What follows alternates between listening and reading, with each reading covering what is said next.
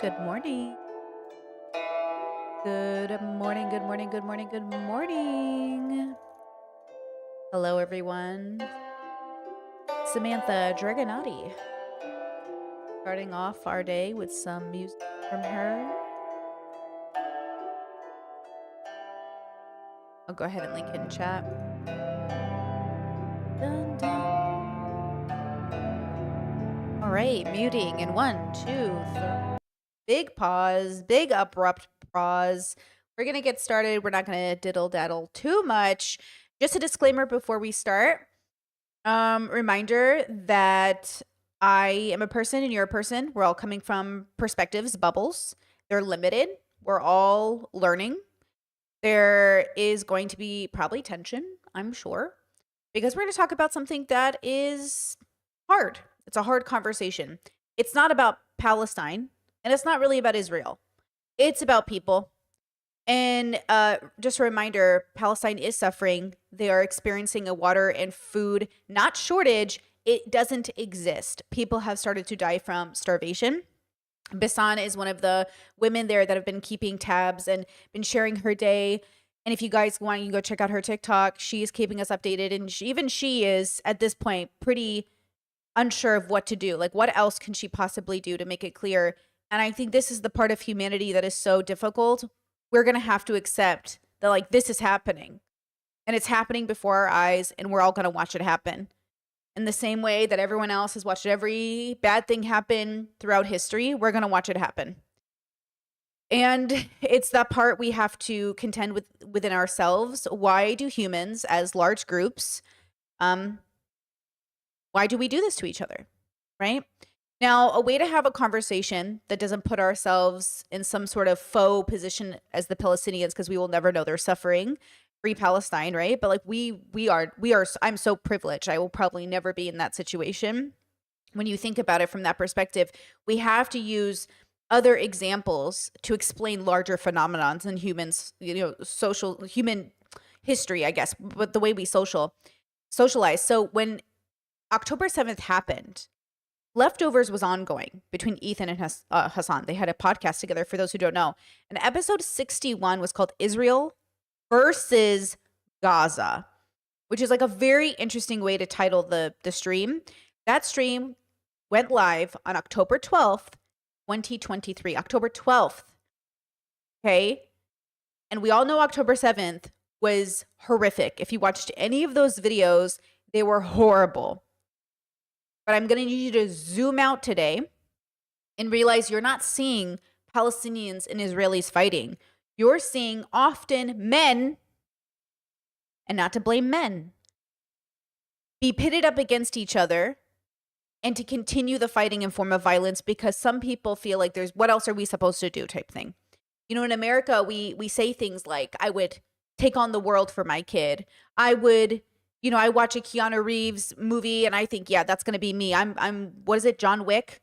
They watch Liam Neeson and Taken and they're like, that's what I would do. You wouldn't and you won't, because we are not superheroes. We are not amazing heroes in some Marvel comic. We're just people. And we are going to watch the most humans going to humaning thing that we could see, which is two people unwilling to humanize and see each other in a way that is conducive with moving forward. And they are a representation of every other larger conflict happening within the world. And just a reminder, though I don't know much about what's happening in Sudan and Haiti and Congo and all of the other places around the world that are experiencing tragedy, people do, and they are advocating just as hard for them as we feel like, Americans and people in the West are advocating for Palestinians. Because remember that we advocating for Palestinians is only because it's connected to us. The truth is that we are also, in a weird way, only paying attention to Palestinian struggle because it relates to something so near to us. Israel is our ally. We know Jews. We know Palestinians. We know Arabs. I'm Iraqi. You're something. We're all different things, right? I'm Assyrian. You're probably something. We can sit there and put this bubble into a perspective that matches our relationship with perception already. We don't have to learn new names and first understand that Africa is a continent and then figure out all these different countries and all of this history we didn't learn because we grew up in America. And then, of course, understand that I'm just coming from the American lens because I'm an American. I know history through that lens, and it is not a full lens. Okay, it is a very, very specifically tailored lens that I was taught growing up. And then that major lens was dwindled down by my parents' lens. And then all of us are having a very specific and limited relationship with what's really happening in the world. So I need you to zoom out with me today. Okay, I need you to zoom out and try to look at Ethan and Hassan like we would be looking at people as like, I don't know, like a scientist. Okay, we're just going to look at them and we're going to, okay, what do you think this means? What do you think this person is trying to convey? Like, I want us to be very academic and analytical and all of the other important study words. We're going to study people today, right? Scooter, welcome to memberships. Happy to have you. The reason we're doing this too is because my Discord is so fabulous. You know, what a great place of people. And, you know, we have global people on my Discord, very nuanced group of people. And we were discussing this whole thing. And somebody sent me this podcast and said, this clip here, I don't understand how, you know, you think Hassan is more right than Ethan based off this clip. That's a great question. And then I realized as a streamer, as a content creator, as a thinker, as a philosopher, I'm almost rarely sharing my exact opinion. And so what I need to start doing, and I think Hassan runs into this problem as well, as does Ethan, as does all of us, we have a tendency when talking about issues to forget to make sure we share our opinion first. Like, what do we think? And then what do we think they think? Because I told my Discord, we've been discussing this for like 24 hours, and I still don't know what any of you think. I just know what you think Hassan thinks or you think Ethan thinks. What do you think? Because I don't know. That's why I like Philip DeFranco, because he'll tell us the news and then he'll go, okay, this section is my personal opinion. Because these are different things. And I don't know if people know that, because we're so used to thinking that the news is telling us like their thoughts, or that political people we listen to are telling us their thoughts. I don't think people understand, like, I don't know what Hassan thinks. I don't know what Ethan actually thinks. I know what they think in a reactive sense.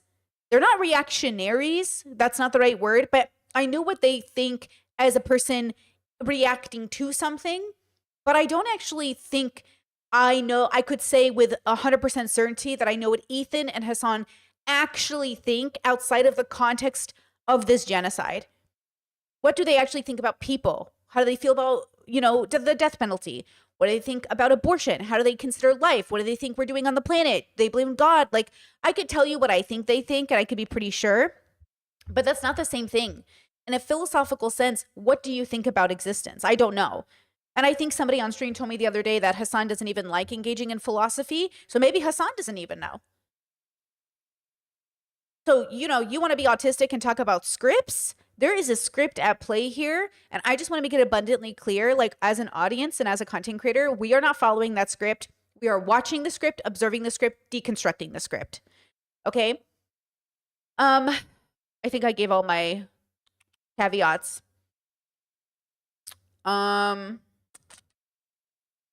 Yeah, I guess we can get started.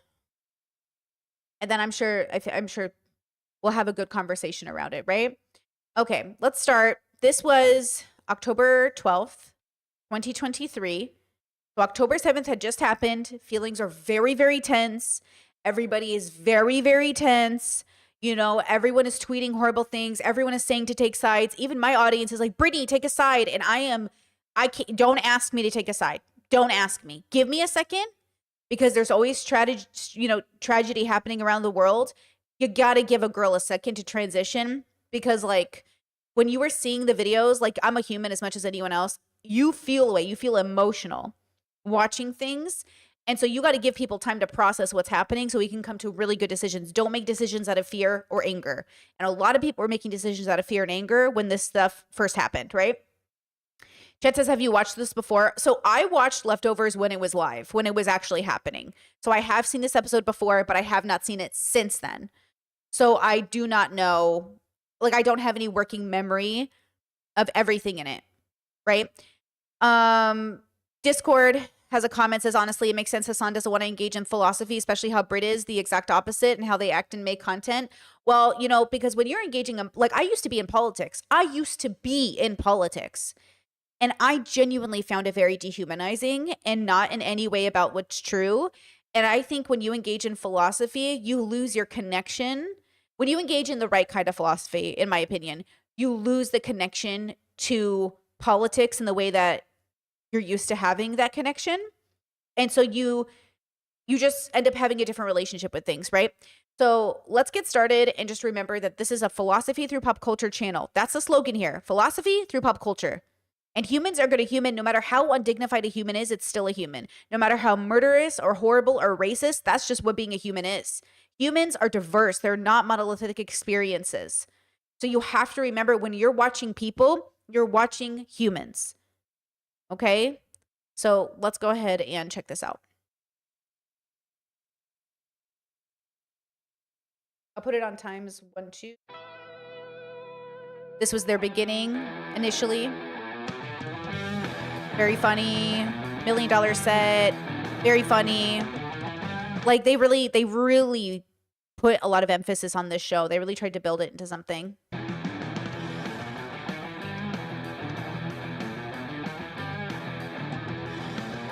And remember, Ethan is a businessman. So after Frenemies crashed and burned, which we watched, we remember how we went through Frenemies together, guys, and we went, oh, there's a lot of things we missed the first time around.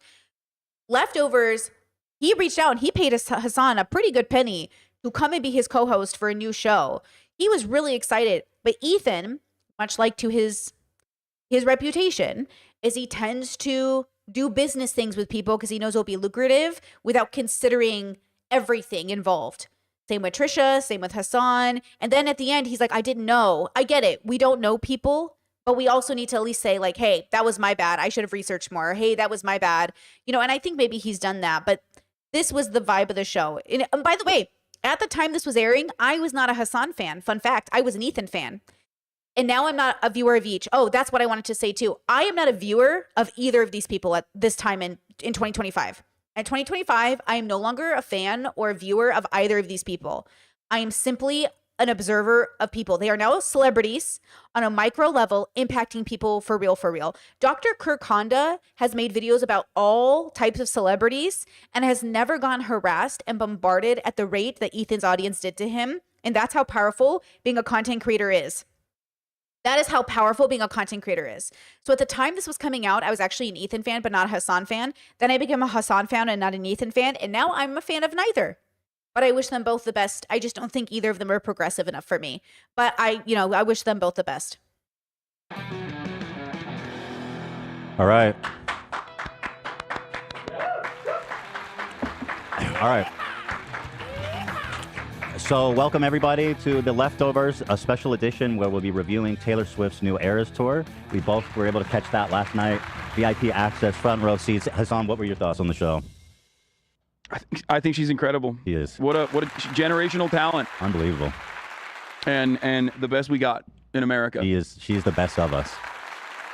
In actuality, we're going to be discussing the conflict between Israel and Gaza that's happening right now. Obviously, there's been a lot of emotional charged stuff going on, but we're going to discuss everything. But I do want to make something very clear. Even calling it Israel versus Gaza is such an interesting way to think about it. Clear at the top of the show here is that I've seen a lot of people expecting us to come froth and argue and our friendship is going to end and the show is going to end or something like that. And I'm sorry to disappoint you guys, but that's definitely not what we're planning on doing here. It's not going to happen. Yeah. Instead, we're going to solve the conflict in its entirety. Let's go. It's never going to happen. That's what we're going to do. People who are like, it's just not happening. That's not the point of the show, which I like. And actually, it's becoming more so now, is that we can have, I sound so dumb and corny, but like we can have difficult conversations and not hate each other, which is important because taboo topics. Exactly. Just like, who's doing that? I think that was Fresh and Fit. Fresh and Fit, taboo topics. No, it was Ab and Preach, I think. Look, if people like me and Hassan, which are basically so close to the same ideals, can't have a amicable conversation about it, then there's no hope for anybody. Chat says it writes itself. I remember when I was trying to build a bridge between Ethan and Abba, because I knew Abba, and I was like, build this bridge. You guys have more in common than you don't. But they can't. None of us can. None of us can build a bridge with each other. And all the bridges are facades because all of us have different ways of an ideal universe existing. And so the irony is you have to be able to work on yourselves. But look, I think there is this is Brittany's personal opinion now. I think there is a direction I would prefer humanity to go in, but I also think we have no power or control over that, and we just can hope. But people are going to be people no matter what. You can't force people on a progressive journey. And I don't mean politically progressive.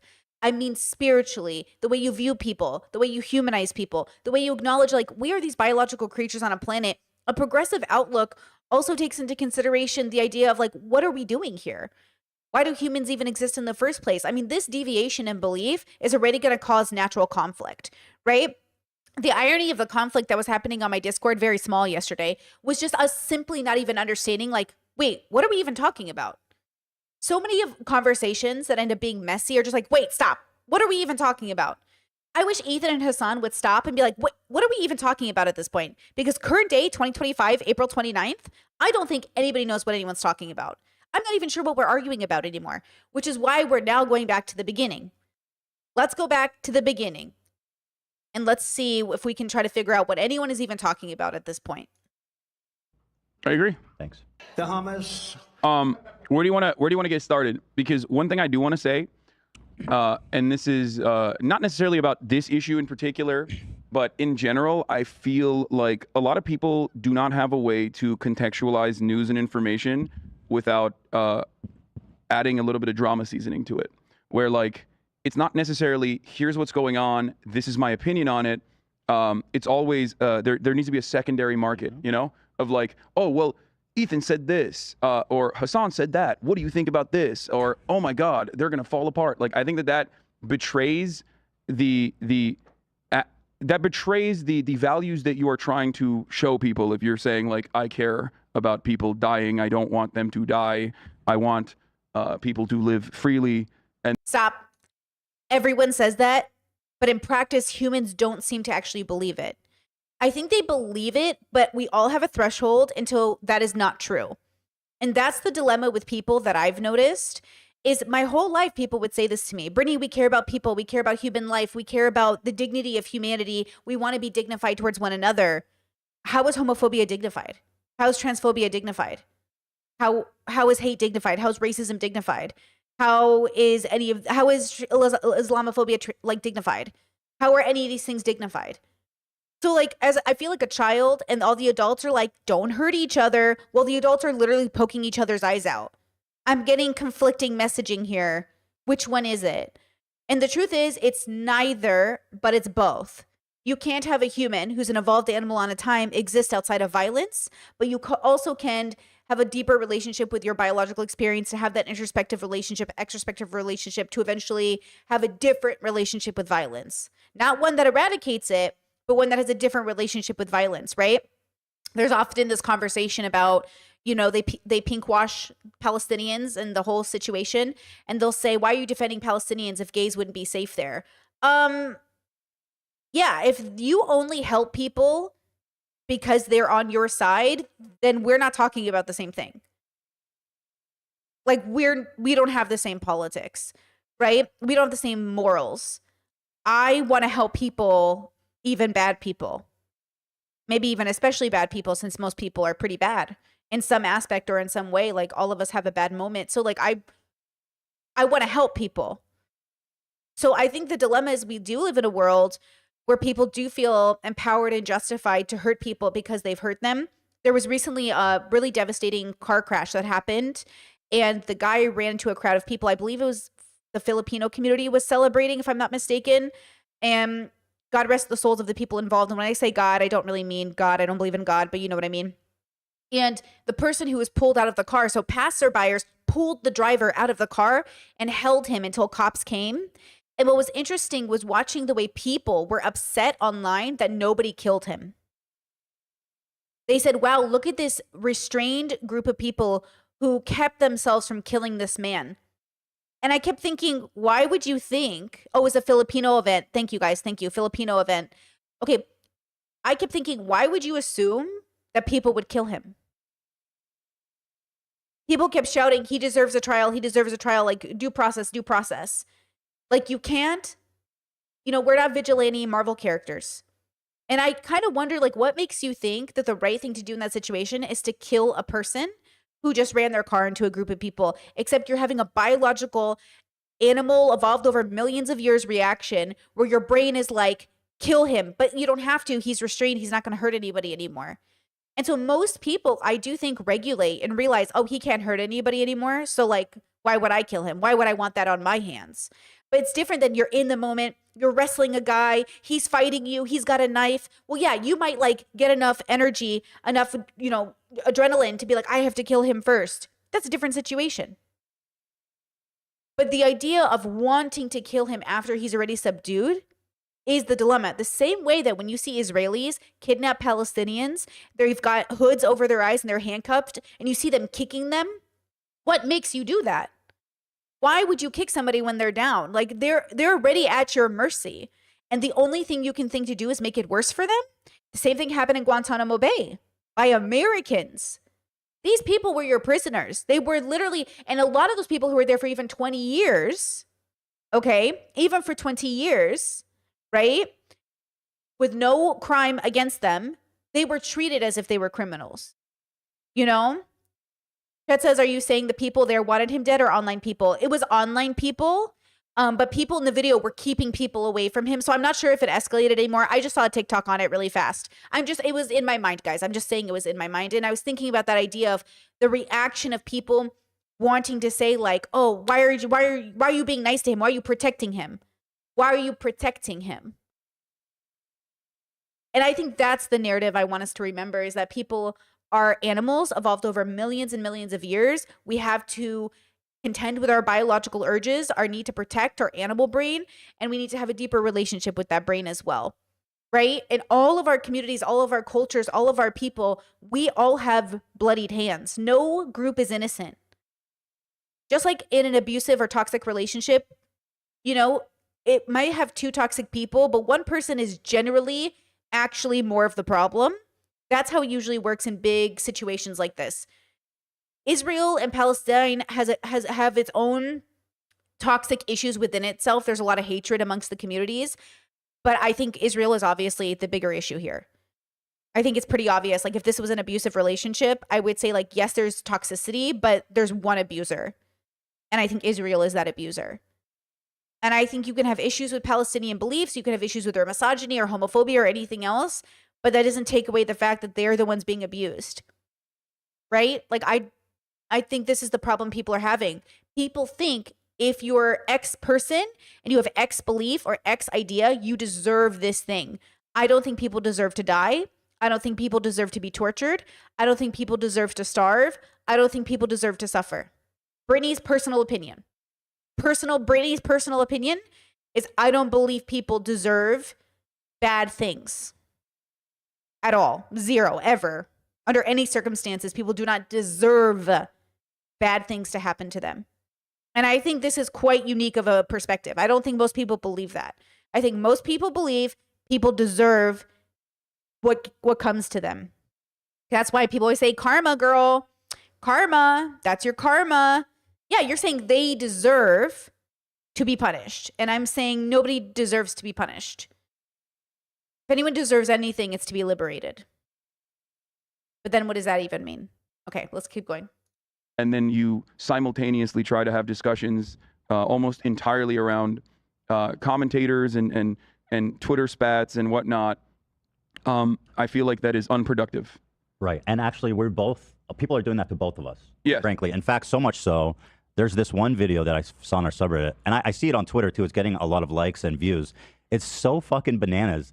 I have not even watched it. So I just saw it and I was like, oh God. They spliced me talking separately about something and Hassan talking separately about something, and they spliced it together to make it look like I was telling you that you deserve to die. Here, let me see. Jesus. No, look at the title of it. It goes, debate. Ethan Klein tells his former co-host, Hassan Piker, he deserves to be burned alive by terrorists for his different views on the Israel-Palestine conflict. Die! And by the way, we got a community note on it. Thank you, Elon. 1.5 million views, though. But anyway, but that goes to people show are you doing that too on the one thing that pisses me off is people who are cutting shit that is like trying to make it sound like I said that if you're pro-Palestine, you deserve to die, which is fucking nuts. Clearly cut. And I've seen people doing the same to you. Here's why they're doing that. Okay, here's why they're doing that to you specifically, because you're Jewish, you lived in Israel, and Ela was, of course, a mandatory conscript. also being an Israeli citizen. So people don't know what your perspective is and immediately say, okay, you want all Palestinians to die. You want Israel to ethnically cleanse the Gaza Strip and ethnically displace in the West Bank. I don't believe that that's your perspective. And You don't I've never. believe it. It's not. No, I know that that's not your perspective. I'm Just saying to be that, totally like, clear about that. yes, but I think that it's important for you to clarify, and then I can clarify my position as well, because a lot of people, despite the fact that I know that I have to be on a very delicate tightrope when discussing these matters, because it does often get racialized fairly quickly, and it's done as a deliberate attempt to try to misconstrue your position and debate a straw man.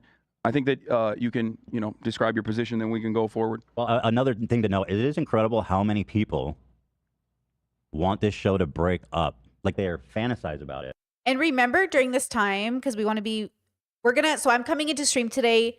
I'm trying to zoom out and make sure we're watching this analytically. So we're watching people be people.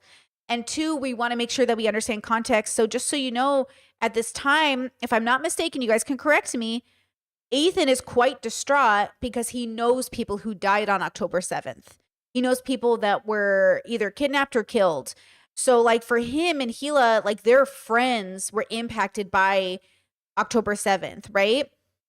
And so like he probably looks the way he does because I think he's been crying and I think he hasn't been sleeping and it's been very hard. And if you saw any of the videos on October 7th, I promise you would have been horrified the same way you're horrified looking at videos of Palestinians today.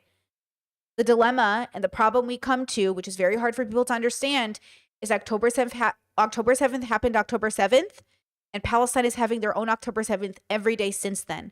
Every day since October 7th happened to Israel, Palestine has had it.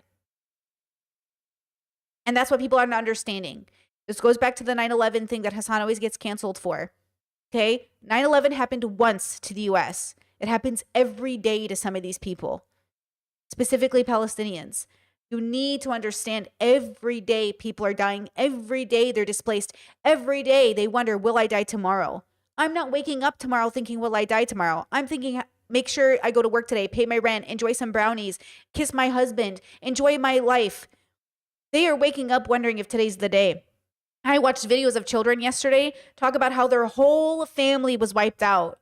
Just a little kid left by themselves. And you have to understand that kid, human beings need therapy when they've been raised in a pretty fucking good home.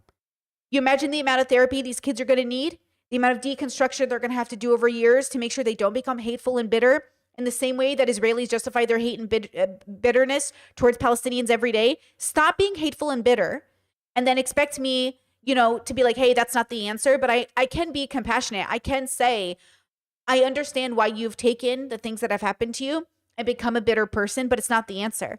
Just like TERFs are not the answer to the issue of men assaulting women because trans women aren't men. Just like, becoming racist isn't a good idea because you are robbed by one person of color, right? We do not want to become misandrist and believe men are born inherently bad because you were raped by one man. We do not want these relationships with things. And this isn't, by the way, we're talking about a person who's impacted once. These people are impacted every day by a specific group of people. They're both going to feel a way about each other. So Ethan and Hassan, that's why I say, like, we're not capable. We are not skilled enough to talk about Israel and Palestine. We are only capable of talking about what it means to be a person on the planet. Okay? We, as human beings, need to understand that we are still experiencing generational trauma from 400 years ago. And so we have to understand, like, everything we're doing today had everything to do with what happened yesterday. And we need to work as society to break generational curses for our countries, for our people. This is a very big deal. We can barely do it in our own families, right? We can't do it on our own families, let alone big groups of people all working together or against each other. This is so much bigger than anyone can even understand. And we sit here and think, it's so simple. It's so simple. All of humanity has existed and all of humanity has always been violent. And all of humanity has always suffered under that patriarchal lens that violence is the answer. So there is a way to shift things. The question is, are we ready to admit we're all a part of the problem ultimately? We have all at some point in our life, even if you're not right now, been a person who has contributed to the level of violence that humans are just used to. And then the irony, of course, is that we're privileged enough to not have to face it every day. But it's like we're so close to the violence and yet so far from it. It's really weird. It's like we're always seeing it, but we're never seeing it. And the people who see it, like, it's such an interesting... Yeah, it's so weird being a person and coming away with different... Actually, I saw a comment on this video that said it perfect. Hold on, let me see. Okay, there's a comment right here that says, if this podcast has taught me anything, it's that over 1 million people can listen to a conversation and hear completely different things. That is what I've been trying to say with Bubbles. That's what I'm trying to say with introspection. We are all listening to the same conversation and coming away with completely different takes, completely different answers, completely different experiences. Shouldn't you question yourself then? That's why I say I am curious and I wonder if we could get towards objectivity. Could I be the fly in the wall that could actually understand what really happened? Could I get so close to understanding a situation? It's like I'm reading their minds. Like, they say God knows all. Could we become so good at knowing what's true that we can fight our biases and prejudice? That's what I'm saying. So that's why when Ethan makes a joke, I'll say on stream, no, that's a joke, you guys. You can't take him seriously. They're like, Brittany, but he's serious. He's not. It's a joke. And then people say, Brittany, look what Hassan said. I'll say, no, I think that's a joke. I think you guys are taking him out of context because I am trying to get as close to the truth as possible because I know humans are flawed. I know I'm flawed. I know people can get stressed. I know when we watch that abortion lady hit the other pro-life lady, we can explain why this happened and we can explain how to avoid it in the future. That puts the responsibility on everybody and not just somebody. The responsibility can't just be on the few. It has to be on all of us. But then what does that look like? What does that actually look like? It's simple, but it's complex. It's simply complicated, if you will. Yeah. And I find that odd. No, it's what I just described earlier. It's drama. Like, there's no way to contextualize the news because news is fucking boring and oftentimes it's depressing, right? When you see dead babies, when you see fucking building blocks being reduced to rubble, that shit is, one, usually impossible to contextualize if you're living in like fucking Connecticut, you know what I mean? And two, it's depressing and boring. What's not boring is, well, this is my favorite commentator duking it out with my favorite commentator in a way that I can actually analyze, in a way that I can actually understand. And this is going to be really interesting to see if they actually can do that. Chet says, but Brittany, in your view, if morality is subjective, then who exactly is part of the problem? If the problem itself is subjective, how are they more wrong than us? So when people say morality is subjective, they don't mean there's not right or wrong. I think this is like I've seen this my whole life. For like 20 years, Republicans have been saying, oh, the relativist, don't be a relativist. Just because morals are subjective doesn't mean there's not a right or a wrong, guys. It means that there's no higher universal order. It means there's not actually a God in the sky with a right or wrong answer. It doesn't mean we as humans don't create constructs that are built out of the data at hand to prove what constitutes a better existence for people. It doesn't mean that we can't, through studying, find a better way for people to exist in the world for the best outcome. That's as close as we get to objective. But when we say there's no objective morality, we're saying there's no universal objective morality. Chet says that would be entailment of the position that morally is subjective. You're doing it again. You need to zoom out. Human beings have been trained to think that there's a right and a wrong, but outside of their perception. There's a right or a wrong within our perception. And we argue and spend time debating whose perception is more right or wrong for the most people possible.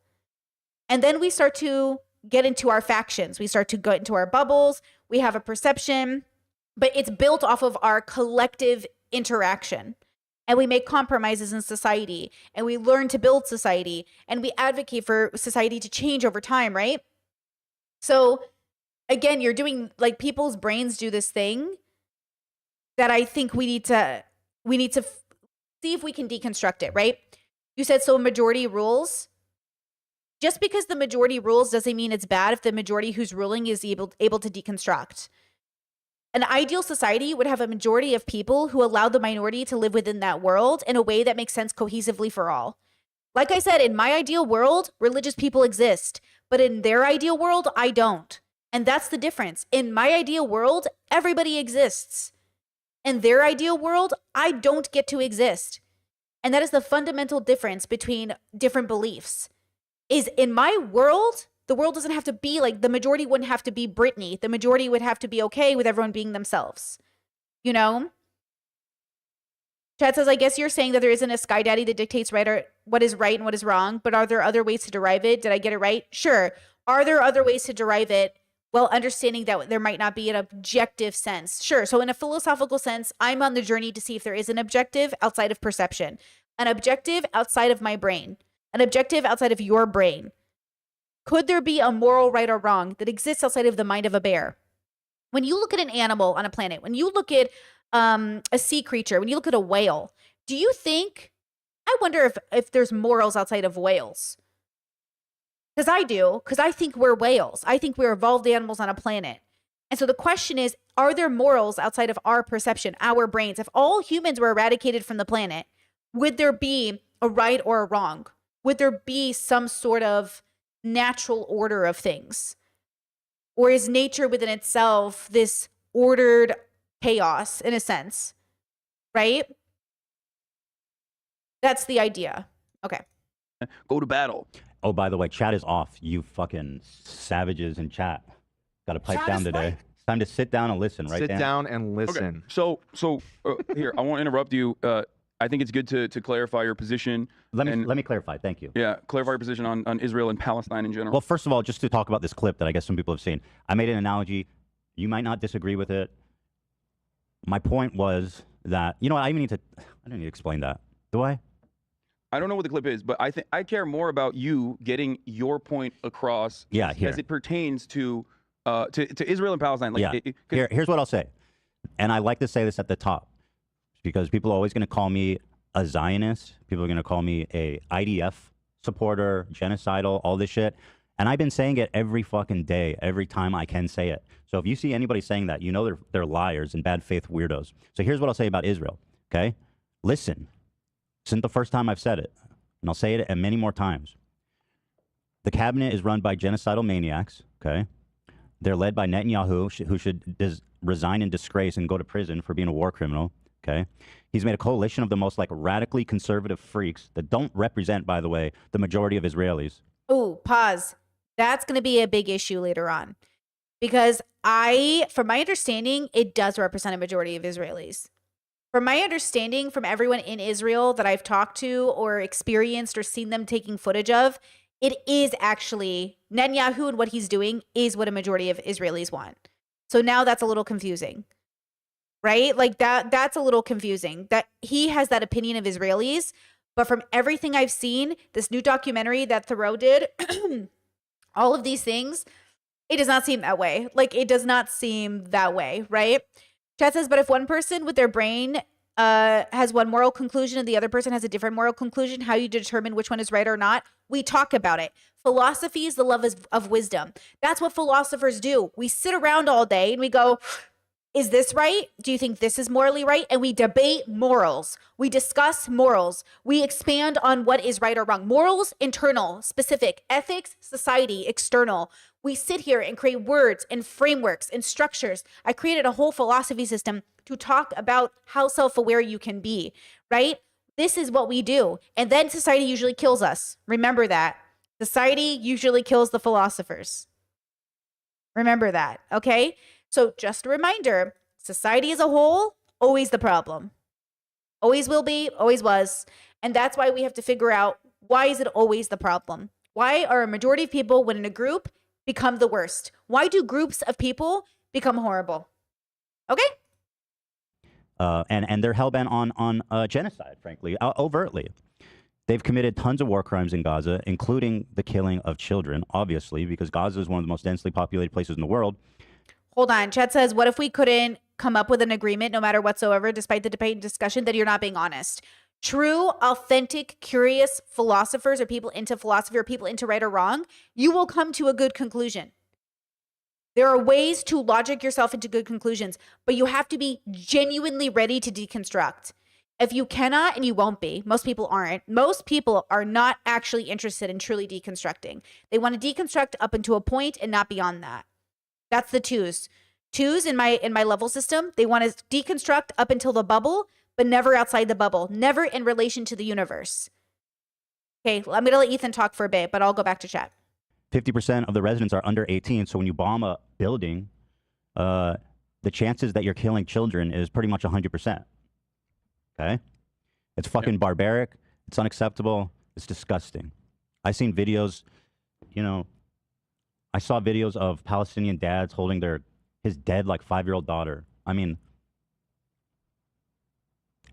and there was another one that like, as a father, it's even hard to talk about. This dude was. It's really bad. It was really bad. If you genuinely, if you want some form of empathy, you need to go watch what happened on October 7th. Watch the bodies. Go look at listen to their screams.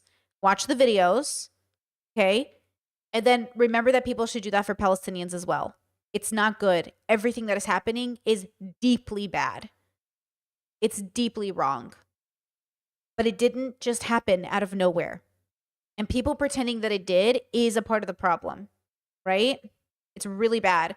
Like, go watch what's happening to Palestinians. Go watch what's happened on October 7th.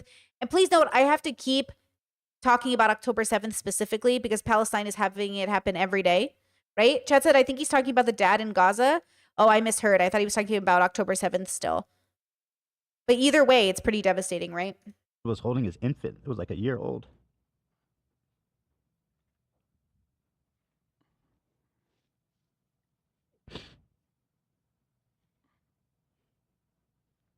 And he was like patting her on the back and saying like his final goodbye. I mean, he's holding her like she's alive, like he's just burping her or something.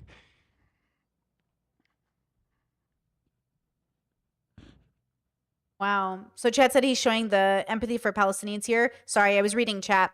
See, that's beautiful. Look at this. This is beautiful. And Chad says he's so empathetic towards the struggle of Palestinians and Israelis' role. How did his opinions change so much? I think it's really easy for us to change and to go back and forth because we're humans. That's why we have to go to therapy. It's why we have to deconstruct. I'm not that surprised. But it is like, that's why introspection and deconstruction has to happen all of the time. You can't just do it for a while and then stop. You have to do it constantly. Otherwise, you will get yourself into a rut. You will start thinking this way. It's like watching my friends go MAGA. Watching some of my friends go MAGA has been the weirdest thing I've ever seen, where I'm like, what are you doing? Why are you going MAGA? And they'll say, well, I've been in this bubble and this is what I've seen. And I've seen all these new, they go into this bubble and all they see is this. And all of a sudden they're like coming out MAGA. And I'm like, what are you doing? So much for friendship in 2025. No offense. They're not close friends, to be fair. Like, not like inner circle. But it is what it is. And even if they are controversial, you know what I'm saying? So I think that's pretty human. I think it's pretty human that Ethan went into a bubble, was having a pushback from the internet, just like Anna Kasparian. Why did Anna go more left-wing right? Because she was rejected by progressives over the homeless assault. Because she was assaulted by an unhoused person, which was horrible. And nobody was able to show her the empathy she needed. So she went to the people who did, even if it was fake. Right? And that's kind of what I think happened to Ethan. When we're in pain, we go to anybody and anybody who's showing us any kind of good faith. The problem is like eventually people get worn out and they can't keep showing it to you. And it's up to you to like, okay, heal. Because if you want to be in pain for the next 10 years, like we can't keep showing you the empathy, right? We got to give it to other people. And that's kind of the struggle, right? Very human, very normal.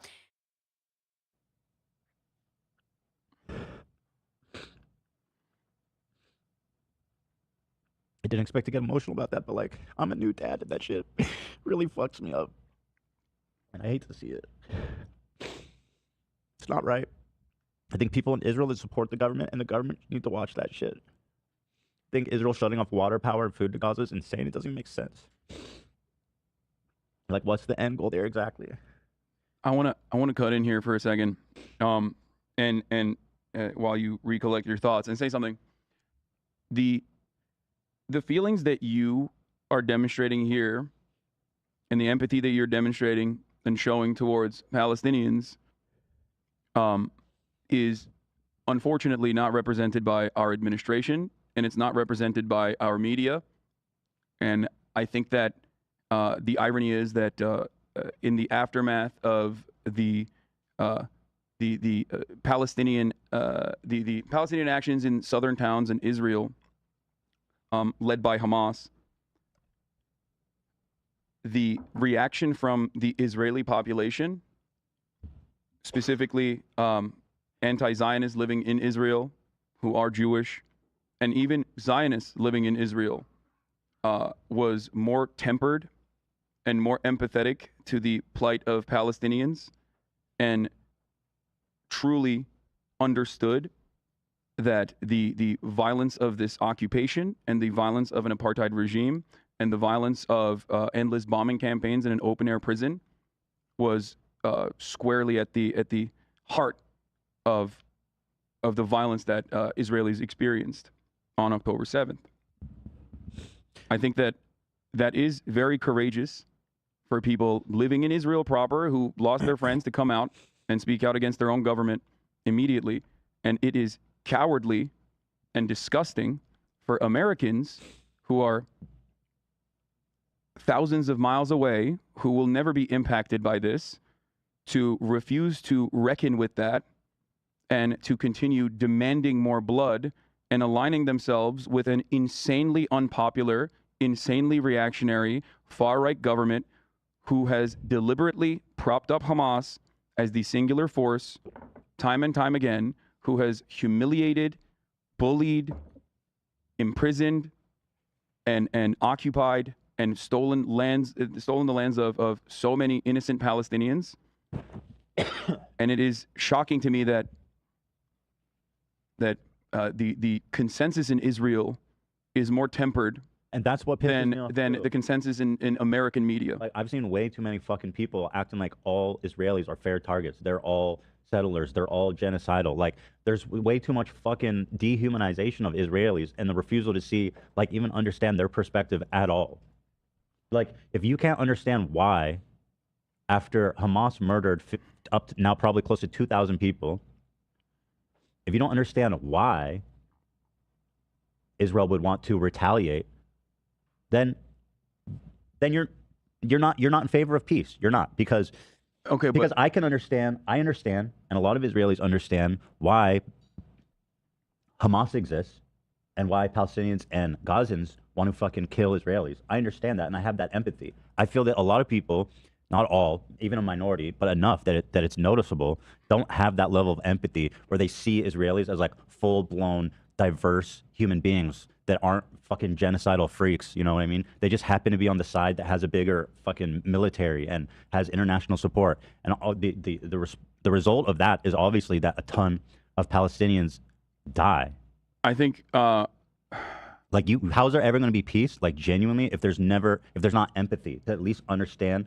Like, I'm not to agree with, but to at least understand. look, See, this is the moment. This is the deviation where Hassan's like, oh, well, hold on. Wait a second. What does that have to do with peace? Israel retaliating. I understand Ethan's perspective. I agree. The same way I can understand why Palestinians have made the decisions they make, or people turn to violence, or Israelis I can understand everyone's desire to think violence is the answer. All of our ancestors always thought that too. But is it? Because we've been doing it forever and it doesn't seem to be working. I mean, America did nuke Japan, and I don't know if that was the right thing to do. I don't, personally. Brittany doesn't think it was the right thing to do. But that's the dilemma, is people feel like, yeah, but it brought peace. Peace in the name of what, though? Peace at whose expense, though? And again, I'm sorry, but at this time, like, men are, again, you want to blame Muslims, I blame men. You want to blame Israelis, I blame men. Because at the end of the day, like, men are in charge as a whole. Do not let, like, feminist media convince you women are having any say at the table when we're not even invited. Okay? We didn't nuke Japan. Men decided to nuke Japan. And I'm not saying it's because they're men. I'm saying it's because men have allowed themselves to be raised in patriarchy and have convinced themselves that violence is the answer. And women have backed them in that violence. But I can't give that sin to women because we're not the ones bringing it to the table. We're not the ones pressing the button. Okay? So I'm going to need somebody to step up here and say, hey, I was a leader. I made this action. I did this thing. And I'm going to need to take some responsibility for it. And I'm not hearing that yet. So we have a bigger problem that we're not actually talking about. So we need to zoom out and think, how did we even get here in the first place? Right? Why are we here? Why do human beings consistently do this to one another? Why can't they just share resources? Why are we so bad at sharing, even though we tell our kids in kindergarten to share? Why are we bad at sharing? What is so scary about sharing? You know? Chat says, hell on earth in the name of peace. Amen. That's exactly what's happening. That's what I want to figure out. Now, I think it's because we're evolved animals over millions of years and we're having a biological experience and we're limited within that biological experience. And then we're limited on top of that with our inability to deconstruct.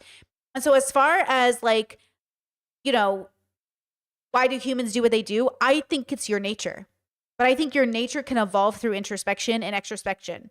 I really think that's my contribution to this puzzle piece is like, yeah, I think I see people not doing this thing. So maybe if we did this thing, it'd be different. Because I noticed when I did this thing, I became less violent. I became less revenge focused. I became less self-harming. I became less suicidal. I noticed that when I did this, maybe it will work for you. And I noticed when other people do it, they also become better. So maybe that's the answer. But I don't know. I'm just throwing it into the pot with everybody else's ideas. I think Edward Said said it best that it is not about, it's not even necessarily about designification of Israel. It's about maintaining peace so that everyone has a right to return and be able to live comfortably in their own homes. This area of historic Palestine did have Jews. Wait, chat. Let me expand on this. You're talking to somebody else. You said, I think he's saying that he understands the want for violence, but feels Israelis don't get that understanding from others while Palestinians do. This is why. If you look at this is us zooming out, but looking in.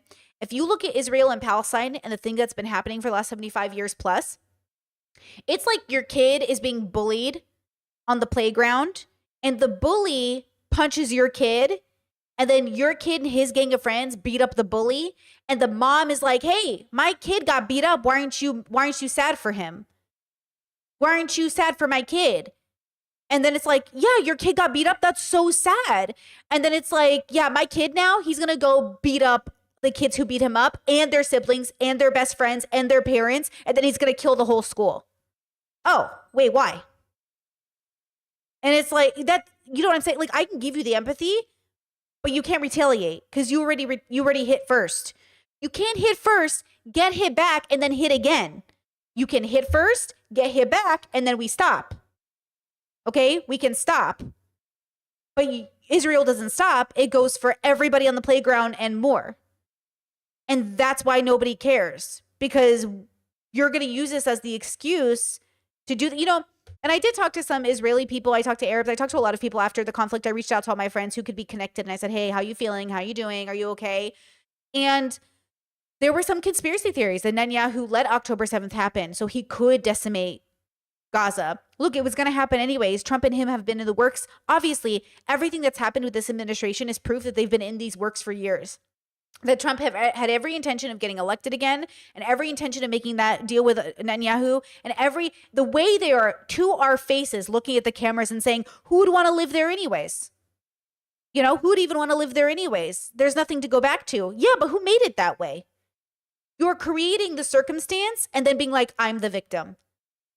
That's why it's painful to see present day Ethan push Israeli propaganda and talk about how beautiful and diverse Israel is. Now's not the time to do good marketing for Israel, guys. This is going to help with anti-Semitism, okay?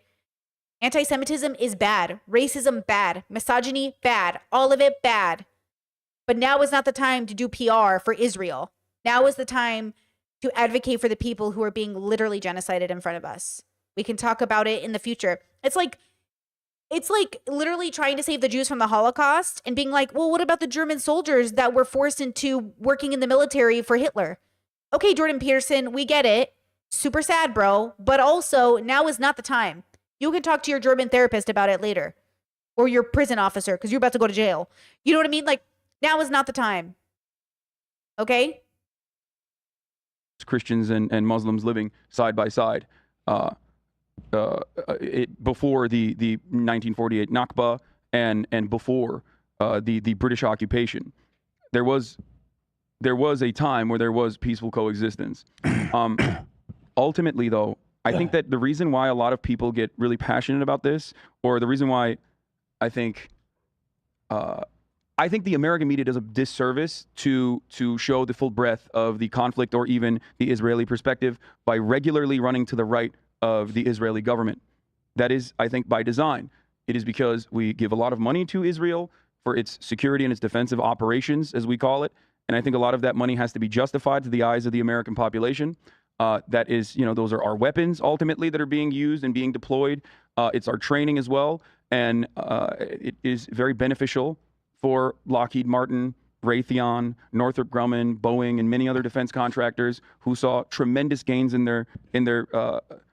their stocks immediately after October 7. So to say that people do not have empathy for Israel, I don't necessarily agree with. I think your judgment is made on what you see on Twitter. You're like, there's an unimaginable amount of violence that took place in Israel, and then how can people immediately go to defend Palestinians in this action? And it's Not understandable. Palestinians. Well, people Just were to be clear. yeah, immediately go to defend these actions in general, and it's because emotions are high in that moment. But I don't think that I do not think that Western media across the board gives a similar perspective, one that you have on the Palestinian plight. I don't think that is represented in the media. It's worth saying the Western media refuses to humanize Gaza. Okay, like that's the same thing. It is by design. And so, so It's taken some places 2 years to talk about Palestinians, and even when they report on it, like 60 Minutes, they don't really mention Israel's part in it. It's very interesting. Like it's taken some places over basically almost 2 years to talk about it. I'd like people to have. Let me finish what I was saying, and then you can kind of clarify your spot. Go ahead. I don't understand the water and power and food being shut off. Like that makes no fucking sense. What's the end goal there, other than just to let? I have a video of an Israeli figure saying we're going to starve them out. They want to starve them out. That's why when you guys say Ethan's not doing propaganda, I see you, chat. Ethan's not doing propaganda for Israel. He wants peace. While the side he's advocating the hardest for wants to starve Palestinians, which they're doing, which they're accomplishing. The world governments around the world, governments around the world are literally saying, hey, you are creating a humanitarian crisis in front of us. So again, with peace and love, like Palestinians are starving to death. There is no water. There is no food. This was the goal of a lot of these leaders in Israel, and it is happening before us. It is happening literally in front of us. Let people die. Like hospitals don't have power. Respirators are turning off. Chad says, why is he refusing to call them Palestinians? Because the title of this podcast is Israel versus Gaza. Because when it first happened, it became, we're not talking about Palestinians, we're talking about people in Gaza. People in Gaza is this myth, this creation of Gaza's not a real place. Gaza is this like no man's land. Nobody just lives in Gaza. Everybody lives in Gaza. Gaza's not a place. Oh, Palestine's not a place. Now nobody's a place. And I guess nobody ever lived there and nothing ever existed and generations of family never had memories there.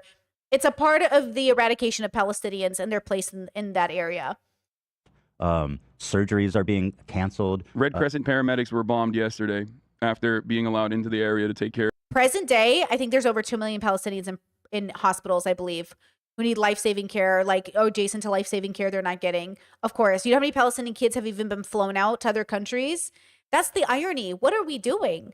But again, it's not about Israel-Palestine. It's about humanity as a whole throughout history. Why do we do this to each other? Why can we not get along, or at least agree to disagree, but not about big morals, just about little things? Because I don't want that to be a dog whistle for some bullshit centrist take, okay? Why are we unable to see the humanity in each other and to like get to a point where we agree? Look, you know how Hassan was saying, you're pinkwashing and everyone's saying you're pinkwashing what's happening. You're saying like because Palestinians are homophobic, generally speaking, that we don't deserve to defend them. Well, first of all, what are you going to do when the United States is in trouble? Because right now y'all are really homophobic. And what about Croatia, that its government is Catholic and has made gay marriage illegal? What about all the other countries around the world? Do none of these people deserve dignity just because they're homophobic? Like, no, we need to get these people who are lovely in their own way into a more lovely person by dismantling and deconstructing their homophobia, right? Like we need to deconstruct homophobia. We don't need to kill homophobes, right? Violence is not the answer. Okay. So when we're having these conversations, we have to zoom out and say, why are people even doing this? What's wrong with us as a species, not as people? Because remember, Islamophobia exists within our Arab communities, within Semite communities, right? Remember, there are people, right? A lot of my family members have an intense amount of trauma around Muslim people, and they feel like a lot of Muslim people are sleepers. They definitely believe in the whole Obama was a sleeper thing. And I remind them, that's your Islamophobia. That's your thing you have to deconstruct. And we're not having the conversations because nobody wants to admit it. But Israelis have the same problem. There are some of them who really think Palestinian babies are born evil. There are Palestinians who think Israelis are born evil. But right now, regardless of all of that, there is still one person who is genociding the other group. And that's not okay. You can't genocide a group of people, guys, because these things can be deconstructed without the genocide. You need to not genocide people. We need to deconstruct and realize, like, none of us are born evil. We're just born human with the capacity of engaging with evil, which all of us do on a spectrum throughout our life. Okay? So again, yes, there's homophobia in Palestine. Can we talk about that after we stop the genocide? Yes, there's misogyny. Can we talk about that after the bombs are done? You know what I mean? We need to get to the first part and then have a conversation about the second part. But nobody really wants that conversation because remember, ultimately Israel's goal as a government is to genocide the Palestinians, take over the land, and make it clear that they are going to win this genocide. And why wouldn't they? They have America backing them up. They are not interested in peace. They are not interested in the Palestinians living peacefully with them. And so when Ethan says, let me take you to Israel this June, so in a month from now, let me take you to Israel and show you how diverse it is, he is in that way co-signing the genocide. And I don't know why you're all being so fucking obtuse about it, but that's what he's doing. What do you mean? Even now as an American, America is so tense right now.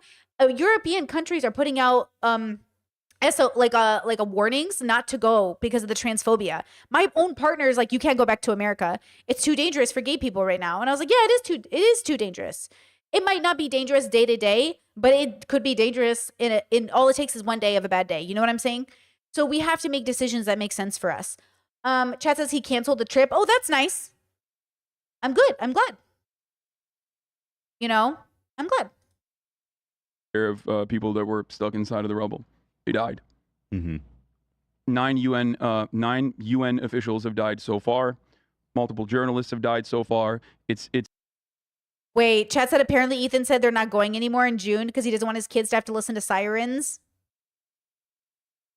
Second chatter says he canceled because he didn't want his kids to be traumatized by the sirens. That's what it sounds like. When I hear that Israelis are busy having parties and playing video games and their biggest trauma is hearing sirens go off, this is what I mean to say. When I say one side is obviously having a much better time of this genocide than the other because one side is being genocided and one side isn't. Okay? That's why standing by Israel or in any way propping up Israel, what are you doing? You can't be propping up Israel. When Israelis as a whole are afraid of bombs hitting their homes, Palestinians have no homes to come home to. Okay, please. It's relentless and it is chaotic. It is ethnic cleansing. And every single media operative in the United States and in the Western world and the majority of our politicians have championed it. I was watching the Israeli news with Ela this morning, and she was translating it for me on the news. They were saying the strategy is to get in as much bombing as possible before the international community makes them stop. Oh! Whoa. Whoa. That's a big deal. Wow. Isn't that amazing? How people become radicalized in a direction. Ethan just said that Hila said that, and now they're doing Israeli propaganda. Whoa. Wow, wow, wow, wow. He just said, wow. Wow. It's a good thing we're going back and watching this. It really just puts things into perspective. I'm going to rewind it so we can hear it again.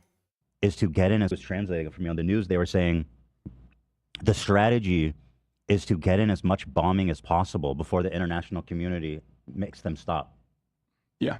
How fucked up and cynical is that? Well, yeah. But they just openly said that, right, Ela? Well- It's like news anchors like speculating about the situation and all giving their thoughts. So it's not an official like It's an analysis. government or IDF Yeah. telling their strategy.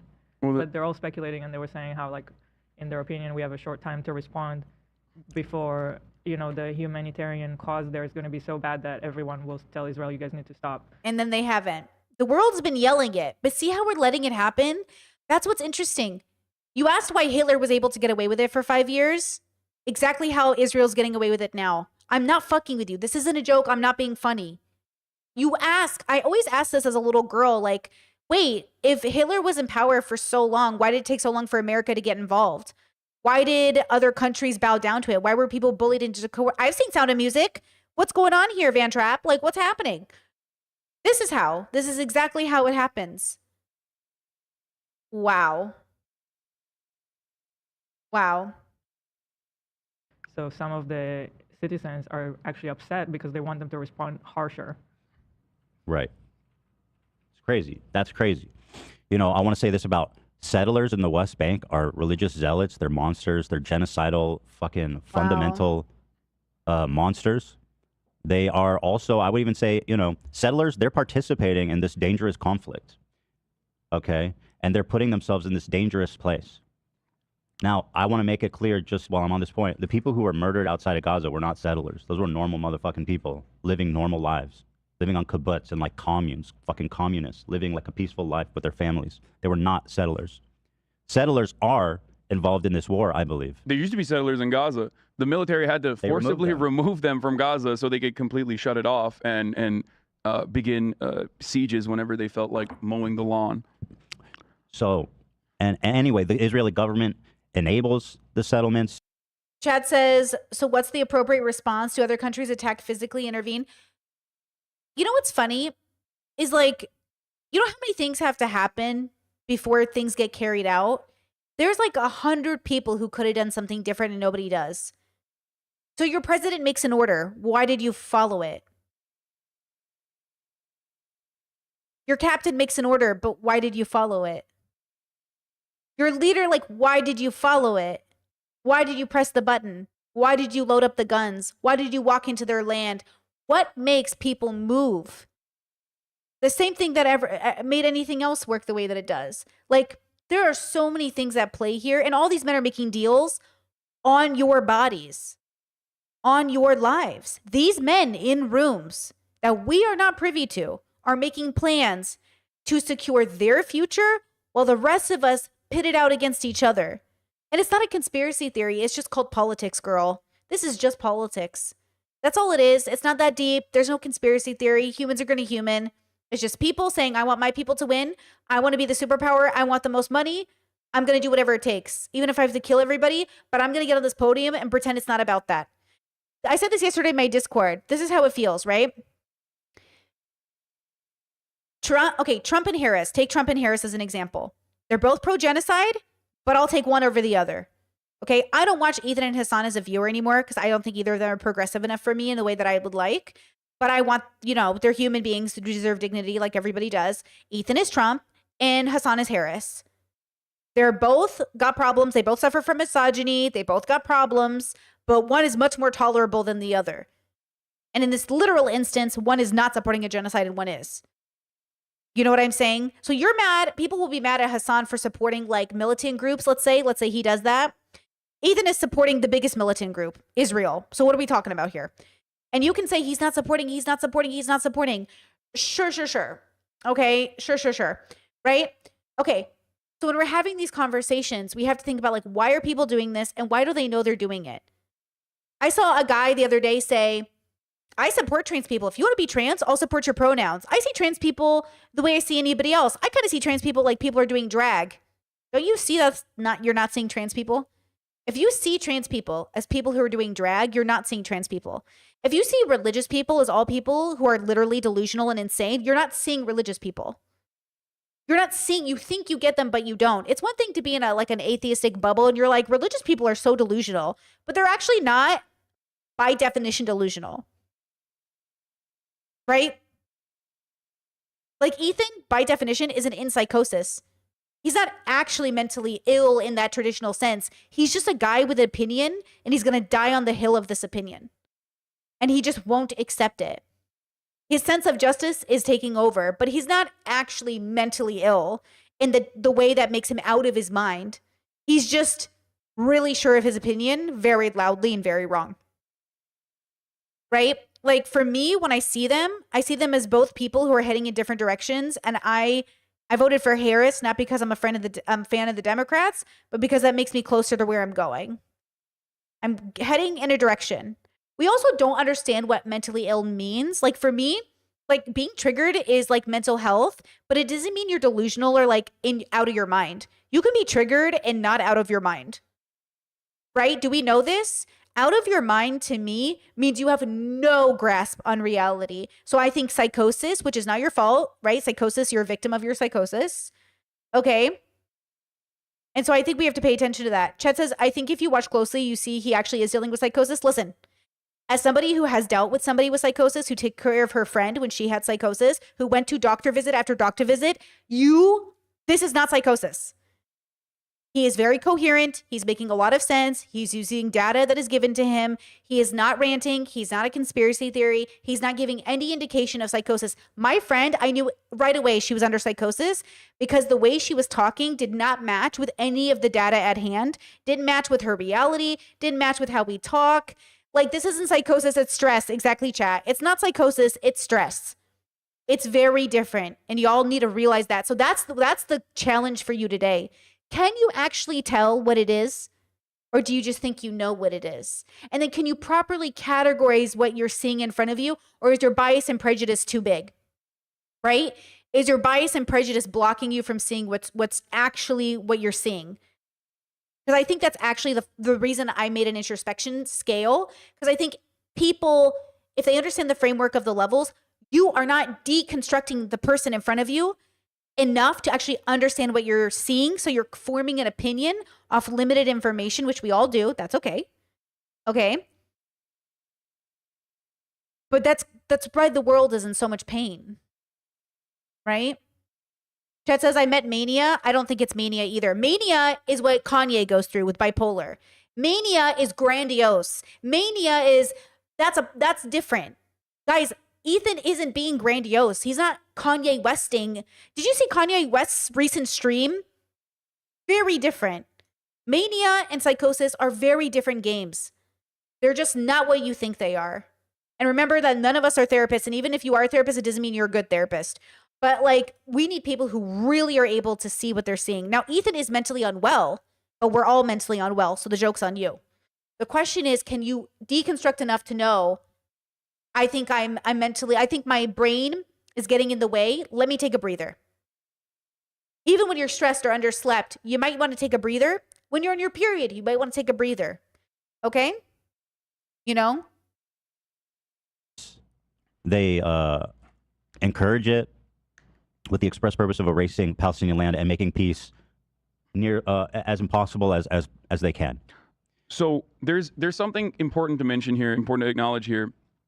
I think that that what you just described, especially in the West Bank, which is settler terrorism, at least according to international law, and it's fully understood to be an illegal occupation, demands constant military support, because you cannot, over the course of 75 years, build settlements and act like you are turning a blind eye to it, maybe sometimes halt it, maybe sometimes continue those operations of building said settlements, bulldoze homes, build roads that specifically partition off areas where Palestinians are supposed to be living on their own land in the two-state solution that has been reaffirmed time and time again. You can't have that be your peaceful coexistence project and not recognize that of course Palestinians see that and think, okay, well, what the fuck are we supposed to do? There's no Hamas in the West Bank, and yet the Palestinian Authority is like collaborating with Israeli security operations, giving up 14-year-olds that were throwing rocks and shit like that, while they're losing their land. The fact that Israel arrests Palestinian kids for throwing rocks at soldiers and keeps them in prisons tells me all I gotta know. Okay? Tells me all I gotta know about what we're dealing with. You're really arresting children who are throwing rocks at you, dude? That's really the biggest issue you have right now?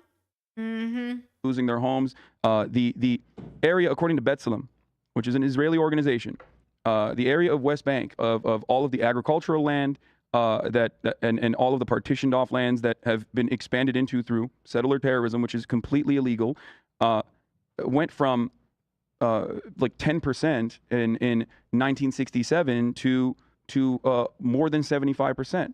The areas that are partitioned off also have no contiguity, which means that, like, if you are Palestinian living in your own home in the West Bank, I know, Chet says, which is why seeing kids in handcuffs and representing themselves in court in the States is now throwing me off. Bro, I've seen some of those videos of kids in court for immigration stuff. It's crazy, dude.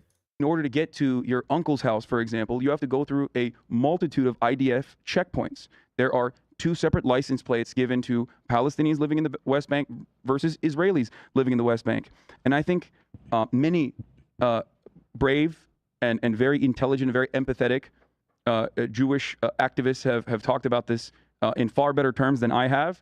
But one that comes to mind immediately is Gabor Mate, a Holocaust survivor. Shout out to Gabor. And a very famous physician, very famous. Who to this day is Free Palestine, baby. Doctor, where he said it best. He said he has friends that live in America and Palestinians that live in Canada that cannot return to their homes in the West Bank, that cannot return to their homes in even Israel proper, their family homes. And yet, his friends, if regardless of whether or not they've ever lived in Israel, or regardless of whether or not where they're from around the world, can go to Israel and go specifically to West Bank and be able to sit on top of Palestinian land and own that land. That is horrifying. That is impossible to come to terms with.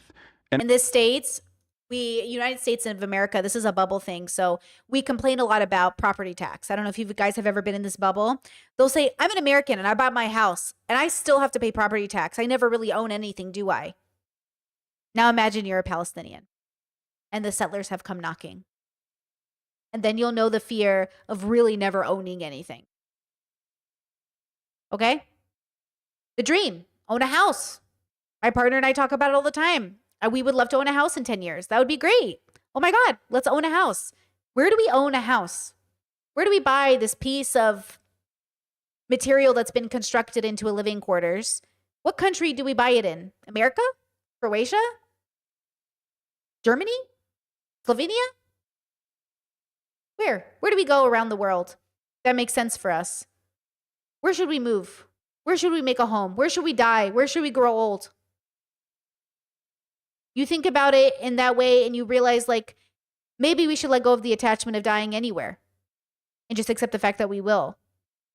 It's really hard when we want to plan for things. It's really hard when we want to, one of my dreams growing up as a kid was to have a bunch of kids, and those kids would have kids, and I'd be the old grandma who had everyone come to my house and have sleepovers, and I'd make everyone food. Because that's what my grandma did. That's what my mom does. I wanted to be the next person to do that. But those dreams changed. They adapted to the reality of the world, right? So when we think about what it means to own a home.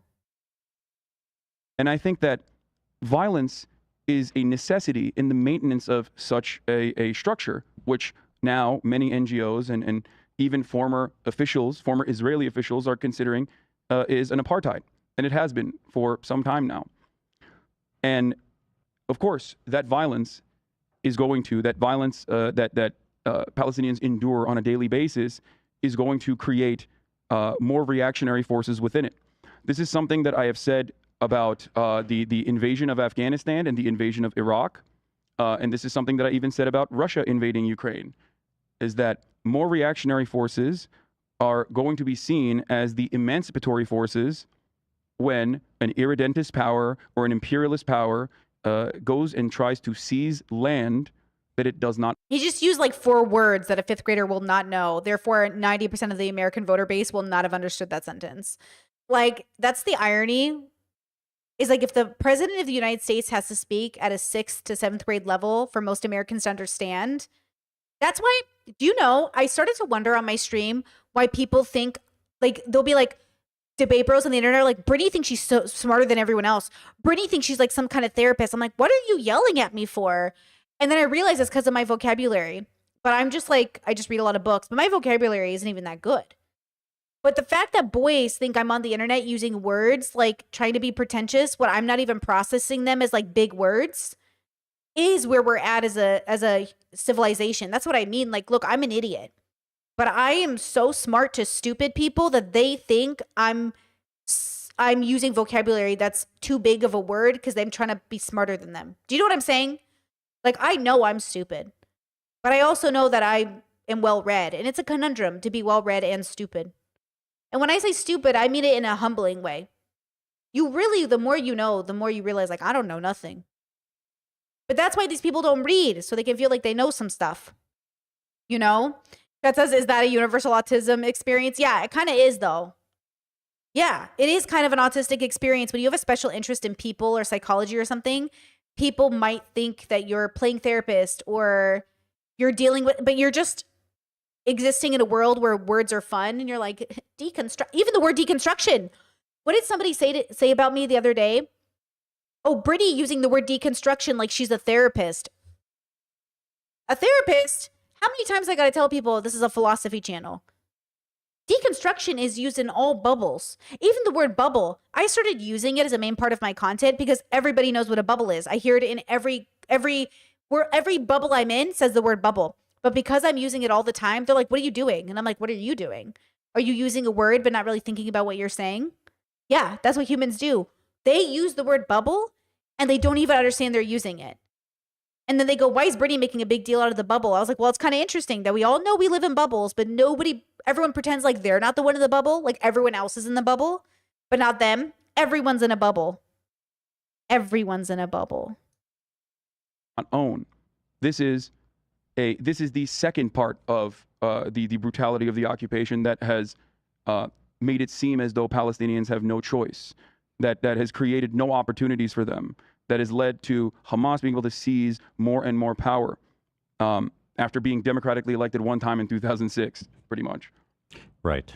And I do want to make clear that, again, as we talk about settlers and all this shit, that settlers are not the same as regular Israeli civilians. Well, that's the problem. I don't know if that's true based off of the Israeli podcasts, based off what the Israelis are saying. I don't know if that's true. Like, that's the problem, is right now that doesn't seem to be the case, and we got to talk about it. It's not like Israel is that big. How diverse can you guys be? You guys keep saying you're diverse, but like, are you? Like, are you that diverse? Because I feel like the people that aren't settler mindset don't live in Israel, and the people that aren't okay with it don't live there. I feel like the Jews who don't live in Israel are probably not settler mindset but the people who go back to Israel to live there, to carry out their their grandparents' dreams, that's settler mentality, yes? Like, how is that not settler mentality? I'm very confused. I feel like if you live there, but like if you weren't born there, but you go there specifically, not if you were born there, there's chances, but if you never leave Israel, if you there's a part of me that wonders, but then I'm not a Jewish person, so I couldn't imagine. Maybe if I was born into I'm a leaver though. I live in Europe. What am I talking? Fuck all of you. I always tell myself, like, would I do that if I was them? Obviously not. I live in Europe. I don't even live in America. So obviously I'm a leaver. I'm like, I will go where it makes sense.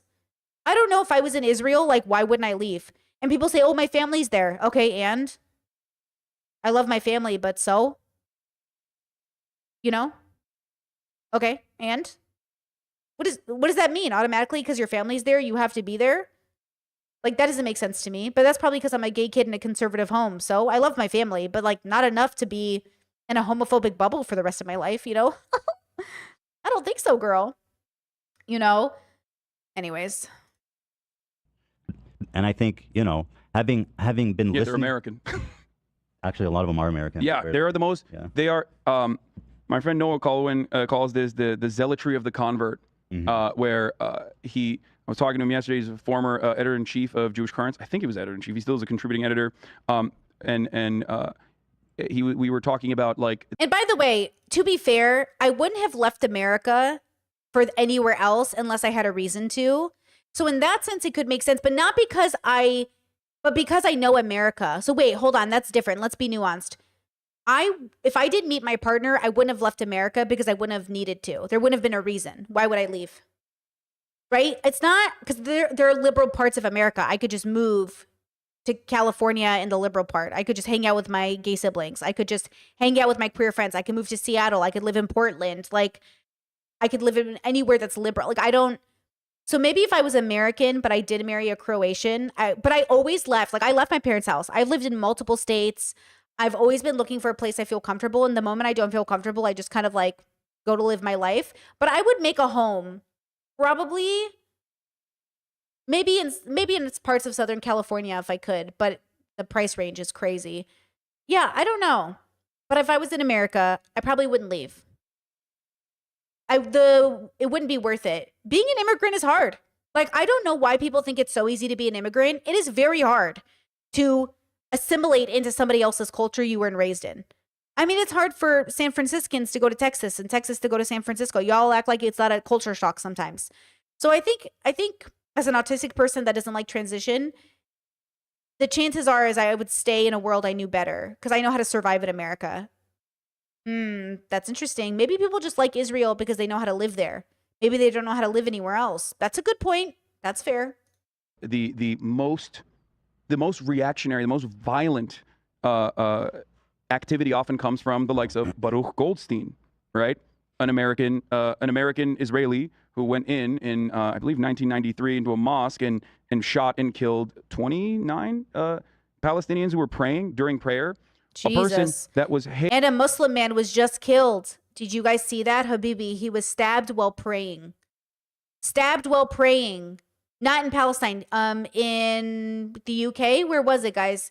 I'm sorry. I watched a lot of the news in the last 24 hours. I just don't remember enough because I'm a little fatigued. But Habibi was just praying. Guy walks in and stabs him dozens of times. People are protesting. There's a protest happening. So sad. Hailed as a hero by the current administrator of the entirety of the Israeli police force, Itamar Ben-Gvir. Itamar Ben-Gvir and Benjamin Netanyahu are incredibly far-right politicians that now control the Israeli government. The last time that there was any kind of negotiation between Palestinians in good faith, between a person who was still a Oh, it happened in France. Oh, France. Okay, thank you for that. Zionist, like Yitzhak Rabin, they killed him. And the people that called for his assassination, like Ben-Gvir, are now in positions of power in Israel to show you how much the attitudes and the governance has changed over the course of the past 3 decades in Israel. I want to say that I agree, and a lot of people in Israel do. It's disgusting, the people that are there right now in power. And if I can add something about the settlers, that's another point of frustration for a lot of Israelis. They send the soldiers to protect them. Soldiers that have to put their life on hold because the IDF is mandatory. They're just 18-year-old, they're children. They have to go and protect the settlers. The settlers don't go to the IDF. Orthodox people don't serve in the IDF. Fucking nice. Yeah, this is a What? Orthodox people don't have to serve in the IDF or the IOF? That's crazy. So Ben Shapiro wouldn't have to serve? Why doesn't he live in Israel? Now, here's a question. Nope, I lost it. Damn it. My train of thought lost.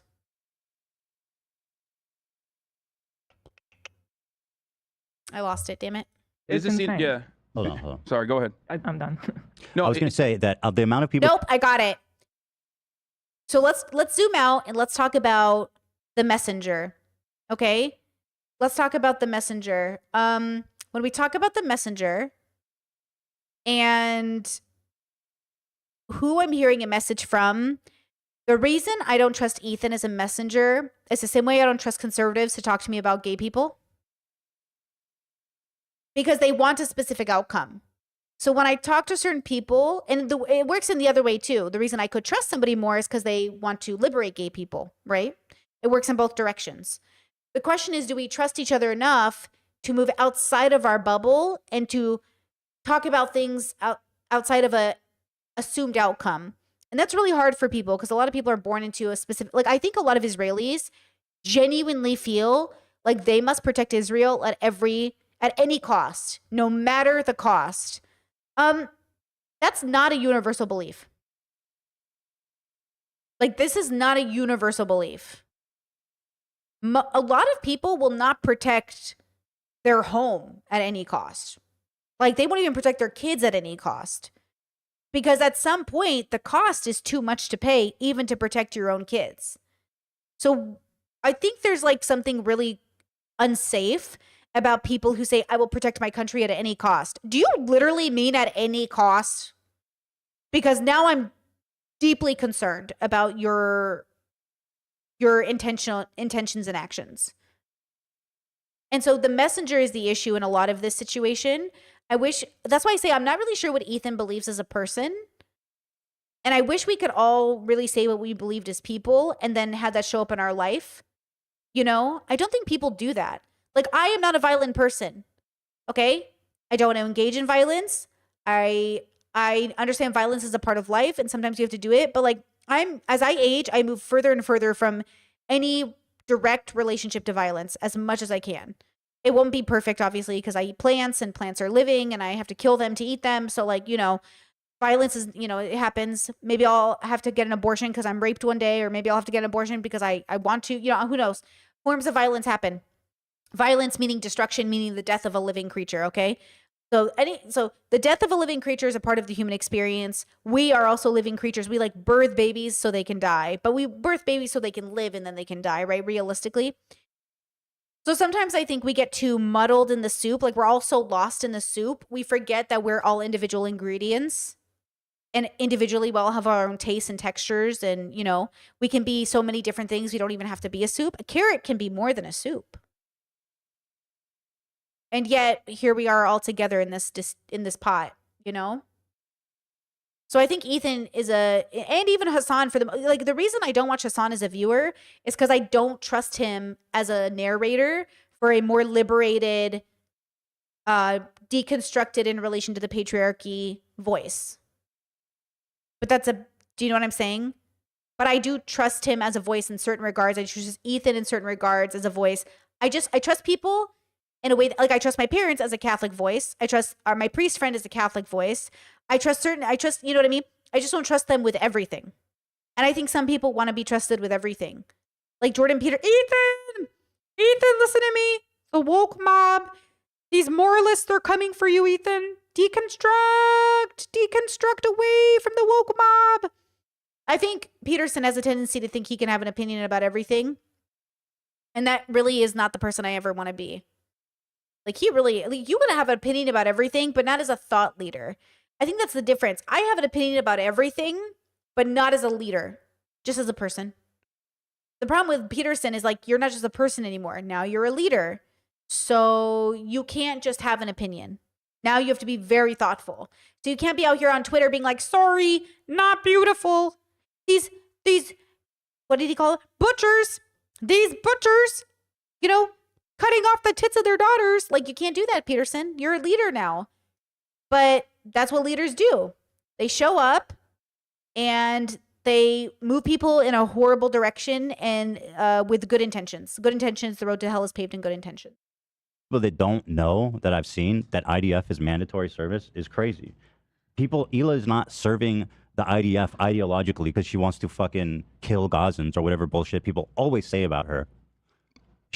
It's mandatory conscription.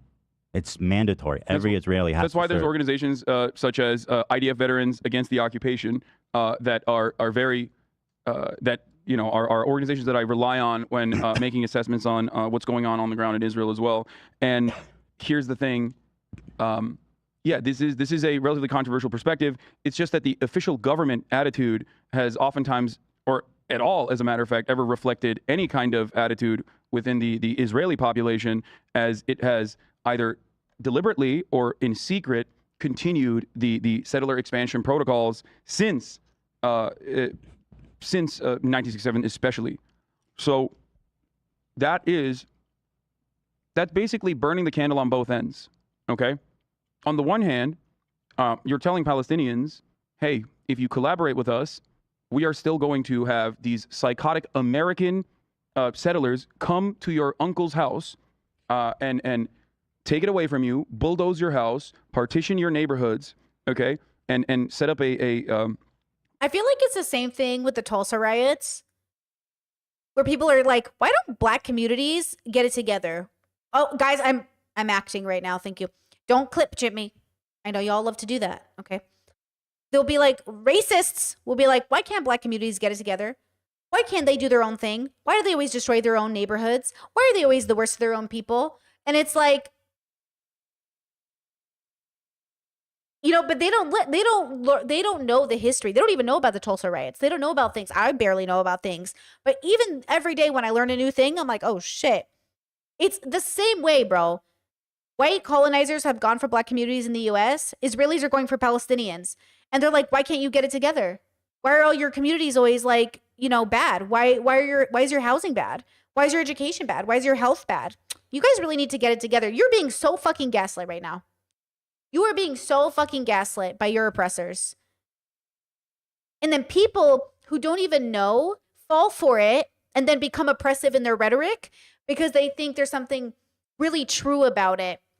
You know, like, yeah, I think they're really telling the truth. The Dems are really lying. The liberals are really lying. And I'm like, not that I'm a friend of the Democrats. You know that, guys. I just became a Democrat for this Harris election, literally. I had to register as a Democrat to vote. I had gone all these years without needing to. Anyways, okay. So all of this to say that I think a lot of people, they don't know why things happen, but they do happen for a reason. You know, you didn't just fall out of a coconut tree. You exist within the context of all that came before you. And we didn't just show up. That's why people who don't believe in generational curses or trauma or epigenetics, we're dealing with a different reality.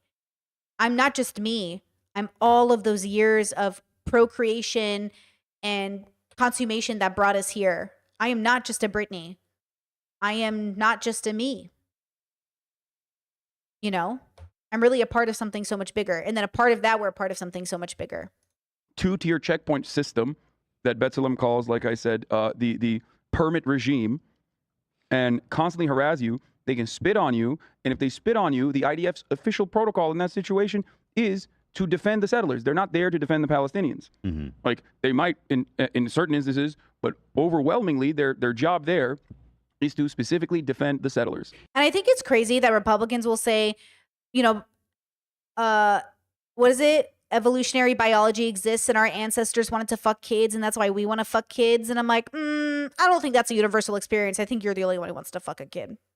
You know what I mean? Like, that's the irony, is they all love all those things. But yeah, some part of the population is obviously having a horrible relationship with the way that they were born, right? But we can do other things differently. Okay? We can have different relationships. Like, that's just how it was. People just did that. That's just how it was. Okay, yeah, does it have to be that way forever? And I do think because we're animals on a planet, there was some part of our human brain that justified it. And by the way, human beings who existed hundreds of years ago had our brains. Us here now. Us here now. It's not like they existed with some sort of brain that was so different from ours. They were just like you and me having a conversation. Okay? And that's why today we have child marriages. Not because those people have different brains, but because they have different bubbles, different ways of looking at the world. And like, we should be challenging all of us, the 25-year-olds who want to be with 17-year-olds and the 50-year-olds who want to be with 9-year-olds. We should be deconstructing all of those desires to be with people who are so young. And we should be asking ourselves, why are we engaging in this way? Right? And again, like Hila was touching on, you're sending young men out in harm's way to protect these provocateur fucking religious zealots, radicals. And again, like Elis, the irony being that they don't even need to serve the military. I mean, it's a fucking joke. Yeah. So I think that it's especially important for people to keep in mind that Israel is so far from a monolith. It's people need to understand that, and that people need to understand that we're not all guilty of the crimes of our government. Because if that was the case, heaven would be empty at the end of the day. I mean, this was the analogy I was making. If you're American, you know. And if we're not all guilty directly of this, we're not all directly guilty for the sins of our governments, but we always are culpable. We're always participating. It's why when you have a baby, you are automatically signing up for the world to be healed and hurt at the same time. You know, we have children often, right? We have children all the time that say, oh, you can't have an abortion. This baby might be cure cancer. This baby is going to save the universe. This baby is going to, yeah, that baby also might be a rapist. And that baby might grow up to be a murderer. And that maybe that baby grows up to be Trump. And maybe that baby grows up to be a terrorist. I don't know. It's not a guarantee. So we bring babies into the universe in hopes to have them be good people. Not because it's guaranteed. Because it's a hope. You know? It says, will you be covering the post-leftovers conversation Ethan and Hassan had on Ethan's stream? Oh, I didn't think about that. I was just doing this one because we talked about it in my Discord yesterday and somebody had me review it. So there's like, that's why we're doing it. I didn't even think about that. Maybe that would be good to go back and revisit it to see how we feel about that. We're going to blame the citizens of Israel and say they're all, you know, and some people have been saying this, and I have Oh, that was their last conversation ever? Then yeah, we probably should do that too. clips that I want to watch later, saying that all Israelis are occupiers in fair game and deserve to die, essentially. If you're willing to say that, then if, like, a terrorist cell comes to a fucking neighborhood in LA and wants to do revenge for the million Iraqis that the American government murdered during that war, then you're telling me you would have no problem with these terrorists coming and killing everybody you know? I mean, you are sitting next to someone who said America deserved 9/11, by the way. Okay, well, how would you I want to feel? let you know. Yeah, but if you translate that, again, he's not saying they literally deserve it. He's saying it's like a consequence of action. In the same way people say, like, you deserve your karma. Like, yeah, I want to move us away from this, right? Like, we want to move away from it. We want to move away from thinking people deserve their karma. You do not deserve pain because you cause people pain. You do not deserve to suffer unwisely. And at the same time, we can hold people accountable with kindness and love. Right? Yeah, he said that. That's not a good way to say that. I also made a video years ago that's privated now that says 9/11 is overrated because I was trying to convey something that people weren't getting about America. 9/11 was like one of the saddest. I've never cried so much in my life. I remember exactly where I was on 9/11. I remember exactly how my day went. I remember exactly how I got the news. I remember exactly running into my house and saying, my bestie said a plane hit New York. And my mom said, Betty, in America, that doesn't happen in America. Our president wouldn't let that happen here. And then my mom turned on the news and called my dad and said, oh my God. I remember exactly what I was doing that day. I also remember that after that day, my mom said, let's stop telling people we're from Iraq and let's tell people we're from Detroit. Because that's where a lot of Assyrians are, in Michigan, in Dearborn, in Lansing, in Detroit. Yeah. That doesn't mean I didn't grow up and see the way that the United States gives every other country their own personal little 9/11. Okay? So when we're having these conversations, we have to understand the world doesn't revolve around us and our pain. That pain is a universally felt experience. Everybody feels pain. Now what? Oh, that was so Jordan Peterson to me. Everybody feels pain. Now what, you woke moralists? Now what? You know, it's like, now what? How would you feel if people were blaming you for the Iraq war and coming and killing your fucking children and your grandma and your parents and your friends and your family, burning your house down, burning people alive?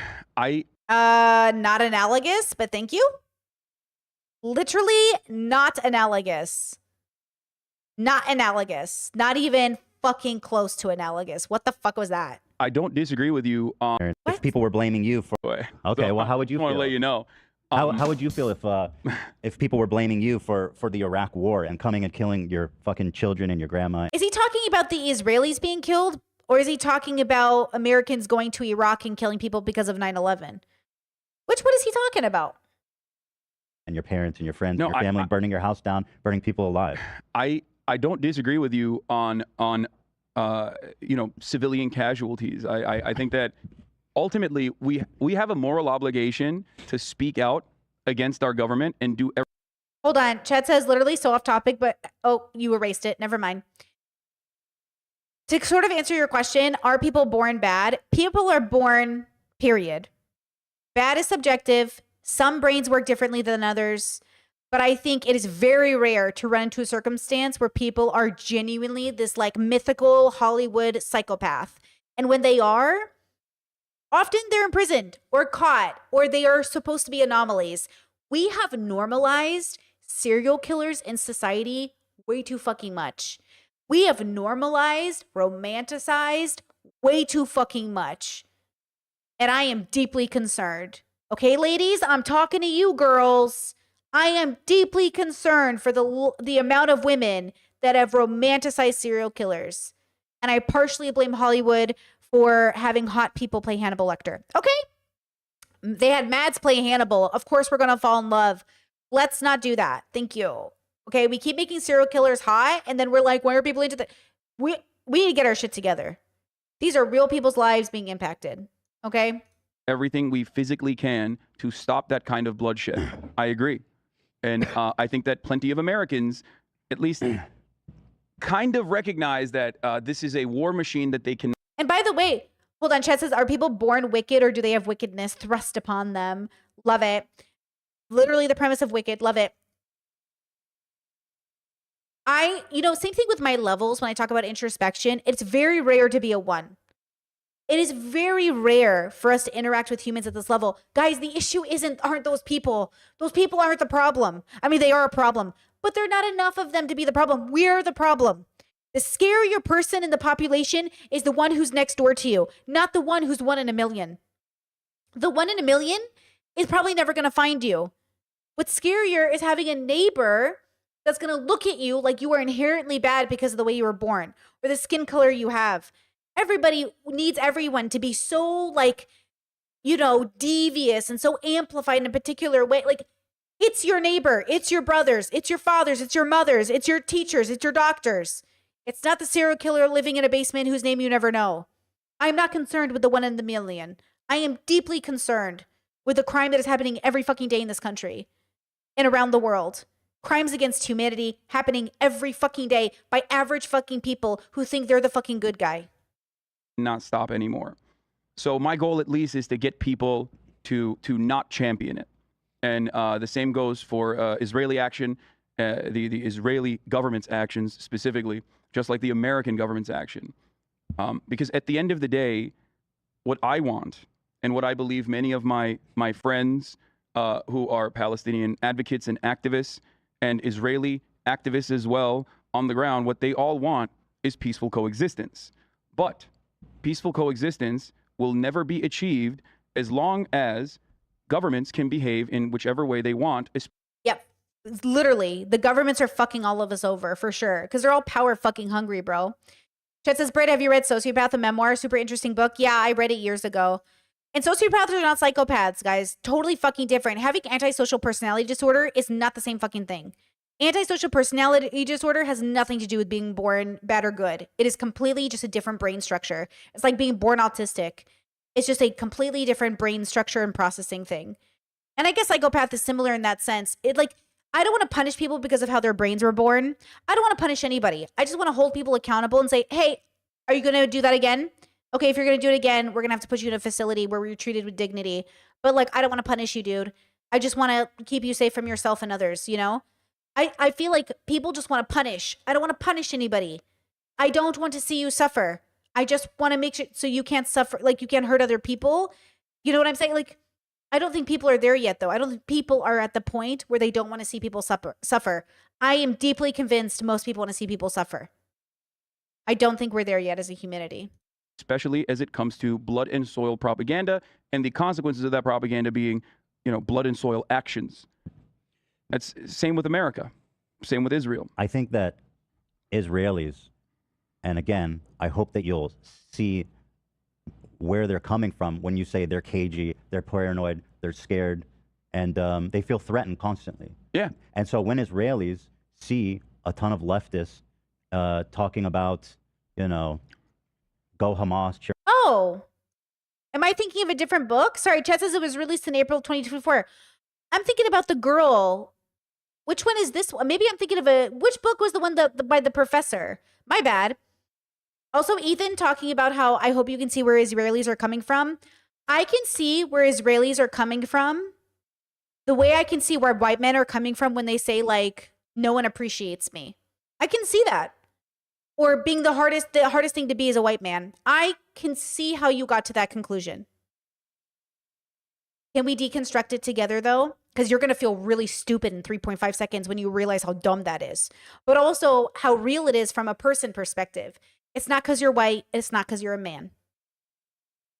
Okay? It's very specifically different. It's because of the way you've allowed the world to treat you because you're a man by other men. It's the patriarchy, girl. It's the patriarchy. Okay? So that's the thing is like, yeah, Israel doesn't want to ask itself the question about why they have to live every day in fear and how this has nothing to do with like their participation in uplifting a system that oppresses them. Right? It's like your feelings are valid. You know what I learned in therapy? Do you know what my DBT therapist taught me? Brittany, all of your feelings are valid, but not all of them are reasonable. Let's deconstruct them to figure out which ones are reasonable and which ones aren't. All of them are real. You're having a real physiological, experience. You're having a real feeling. Let's deconstruct them. I said, okay. So she'd sit me down and she'd have me do like a little mantra. She'd say, okay, who are you? And I'd say, I'm Brittany. She'd say, where are you? And I'd say, in your office. And she'd say, are you safe? And I'd say, yes. And she goes, so then why are you panicking? Why are you so afraid? And I'd say, I don't know. I'm so afraid though. Like I'm so burdened by something. And she said, what do you think that something is? And I said, I don't know. I feel like the world is crashing down around me. I feel like the world's not getting better. Everyone's suffering. Everyone's sad. I don't have a place. I don't have a home. I just feel so alone and lost. And so she would say, okay, let's talk about that. And she was really, really good, right? We'd make pros and cons lists. We'd talk about things. And I had to deconstruct the bubble I was raised in that told young people you had to save the world. And then I had to realize like, oh, why are all these old people putting it on me when I'm only like 17? I'm only 18. I'm 19. I'm 20. I'm 21. I'm 22. I'm 28. I'm 30. Why are you putting it on me? I'm not even the adult yet. We hold children more responsible than adults. I grew up in a place and in a home where adults blamed children when they were assaulted. They would say, I want to protect children. They would say, I protect children against predators. I would kill a predator. But when children come forward with their stories, they ask the children, what did you do to cause it? Do you see what I'm saying? We think we live in a world where we know how to care for victims, but we don't. Because when the child comes to you and says, hey, so-and-so did this to me, your first reaction is, what did you do? Instead of us holding politicians accountable, we go, let's talk about how Ethan Klein is ruining the world. Let's talk about Hassan Piker. And I get it. It's more interesting to you. We can't hold politicians accountable. We have no access to them. We're too many degrees removed from politicians to feel good. In the same way when we talk about YouTubers and we're 1 degree removed, 2 degree, 3 degree, even though we're all like 6 degrees removed, right? I think people think, okay? They think that they know how to do the right thing. But as somebody who's done the wrong thing plenty of times, I'm always shocked that I did it again. I'm always shocked that like, fuck, I fucked up again. And then I have to remember like, I'm going to keep fucking up for the rest of my life. So the question is, how do I fuck up less? How do I fuck up less? Not how do I fuck up not at all? How do I avoid? The answer is not how do I never fuck up again? The question is, how do I fuck up less over time? Period. Chad says, you know what's interesting? What you're saying now is exactly what Ethan is saying. He didn't like people asking Israelis to think about what they did in response to their hurt around October 7th. What? Wait, how is that what I'm doing right now? He didn't like asking Israelis to think about what they did in response to their hurt around October 7th. You're saying now is exactly what Ethan is saying. I don't get what you're saying. Pourquoi? Anybody want to translate? You know? Okay. Cheering on Hamas or saying like super hyperbolic shit about like civilians are all settlers, or or saying shit like listen, it's a revolution, what do you expect, like what is a revolution supposed to look like, or whatever of all of these qualifiers basically that people want to make. The Israelis see that and they say, oh, these people just fucking hate us, they just want to kill everybody. That's why we're going to vote for these scumbags. I don't think that the people that vote for those scumbags are motivated by like some random Twitter person being like, It's this dude, is a revolution. it's a feeling that people get. the It's not a paranoia- random but- tweet. Yeah, so Ethan is Hold on, right. go that's the ahead, go point. ahead, Hila. I want to say Ethan is right, and so many people in Israel just feel like it's an existential threat. It's just this, everybody wants us dead. That's how we grow up. I grew up like that. All of our borders, they all That's why we call you paranoid. Yeah, every Israeli I've talked to who hasn't deconstructed talks about like they're suffering from an intense feeling of feeling like people are targeting them, which is real to some extent. It is real. You have data to show that. The way trans people do, or any other minority does. All of us who have been targeted have a reality in which it could be true. Yes, Israelis, anti-Semitism is real. People want to hurt you. But you should only have enough paranoia. No, you should have zero paranoia and only the right amount of reasonable fear, right? That's the problem, is you don't never be paranoid. Never be paranoid. Paranoia, never the answer. Paranoia, bad. Never be paranoid. Be reasonably and rationally in fear and cautious, but don't do anything out of fear. Don't become racist out of fear, because that's how like a lot of racism works. There's two types of main racism: fear racism and we're better than you racism. Okay? Like, yeah, Chad says that's like Americans being afraid of Muslims after 9/11. And we still, to this day, the biggest threat to people is like Muslims, right? We have to be aware of that. We are fighting our own biological imperative to protect our tribe and our brain, and our brain is trying to protect us. We have to catch ourselves. We have to be both willing to engage in good faith moments, and we have to also, yes, take caution, because sometimes people are just bad. Okay? But like paranoia is not good. By definition, we don't want to be paranoid. You know?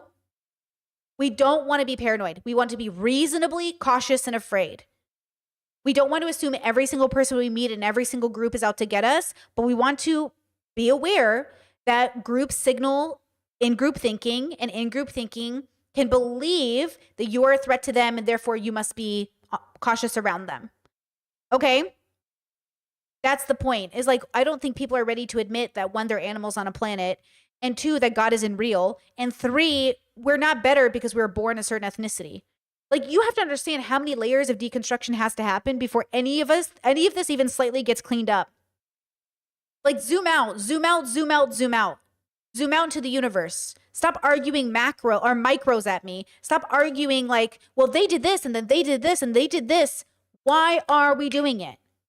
Why are human beings constantly at each other's throats forever? Okay?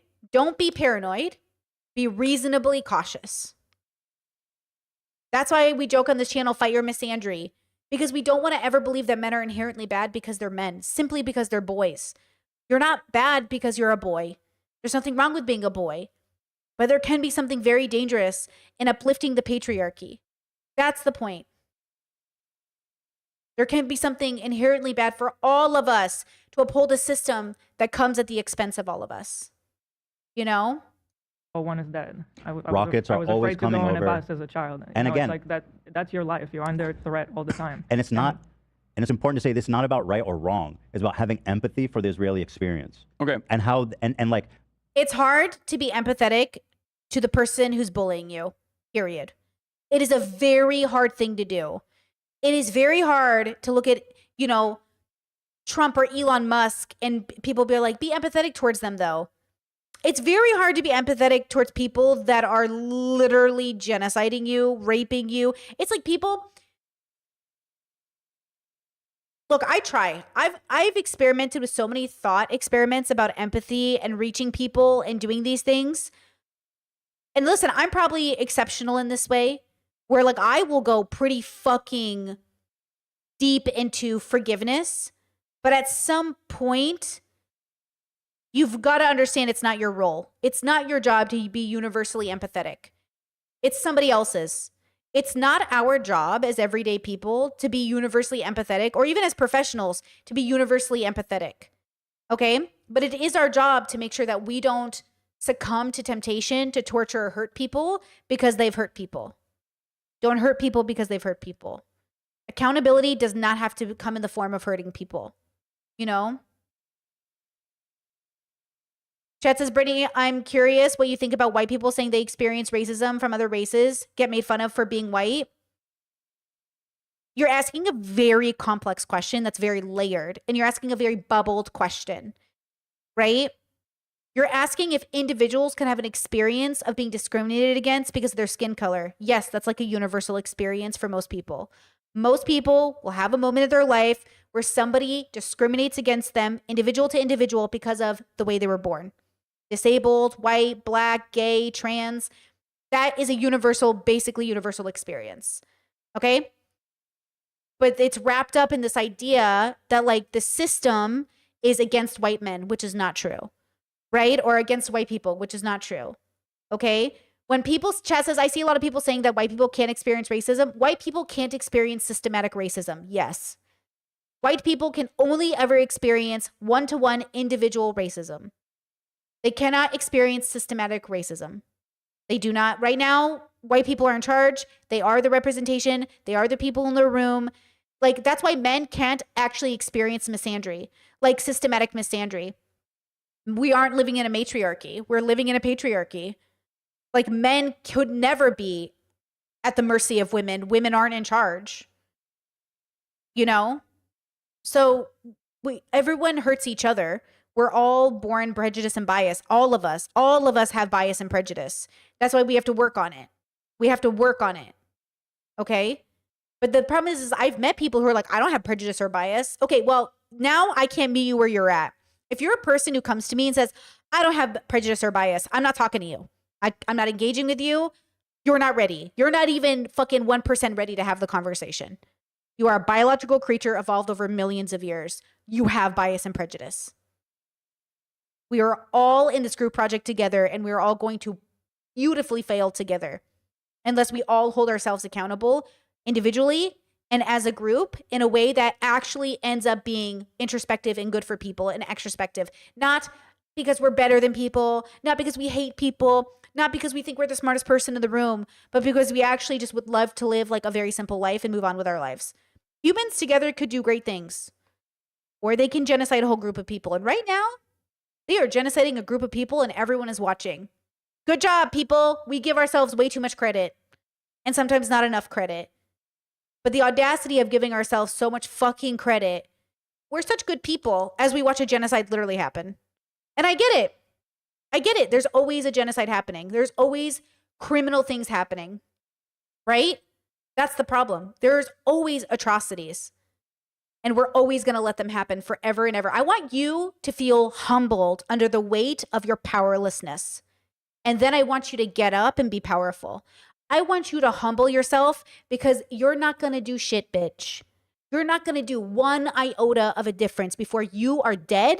And in 100 years, nobody remembers you. And yet you can do so much. And yet you can do so much. You need to humble yourself before you try to save the world, and then realize and not fall to the despair, but realize it was never about saving the world. It was just about being a little bit less bad every day. Stop trying to save the world, girl. It doesn't want you to save it. It doesn't want you to save it. And start actually living a life that's worth living. And then we can have a conversation about if the world even needs to be saved after that.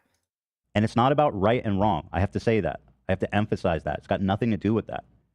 Okay? It's about understanding their perspective and knowing that when you have these super,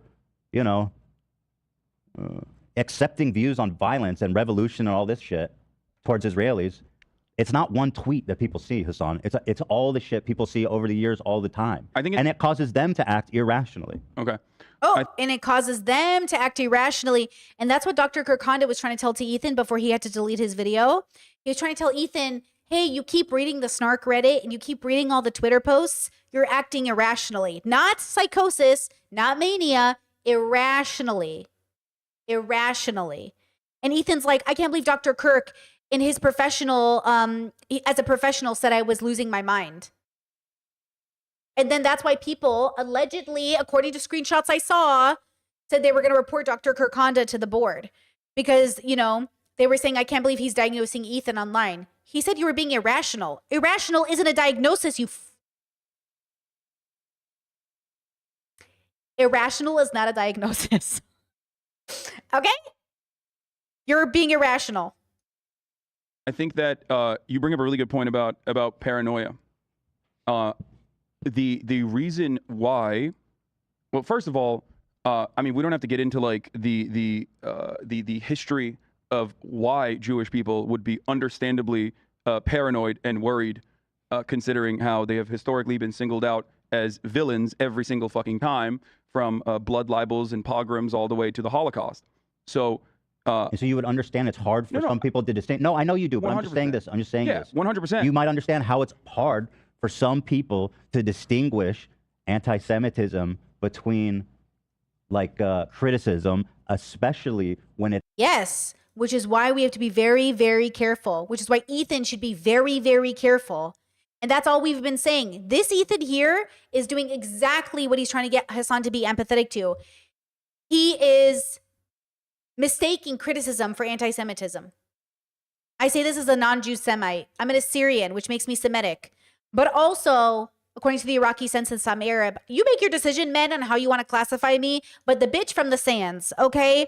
And all of us who have a connection to this area, all of us who have family in this area, all of us who have a connection to another part of the world that has been demonized since the day we were born as the creepy terrorists or the horrible people or the people with many wives or the people who are whatever.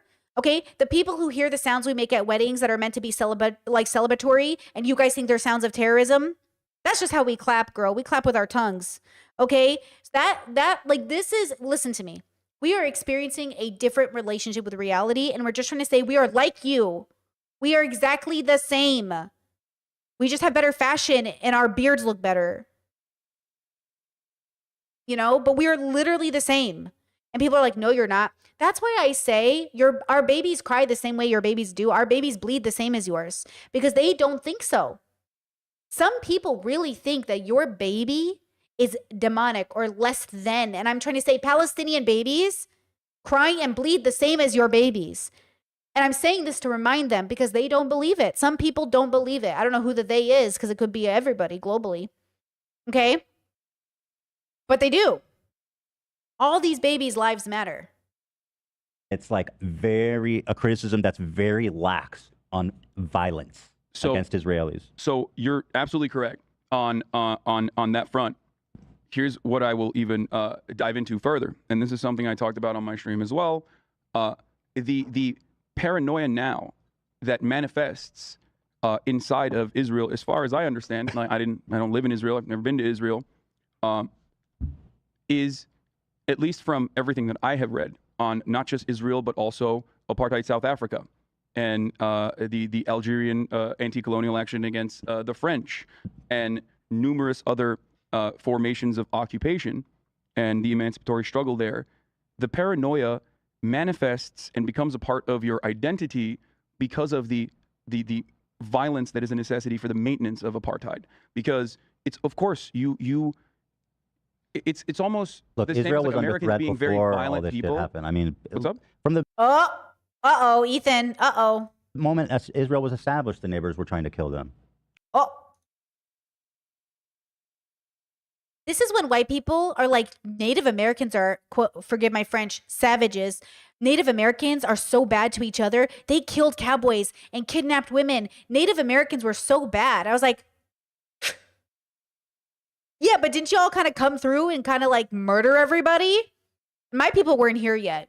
My people are exempt from this part of history. We were not here yet. We did not immigrate to the States, okay? We were not there yet. And I was like, but didn't it go pretty bad for people? And they sit there and they're like, they act like violence comes out of nowhere. Violence is a part of our nature, but it's often like retaliatory. And so for Ethan to be like, yeah, but the neighbors wanted to kill us since we got there. Well, do you remember why you got there in the first place? Do you remember why you showed up? Do you remember that y'all just kind of moved in and took over?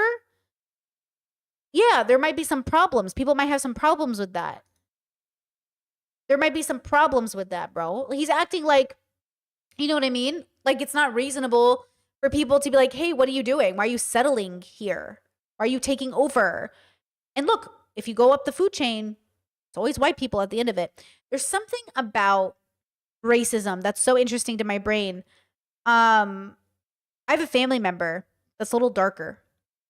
And they would say to me, like, white people know where it's at. And I said, what do you mean by that? And they're like, white people, like, I wish I was white. And I was like, okay, well, why? And they're like, white people just have all the best inventions and the best parts of society.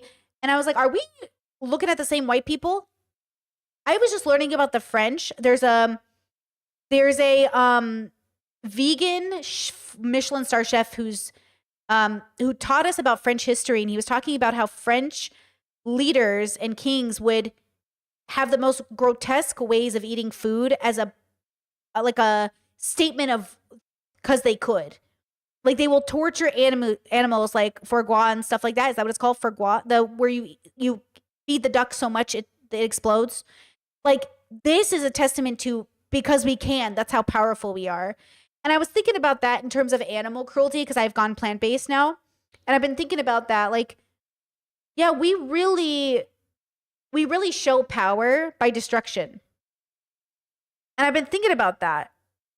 Why are we doing that? And a big part of it is because I do think this is the crux Hassan and all of us fall into this is the crux I fall into. All the worst people become popular. All the worst people get into power. Because all the worst people, are willing to do what it takes to do that. And all the rest of us are very hesitant to do it. But then if none of us do it, who's left? And then the question is, does power corrupt? And do good people who go into these spheres have to become bad to make it? Because that's the part of the corruption that's true. I saw this in politics.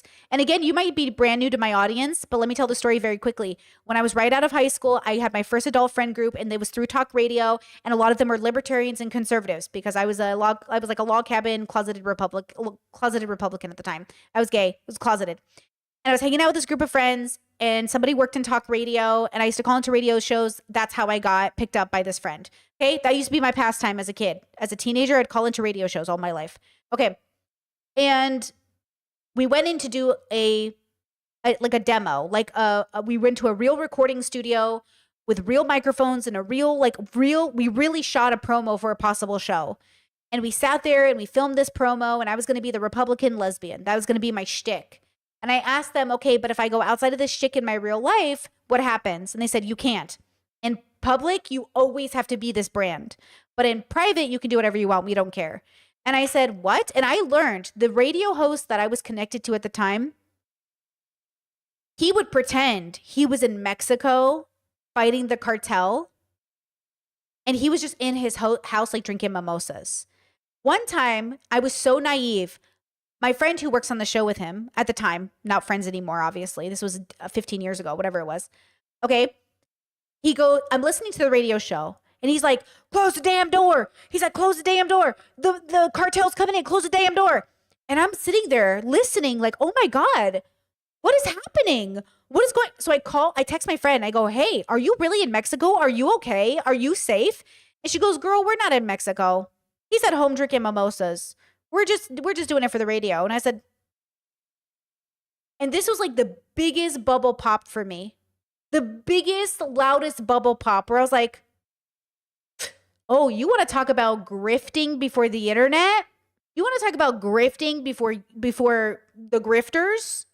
Radio host grifters, girl. And I sat there and I was like, oh, I can't be a Republican. Like, y'all are grifting. And then I left and I was like, what do I do with my life? Who am I? And then I kept going from bubble to bubble, trying to figure out who the fuck isn't grifting. But the truth is not everybody's grifting. But everybody is playing a game within bubbles to get to a position of power so they can do something with life. And I think I've gone down the philosophy route for one or two reasons. One, I can still get popular without selling my soul. And two, I think it will help humanity better. So the reason I focus in on philosophy is I think it will help people more. But it won't look like it's helping people if people are too busy waiting for politicians to fucking feed their kids when they're never going to do it. Not without a true change. This is why Vervaeke talks about the meaning crisis we're in. This is why people are like, why are men in a loneliness epidemic? We are suffering from a lack of meaning, and the answer isn't religion.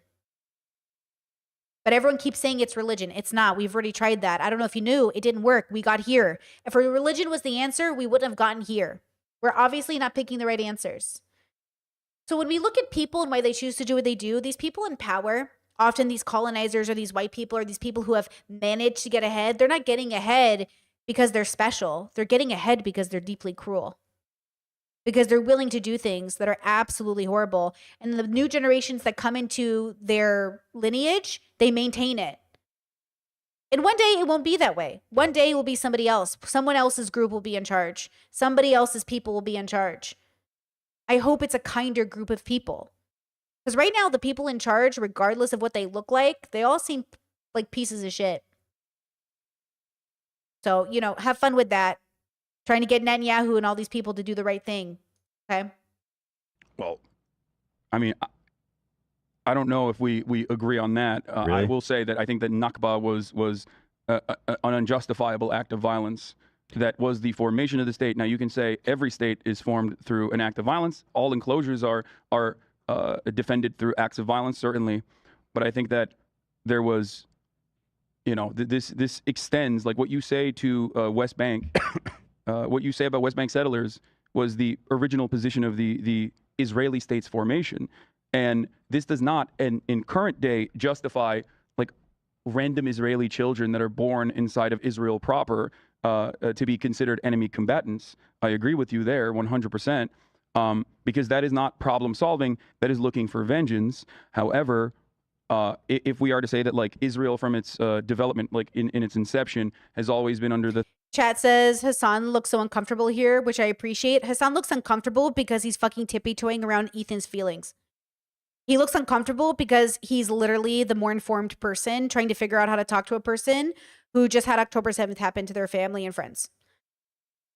He's uncomfortable because he literally, this thing could blow up in his face in 2.5 seconds. He's the one doing the emotional labor. That's why he's uncomfortable.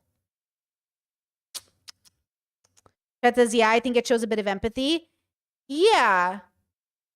Yeah. And then the question is, how long should you do this for? Not very long. Long enough. But not a certain timeline. When you're ready, be done with it. And he was done with Ethan. Eventually, it was enough. Okay? And that's the point. Eventually, everyone's like, why isn't Hassan empathetic to Ethan now? Because he was empathetic here. And for a very long time after this. the threat of violence from other nations, bordering nations, certainly, sure, but Israel's formation was a violent one. But let's just be real. Hey, let's be practical. I'm talking to the Israeli psyche. Yeah. Okay. Like, you know, 1973, every bordering Arab state wanted to just coalesce to destroy Israel. Okay. Like, this is ingrained in the Israeli psyche, this kinds of shit. And even back then in 1970, people were just born there. You know what I mean? And again, I'm not even saying right or wrong. I'm saying it's important to empathize with the Israeli experience if you ever want to achieve peace.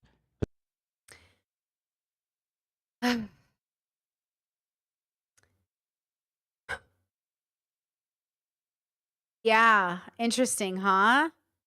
It's important to empathize with the Israeli. Yeah, so it's important to empathize. Yeah. Yeah, just as he doesn't hear himself. I know he can't. Okay, I want you to empathize with Germany, Nazi Germany. Can you do that? Jordan Peterson does this. He goes, Nazi Germany, they were alcoholics. They were forced to do it. They were young boys and men who wanted to be patriots. And Hitler told them, you want to be a good man? You got to be a Nazi. I'm so afraid of being a Nazi. And he's right. You should be afraid of being a Nazi, white man. Okay? You should be afraid. But that's the thing. Does Ethan understand that? That's what he's asking Palestinians to do.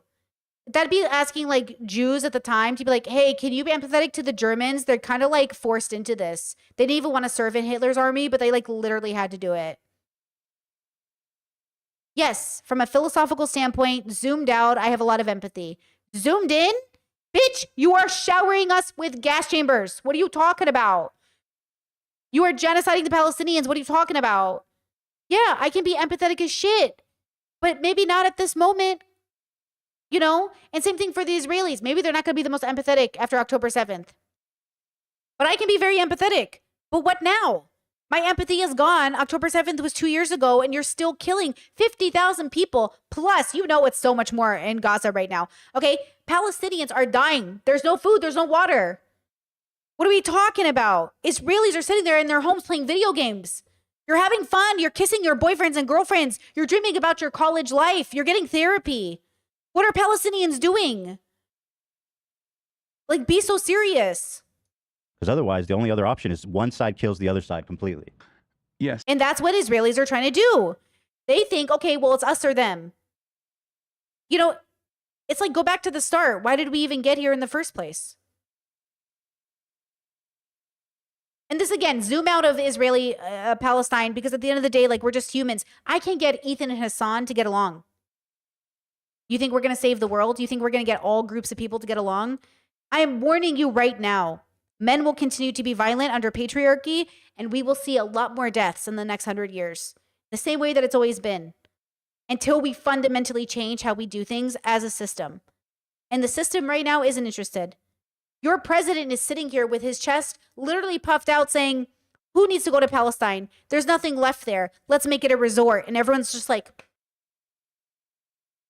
even though he has the lowest approval rating, even though countries around the world are saying no, somehow this guy is just getting away with it.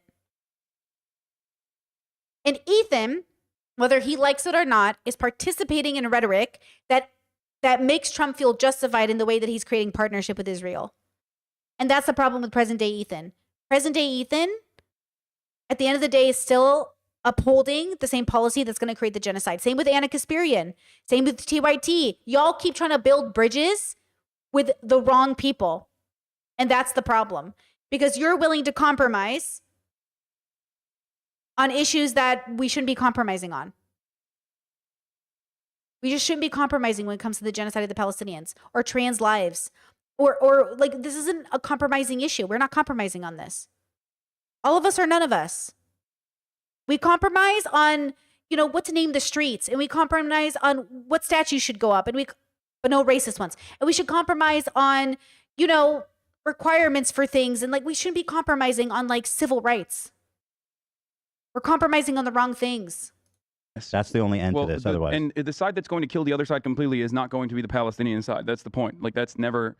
I don't think that is ever going to happen. I don't even believe that is legitimately what every single Palestinian wants either. Just like I don't believe that's what Israelis want across the board. I'm not saying anybody wants that. I'm saying that's what the peace that they're working towards when they don't have the ability to empathize with the enemy. You don't see them as human beings. They're never going to fucking see you as human beings either. And you're never going to meet in the middle. Oh, so, okay. I'll tell you something really horrific. Hold your breath. It's really bad. Okay, trigger warning. I am so empathetic as a bitch, okay? But let me tell you, even I have my limitations. And one time, a friend posed to me a question. And they said, is there a possibility that your rapist didn't mean to rape you? And I was at first very floored with this question.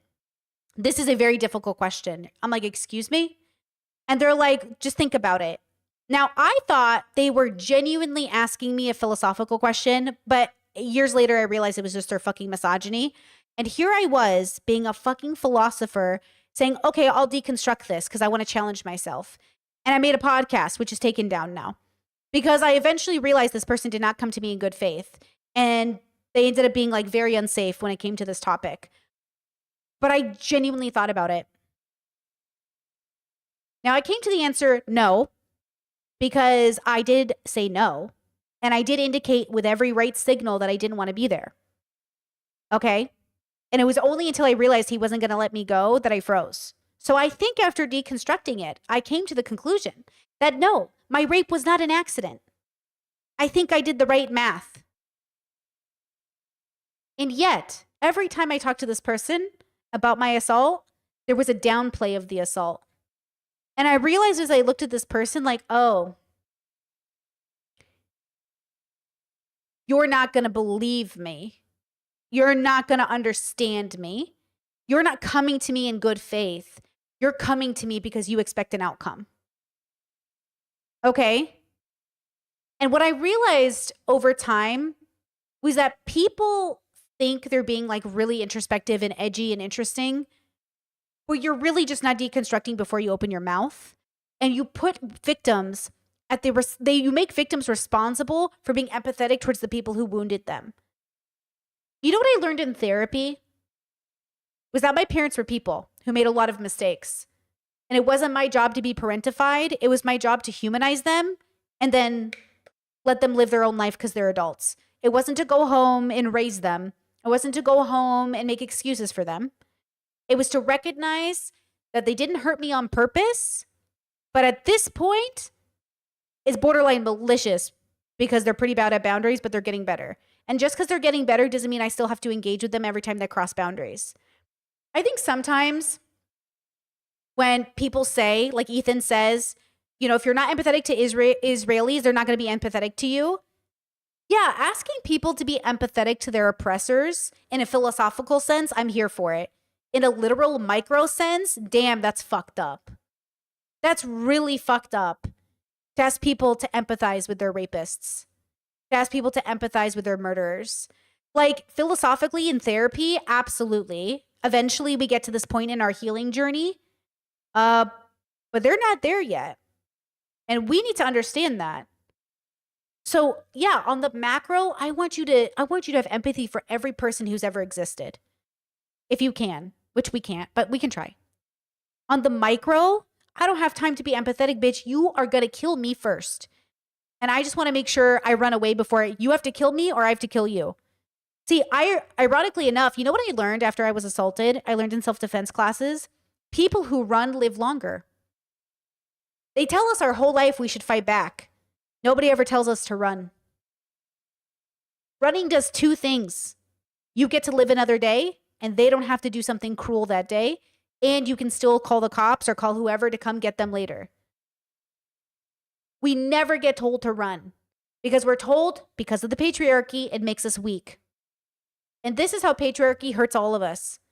They tell you to run is weakness. It's not weak. It's just a part of a new way it's a new type of skill that we have to integrate into the system to save the lives of a lot of boys and men who are being picked up and uniformed and put on the front lines when the leaders won't do it themselves and killed in the name of what they call being a man. You care about boys and men? Stop putting them in uniforms to die in a situation you would never go defend with your life. The rhetoric, the propaganda gets put in their head so big. I have to defend my country. Any good man would defend his country. Then why aren't your leaders right there with you? If your leaders believe this, why isn't Barack Obama and Trump and all of these people right there fucking with you? Because it was never about being a good man.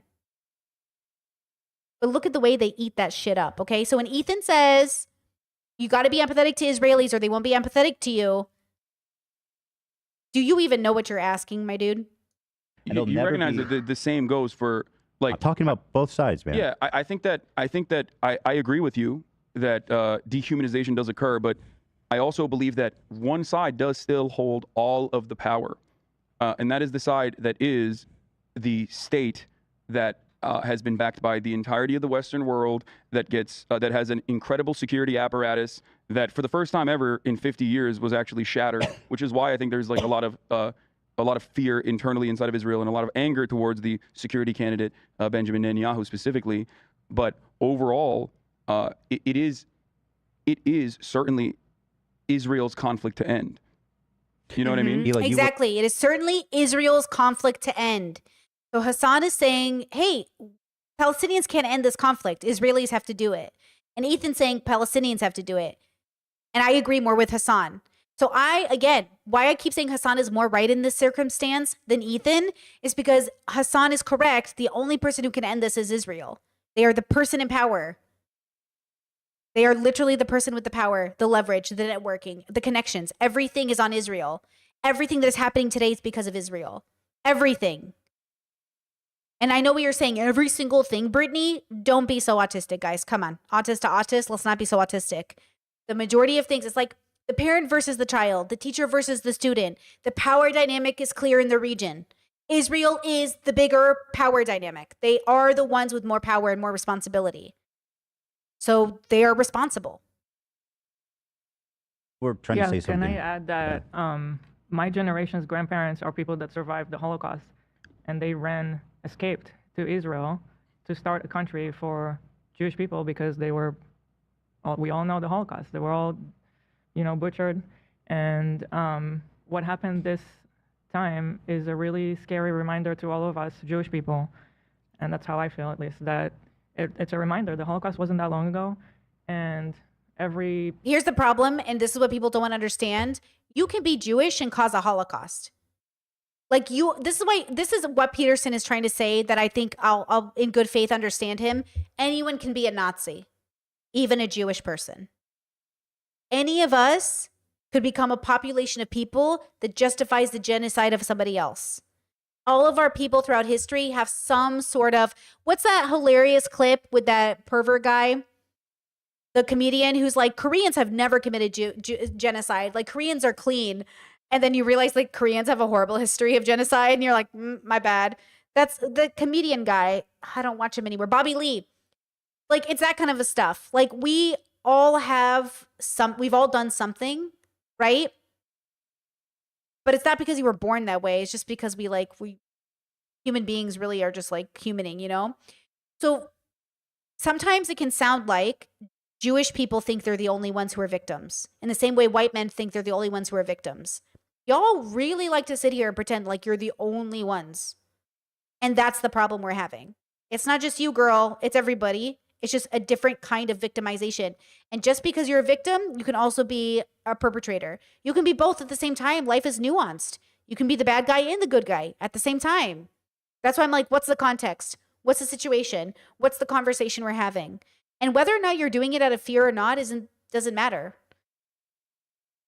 Like, it doesn't matter why you're doing it. The point is, like, you are doing it. Now, it matters why you're doing it to deconstruct it, but not to justify it. I think Ethan keeps trying to justify, not to deconstruct. He's doing it to justify. And Hassan's doing it to deconstruct. He's saying, yeah, Israelis do feel afraid. We should talk about that. And Ethan's going, yeah. So, no, deconstruct. I'm always like, deconstruct. Ethan is on the side where most people are, I think, which is like, I guess it is what it is. I guess this makes sense now, why they get to do what they're doing. And Hassan's like, no, we should deconstruct it. every year on Holocaust Day, the thing they tell you is never forget. You always have to tell the stories to everybody about what happened at the Holocaust. And it's always like something taken for granted for me. You just grow up and you're like, yeah, Holocaust Day, you know, it happened, we all get it. But what happened this time is really scary, and it really does bring up this topic. And See, I don't think that you can even say something like that without starting a debate, and I don't think that's right. I think the reason why people would react to it, or even myself, as a matter of fact, would react to that is because while you're absolutely correct and your feelings are totally valid, what is happening currently is a ongoing, at least 75-year campaign of ethnic displacement upon people who had nothing to do with the Holocaust. And that is, and Dude, we're just talking about the Israeli psyche. I don't No, know. I understand. So what is it you're saying though? Like we all know that, but we have to be real about how we interpret everybody's suffering. Everybody is like, bro, you don't know how crazy it was. Like, we were listening to the news on the day it happened live, and families are calling in whispering the terrorists are killing their children in front of them, burning people alive in safe houses. So You know what I bad. mean? Shooting babies with AK-47s. And so I'm just saying, like, it's important to empathize with how a Jewish person, or specifically an Israeli, This is we learned this in therapy. In therapy, we learn to validate, and then problem solve. The problem is that sometimes we're not in a position to empathize and validate because we're trying to get to the solution. I do this a lot. In my work, people often think I'm unempathetic because I'm in solution mode, because I'm not validating you, but that's because I'm not in that mindset. When I'm in a mindset to validate, yes, okay, validate. Are you validated? Good. Now let's do something about it. You know, I'm very solution minded, okay? So the dilemma is like, Ethan is really looking for validation first. He wants to feel genuinely heard. He's just asking the wrong person to do it. We're in solution mode. We can't be the one, so you need to talk to the right person who can do this. Like a therapist, like a friend, like a priest. And you're not getting validated for your opinion, you're getting validated for your pain. Then you deconstruct the pain, and then you make the right decision, not off the pain, not because of the pain, but because of what's reasonable, even though you're in pain. Why do parents slap their kids or hit their kids when they're frustrated? It's not reasonable. They do it out of emotion. Okay? A lot of the time when you get hit by your parents, they're like frustrated with you. They're like, don't do that. Or they're scared for you. Don't put your hand on that stove. Bad. Don't put your hand on the stove. Human beings aren't perfect. We literally don't even think about why we do things. We're animals. We're so instinctually, you know what I mean? We just do what we think is. I'm asking you to pause, wait. Is this what I should do? Should I do something else? I want to do this thing. Is this what I should do? Is this the best solution for the best outcome? Right? And I do struggle with the internet needing to be a place where people get a lot of validation. Like, I don't want to play therapist on the internet. Like, I'm not a therapist. You know, like, I don't want to play therapist. And I think that's why Dr. Kirk Honda is really good at his job of empathizing with people. But like, he's 50 and a therapist. I'm not. I'm 35 and I'm a commentator. I'm a commentary channel. Okay? I just want to be able to give my opinions. And when I have the spoons, empathize. Remember when we were watching Frenemies again and Trisha was talking about her assault and people were like, why are you just talking and making jokes right now? It's because I wasn't in empathy mode. I already heard the story 1,000 times. A lot of Trisha's stories might be real, might be made up. We don't know. And Trisha, like, in that moment, we weren't like in empathy mode. I wasn't emotionally there. I was analytically there. I was pulled away so I could observe it without being in the moment. Right? Like, this is a different mode. Like today, I'm not going to cry today. The boys are going to cry. Ethan and Hassan cry in this stream. I'm not going to cry today. I've already come in professional. I made a decision not to come in emotionally. I'm coming in analytically. I'm in teacher-student mode. I'm a student and a teacher. I'm zoomed out. I'm processing. Look at these humans. This is how they're being. This is the thing. Okay, right? You go to streamers to be empathetic, but you forget that they're people coming to work. So yes, some days we can be more empathetic than others, but we can't do the emotional labor every day. Israeli might feel hearing these phone calls. There are kids that survived because they were laying under their dead parents' bodies, and they lay there for hours, the whole day, and that's how they survived. And the last time we heard stories like that was at the Holocaust. And I'm not saying it's... See, the last time we heard stories like that, it was the Holocaust. Palestinians have been hearing them for 75 years. What are you not getting? Yes, I want to be empathetic to you, but do you understand what's happening? Palestinians have been hearing those stories for 75 years. West Asian countries have been hearing it forever. You keep saying, oh my God, the Holocaust. And Palestinians are like, oh my God, last month.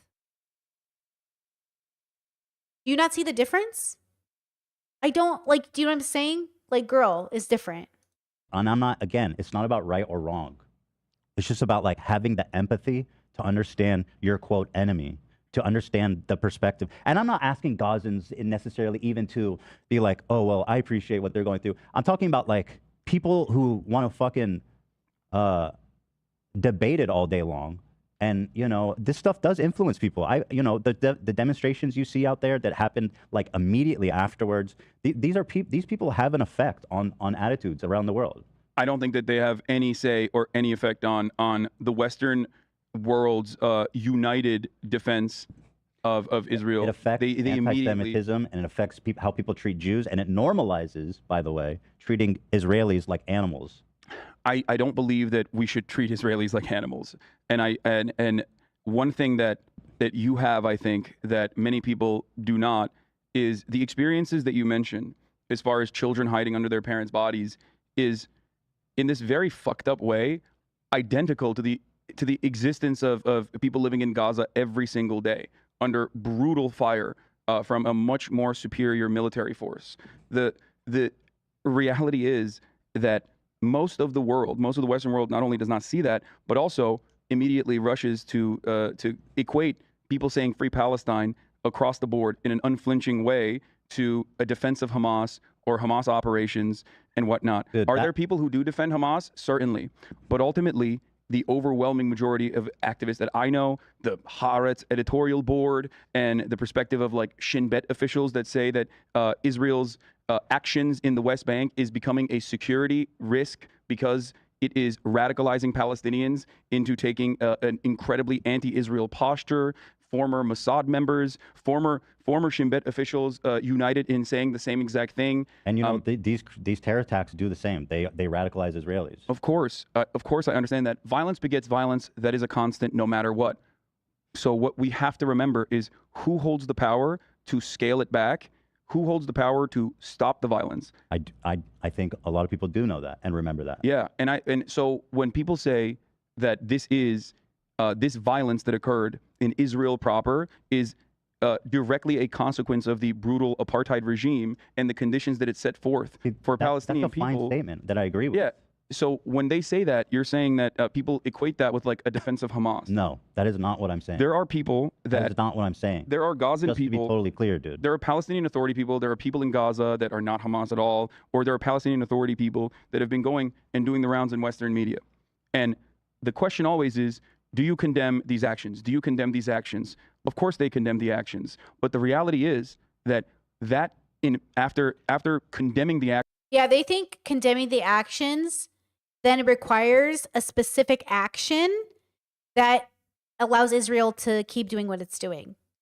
Just because we condemn October 7th doesn't mean Israel's right. Those two things can be true at the same time. And that's what I think he's going to say, maybe. Actions 1,000 times over, it feels like the goal there, if you want to understand and empathize with the Muslim side of this conversation, it feels like the goal there is to derail, to stop talking. Also, I do this personally. I don't know if you guys do this in your life. When I'm around a person who's like very emotional, I go much more analytical. I don't want us both to be emotional. So I tend to do the opposite, which then makes me look cold because people are saying Hassan looks really cold. I do this as a way to not escalate in a situation. Is I try to like be okay, I'm going to give you space to be emotional, but then I'm going to be analytical and I'm going to give this our space. If we choose to be emotional at the same time, that's okay. Or if we choose to be analytical at the same time, that's okay. But sometimes when I notice like people are like really in their emotions, I try to be very solid and I try to give people like a space to not to honestly, it's like a form of validation. You know, but then of course it gets read as like, oh, you're not being emotional. Honestly, here's the truth. When I first saw this episode live years ago, I thought to myself, wow, Hassan feels like he's faking his emotions and Ethan doesn't. Now that I look back on it and I think about it, I think I would have done the same thing Hassan did. Because I tend to do this for people. I tend to be very like even keeled when everyone's panicking. I don't panic. I actually downplay it because I'm like, I am not going to join you. You guys are elevated. You guys are intense. Like if there was a shooting somewhere, I tend to go, okay, if everyone's panicking, I'm going to go quiet. Do you know what I mean? I do the opposite because I don't want to be a part. I know that panicking is not the answer. I'm not that shooting's probably a bad example, but you know, when there's like an argument, like one time I was with a group of friends and two of the girls got into a fight and there was blood. And I was like, oh, fighting is happening. And my friends like got like traumatized. My friend was like, I've never seen a fight before. And I was like, it's okay. It's not a big deal. We'll get them a Band-Aid. And my friend was like, there's blood, Brittany. And I was like, humans, you know, you ever seen a bear fight? You know, and then sometimes I downplay it too much because I'm trying to calm everybody down. And sometimes it does help because they're like, well, if Brittany's not panicking, maybe it's not a big deal. I just don't want to panic with you. And then all of a sudden we're all panicking. And then all of a sudden, you know what I'm saying? That's kind of how my brain works. Yeah, being the counterweight so we don't topple. Exactly. I'm always trying to be the counterweight because I'm like, oh, this is like a little, you know. Talking about Gaza. Stop talking about Palestinian people. Just condemn the actions and shut the fuck up. And even if you do, as I have time and time again, people still go, well, your name is Hassan. You're Muslim. You're a supporter of terrorism. And this happened in the immediate aftermath. I guarantee you, if I brought Hassan home to my family, they'd be like, he's a sleeper. Well, my parents would be like, he could be a sleeper. He's a Muslim. He could be a sleeper. And I'm like, y'all need to get over it. Okay? Because people have bias and racism and prejudice and people have been traumatized. My parents have a lot of trauma around Muslims. Okay? But I tell them, your trauma is not the reason to discriminate against a whole group. And they don't always.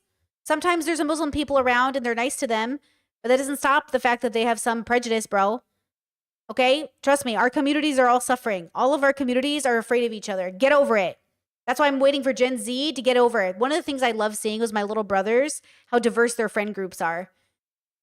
That's like the best thing for me to see is how diverse my Gen Z brother friend groups are. I'm like, oh my God, we got all shades of the rainbow here and all kinds of boys and Muslims and Christians and just like all different. And I'm like, this is what I want to see, baby. I want to see my little brothers have diverse friend groups because it shouldn't matter. Okay, the boomers have their own trauma. Don't make it ours. Math of 2001 and 9/11. And ironically, as far as I have seen, at least in the Israeli left, the position is significantly more tempered than the American liberals were at that point, where George W. Bush's approval rating shot up to 91% after 9/11, where America's comfortable security blanket was penetrated, and our collective consciousness changed in that very moment to say, oh my God, we can actually experience this violence in our own homes. And the same goes for Israel as well, where you've mentioned rocket fire. Over the course of the past multiple decades, since 2000 onward, before the October 7 operation, that the casualties were, of course, asymmetrical. Rocket fire still ended up killing people in Israel proper. Again, it's like But you can that- look at the numbers, but like of course, because Israel has it's still the provocation, it's still the attempt. You know what I mean? Just because they have the technology to shoot it out of the sky doesn't mean that the people in Israel are not going to be affected by it. No, I understand that, but there's Also, a I different, want to say there's I something don't. different. I though. need to make something clear What's that up? you touched on. I don't think people who say I support Palestine are pro-Hamas. That's fucking insane. Okay. It's like the opposite of everything I've ever said. Okay, there is something I noticed that rubbed me wrong, which was that as the news was breaking, as people were still calling in saying, I'm in my safe house, I hear the terrorists Yeah. outside killing my neighbors. People are on Twitter or whatever. Or Okay, this is another thing. I don't trust comment sections. I try really hard to be aware that anybody could be in a comment section, including a 12-year-old. We have to be very careful about trusting Twitter or comment sections when there's bots, teenagers. Who has the most time to be online chronically, guys? Kids. We have to be very, very careful when we process like tweets. I'm more concerned with real people on camera. I'm more concerned with like Twitter accounts that are verified that have like attachment to a real person. I want to be very cautious that we're not allowing. This is why they say don't read the comments.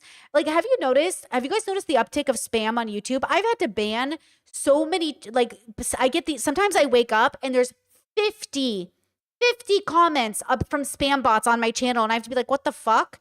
And it's always like cryptocurrency. And I'm like, what the fuck? And I'm blocking these things. And I'm like, what is this? And then sometimes people will leave comments and I cannot tell if it's a bot or not. Like, I do try to ban bots because like nobody needs that. But it's a new thing. It's a new thing we have to get ready for. You're probably arguing with a bot. Actually, Brian Beard had a whole video about this where they went through this guy, this anti-woke guy made a whole video about this like post on Reddit or something. And Ryan Beard just hunted down the person that wrote that comment and realized it was from a troll. Like, we have to be very aware that we're arguing with ghosts. We're literally shadowboxing, guys. And then when we're not shadowboxing, that's where the real conversation can be had. We need to make sure we are not shadowboxing. And I do the same. Listen, when I say people said they were going to report Dr. Kirkonda, I'm not saying a real person reported Dr. Kirkonda. I'm saying I saw the comment and I wonder if it's true. Because I saw people on Reddit. I was looking at Reddit, actually to get ready for this video too. And some people were like, oh, Brittany Simon said she saw somebody report Dr. Kirkonda. I didn't say that. I said I saw somebody say they were going to do it. I'm not saying they did it. I'm saying I wonder if they're going to do it because we saw that happen with Dr. K. We saw Dr. K got reported to the board, right? So I wondered if we were going to have another Dr. K situation. If some lunatic was going to report Dr. Kirk to the board because that happened to Dr. K.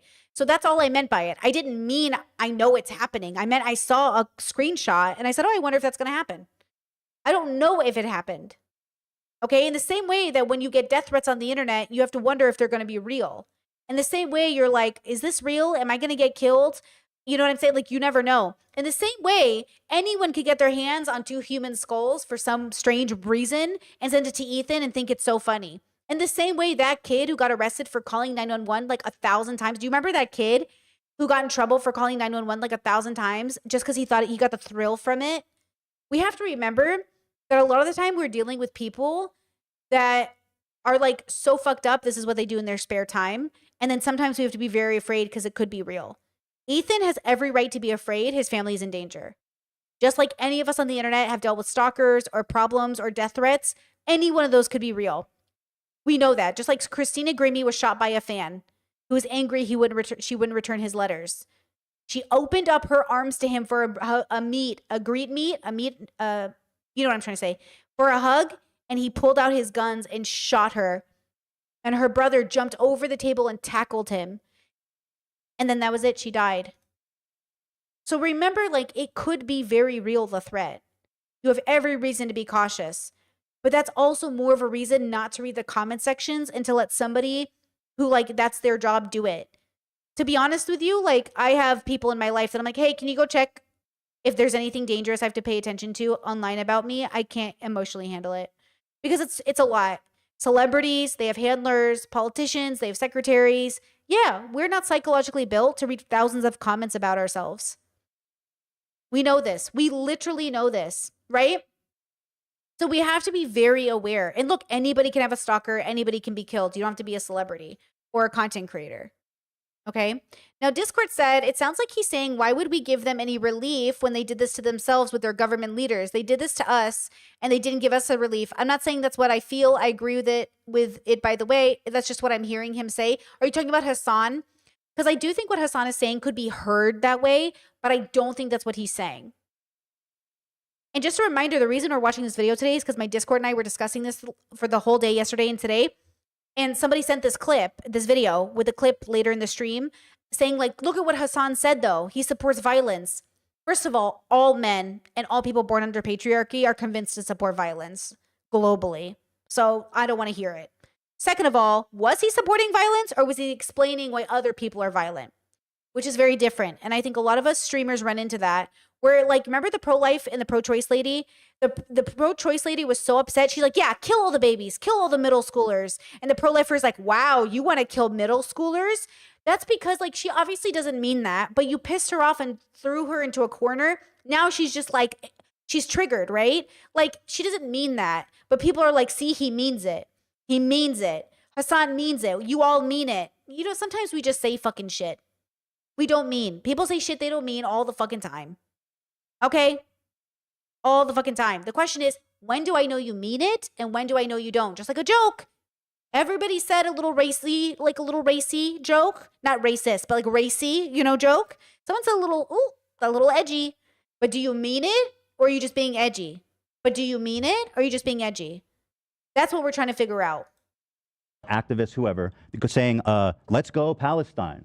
Go Palestine. So how am I? It's the timing. And what did I say about that lady? I said, I don't appreciate the punch. The punch is the wrong answer. You can't be punching people. But at the same time, you also can't be opening your mouth. It's a two-way street. Don't open your mouth. You won't get hit. Okay? But also, you can't be hitting people. Hassan, it's important. Like, we got to make this huge distinction. When people are saying go Palestine as they're terrorists killing people, that to me, I don't know who else they're cheering on other than Hamas. Okay. Now, if you wait, like, it's the timing, dude. It does matter. Well, it matters either way. It all matters. But they're acting like October 7th was the beginning. October 7th was coming. It was a leading up to.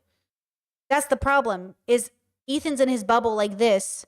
So Ethan's like, hey, the timing doesn't make sense to say pro-Palestinian. Right? And also, if Hamas is your only answer to possible liberation, is the enemy of my enemy my enemy? Same with the United States. I don't support everything it does, but maybe it can be a good place one day. Like, America is a terrorist country in a sense, as all of them are. Look at Trump just picking up people. I think we give ourselves too much credit, but we also sometimes don't give ourselves enough. I can tell you all the ways America is beautiful, and I can tell you all the ways she's not. The same way I can tell you all the ways my family is beautiful and all the ways they're not. If we expected to all be born into a perfect world, I don't know what you expected, but that's not reality. That's why I say bringing a baby into the universe in 2025 is very bold.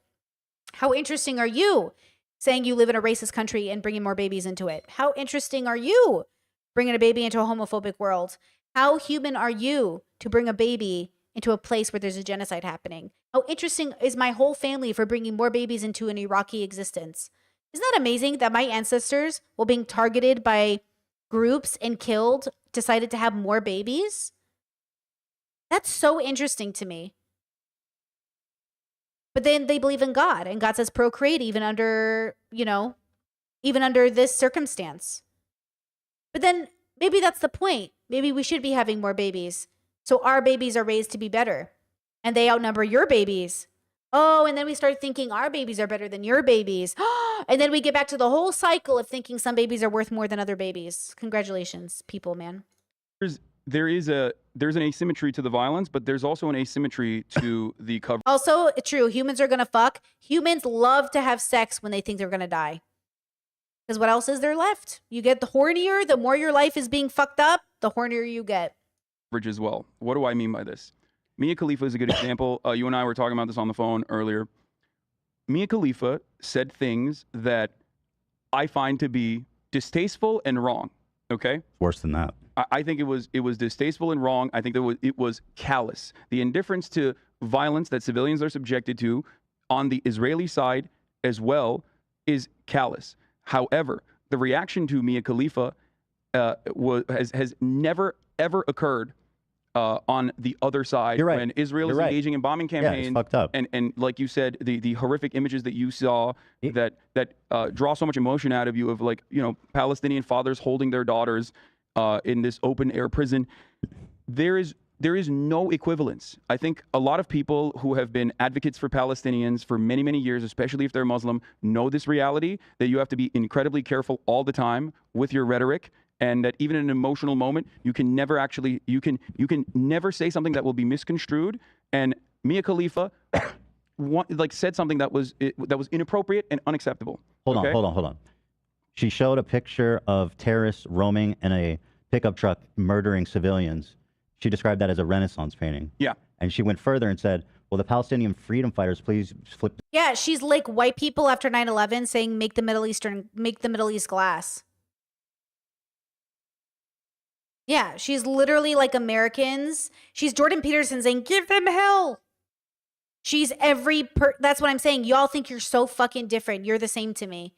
I looked at Mia Khalifa and went, damn, girl. That's the same way I looked at Jordan Peterson when he was like, give them hell, Netanyahu. Y'all are the same, and you try to sit there and be like, who's better? Knife, you both suck.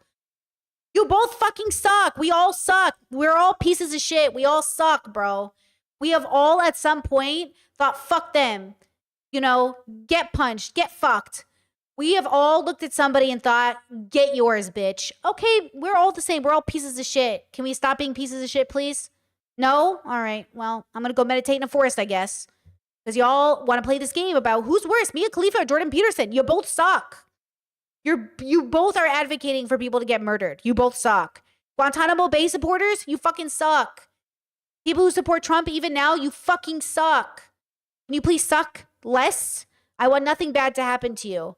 But girl, if it does, 5% funny. But nothing more than that. And only because I'm a bad person. Because we're all bad people.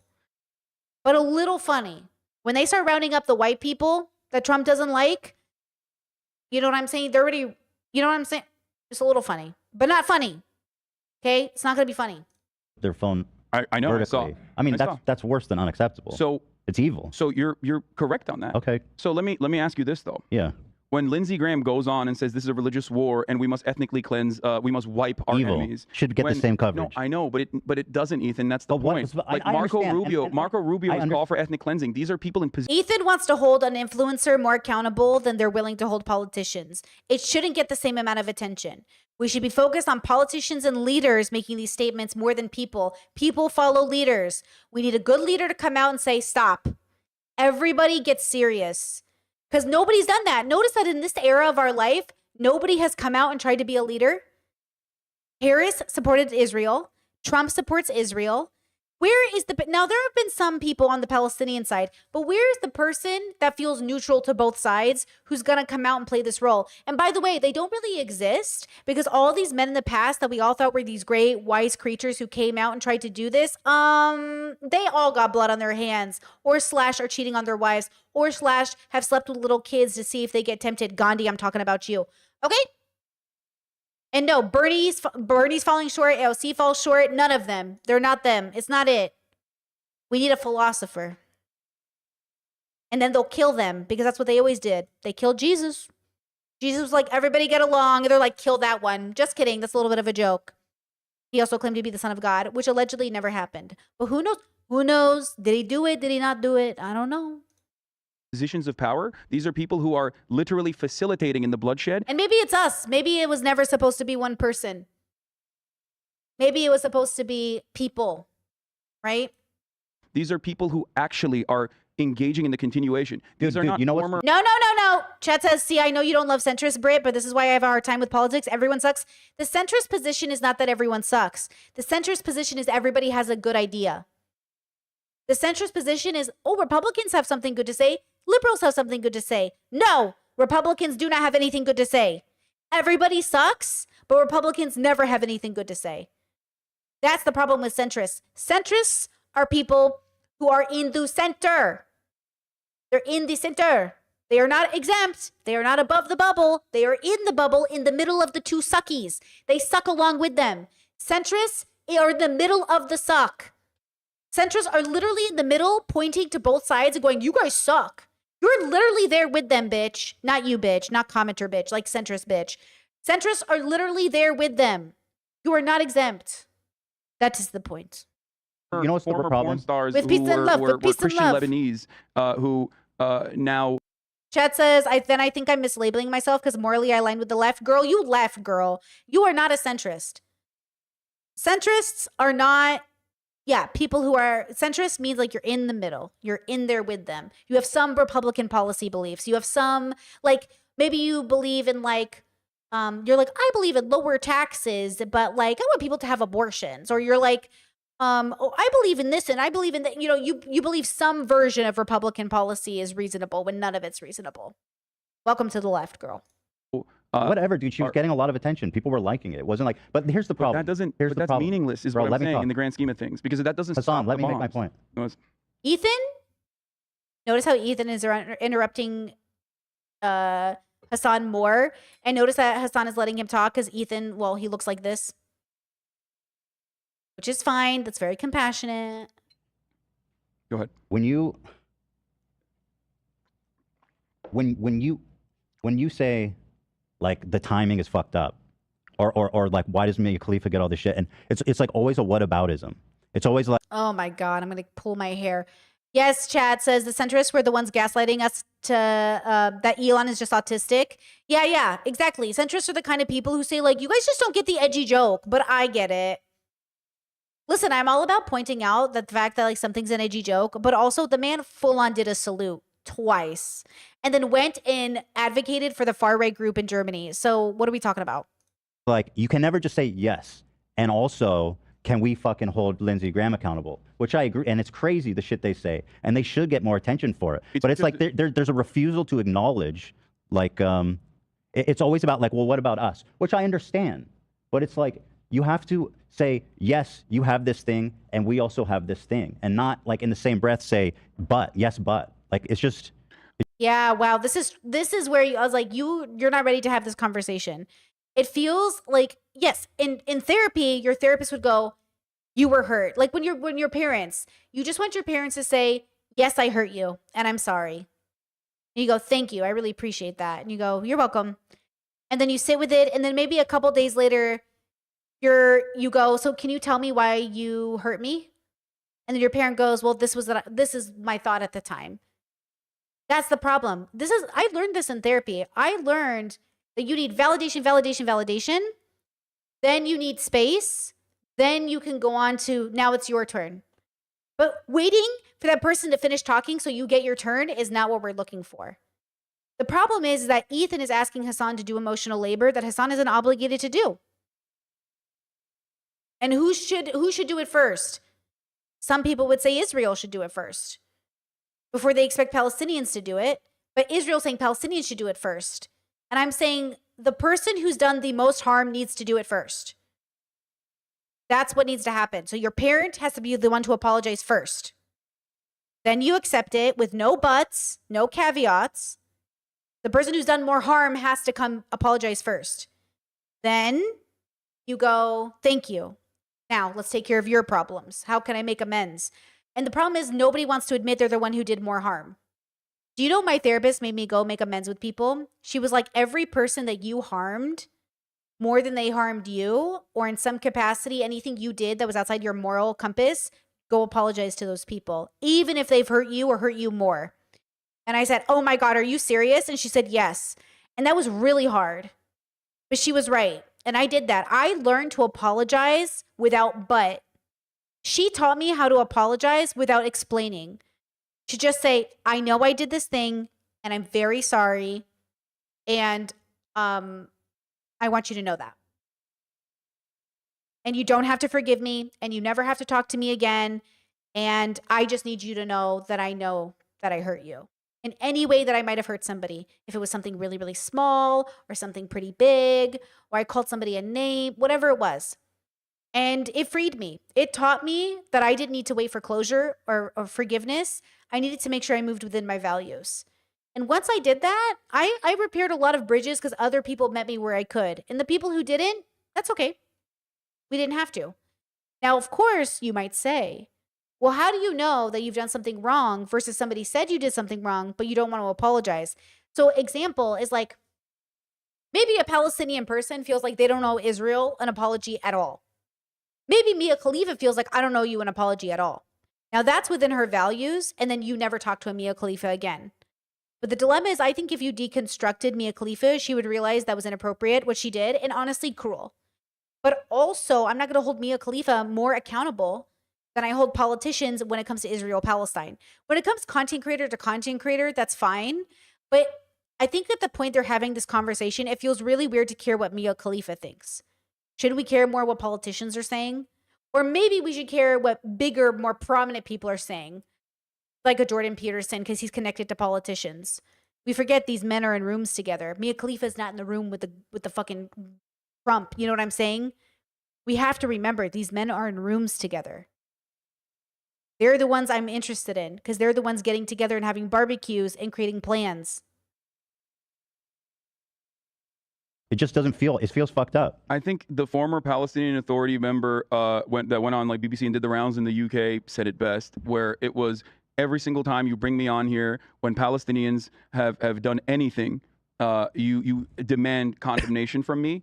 Okay, we have done this so many times. I am not Hamas. My family members were killed by Israel. Six-year-olds, like 6 of my family members were killed by the Israeli occupying force. I have condemned it every single time. I've condemned Hamas every single time. But the reality is that no such condemnation is demanded from the media when Israeli officials are brought on to talk about like genuinely genocidal terms in which they're wiping out Gaza, and that is a constant, and that has never ever been anything like, there's never been any equivalence whatsoever.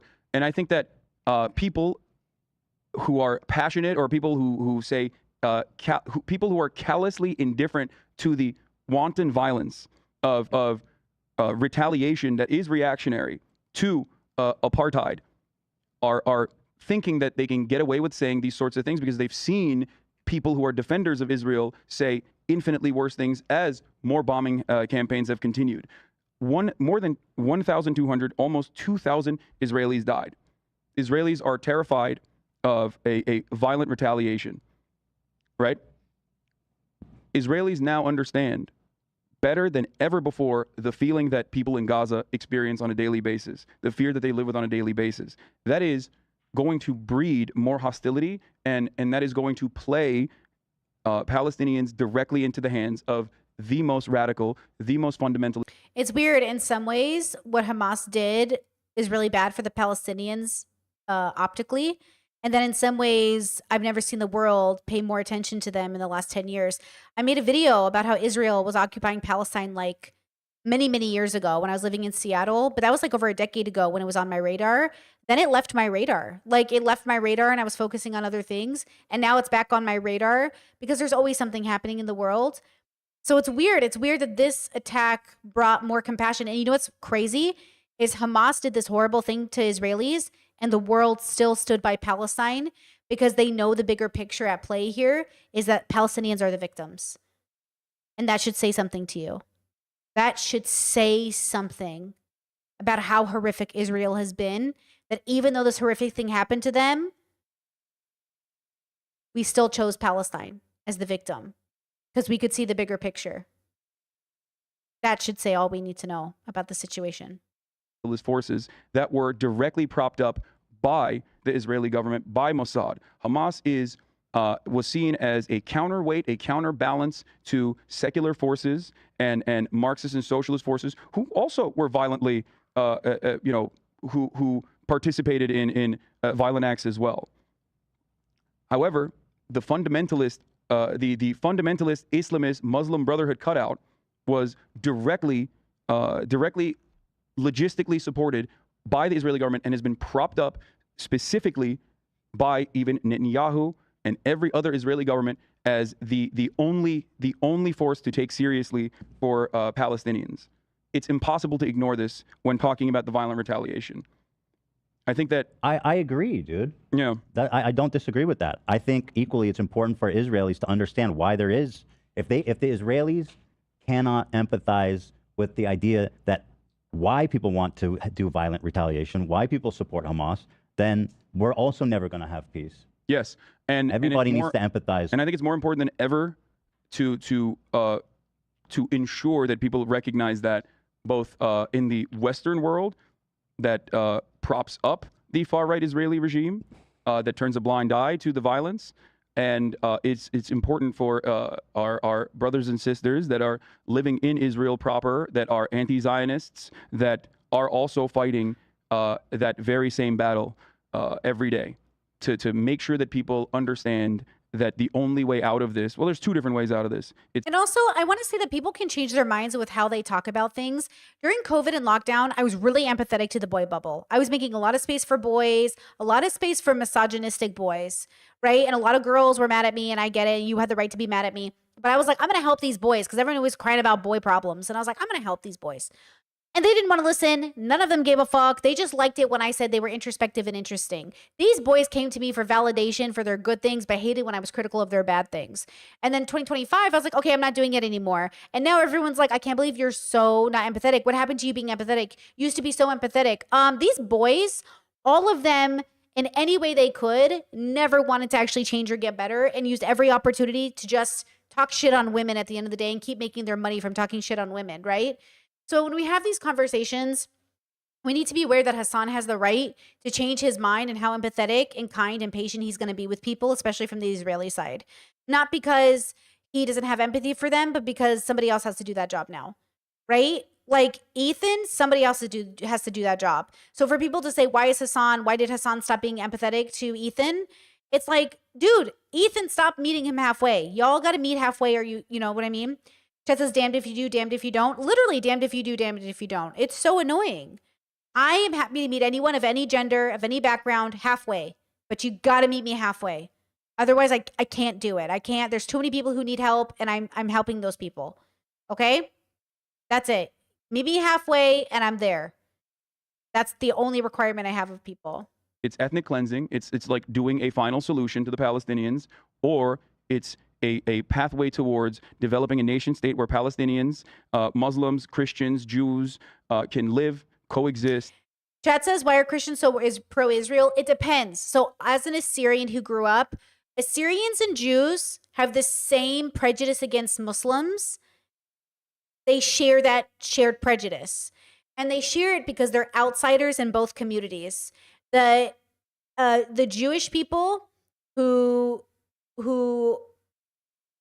aren't feeling embraced by Arab communities, even if they're Jewish Arab, right? Same thing with the Christian Arabs. They feel more attached to America, Israel, and Christianity than to Islam, the Middle East, and so on and so forth.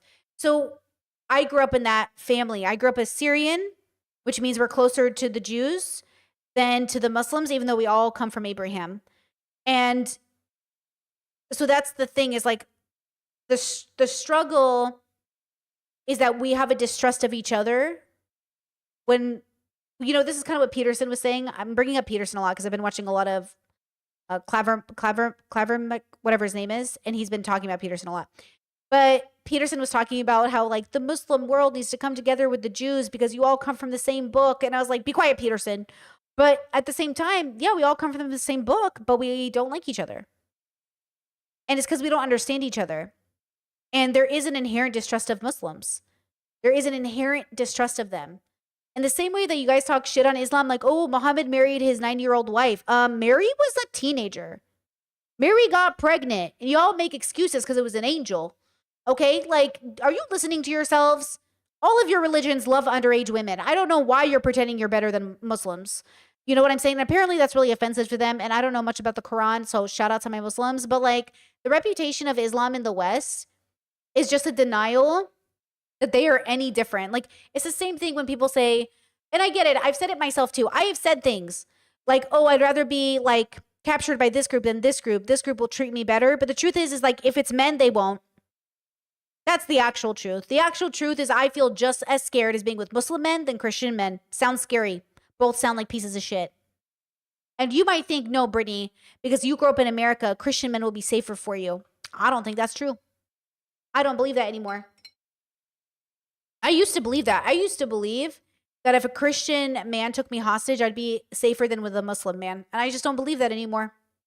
I think that's bullshit. And I think it's bullshit that I was fed all my life. And yeah, I just don't think that's true.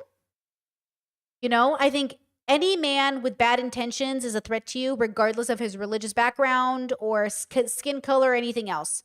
It's a man raised under patriarchy with the entitlement in his brain that he is allowed to your body because you are secondary to him. Same way, I don't trust a chicken around a meat eater who's starving. That chicken dead. You know, that chicken dead. Also, what if I'm with a gay Muslim? Then I'm definitely probably okay. But gay people also have misogyny. I was playing a hypothetical in my head the other day. What if the world was run by gay men?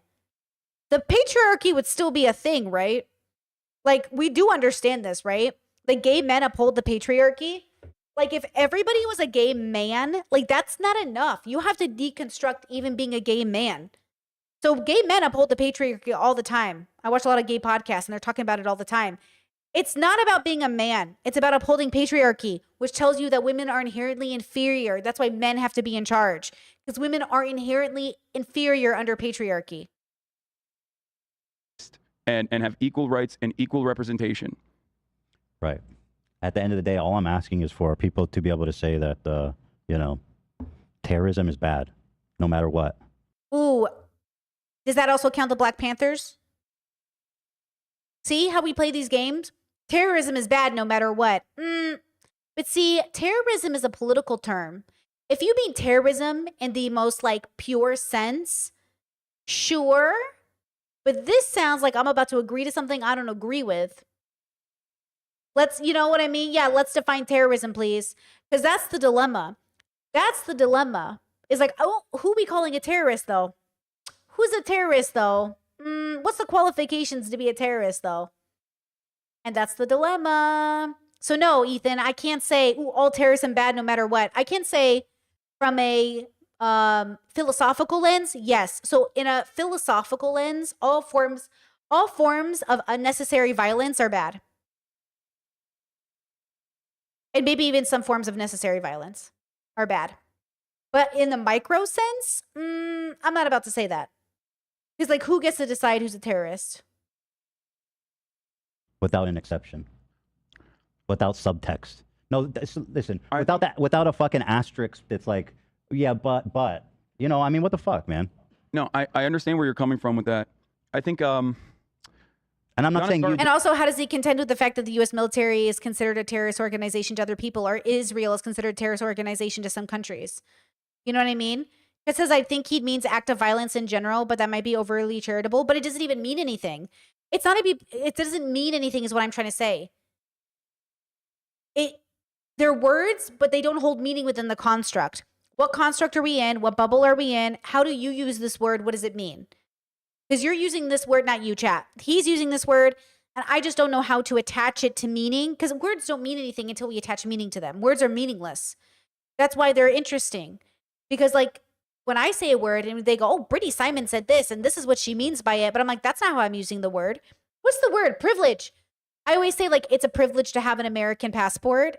And people are saying, oh, she thinks it's a privilege. Like, I pledge allegiance to the flag. Like, it's a privilege. No, I mean, it's like literally privilege, bro. Like white privilege. I literally get an advantage in the game of Monopoly by having this passport. I literally got dealt a better hand than you because I have this goddamn passport that I didn't ask for. That's what I mean by privilege. But people think I'm saying it's a privilege to be an American. It's nice when you're playing Monopoly because everybody knows that game sucks. I mean, it helps. People treat me better. I get in lines easier. Just like having white skin means I have privilege. Not because it's such a privilege to have white skin. No, it just means I'm less targeted. And people automatically treat me better because people are racist against brown people. That's all it means. Words mean different things to different bubbles, but the tonality is what we're looking for. How am I? You know what I'm saying? They always say autistic people can't read tone, but here I am. Here I am. You know what I mean? Read the tone, read the context, deconstruct the situation and say, what do you think this person is saying? Especially a person you've known for a long time with a specific MO. Hey, this feels out of character for you. Let me see if this is something you would say or if you mean it in this way. And this is why we can't read people's minds.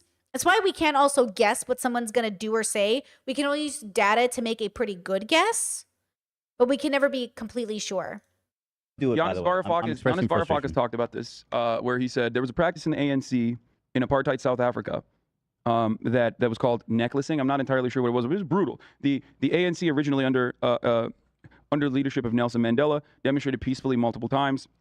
There was a police retaliation in apartheid South Africa where 69 demonstrators died. Obviously, the conditions were brutal. They had this concept called a pencil test. You know what I mean? Like where they would put a pencil in your hair to see if you were how non-white you were. If the pencil stuck, God. you Yeah, were I- considered non-white, not allowed to go into certain places.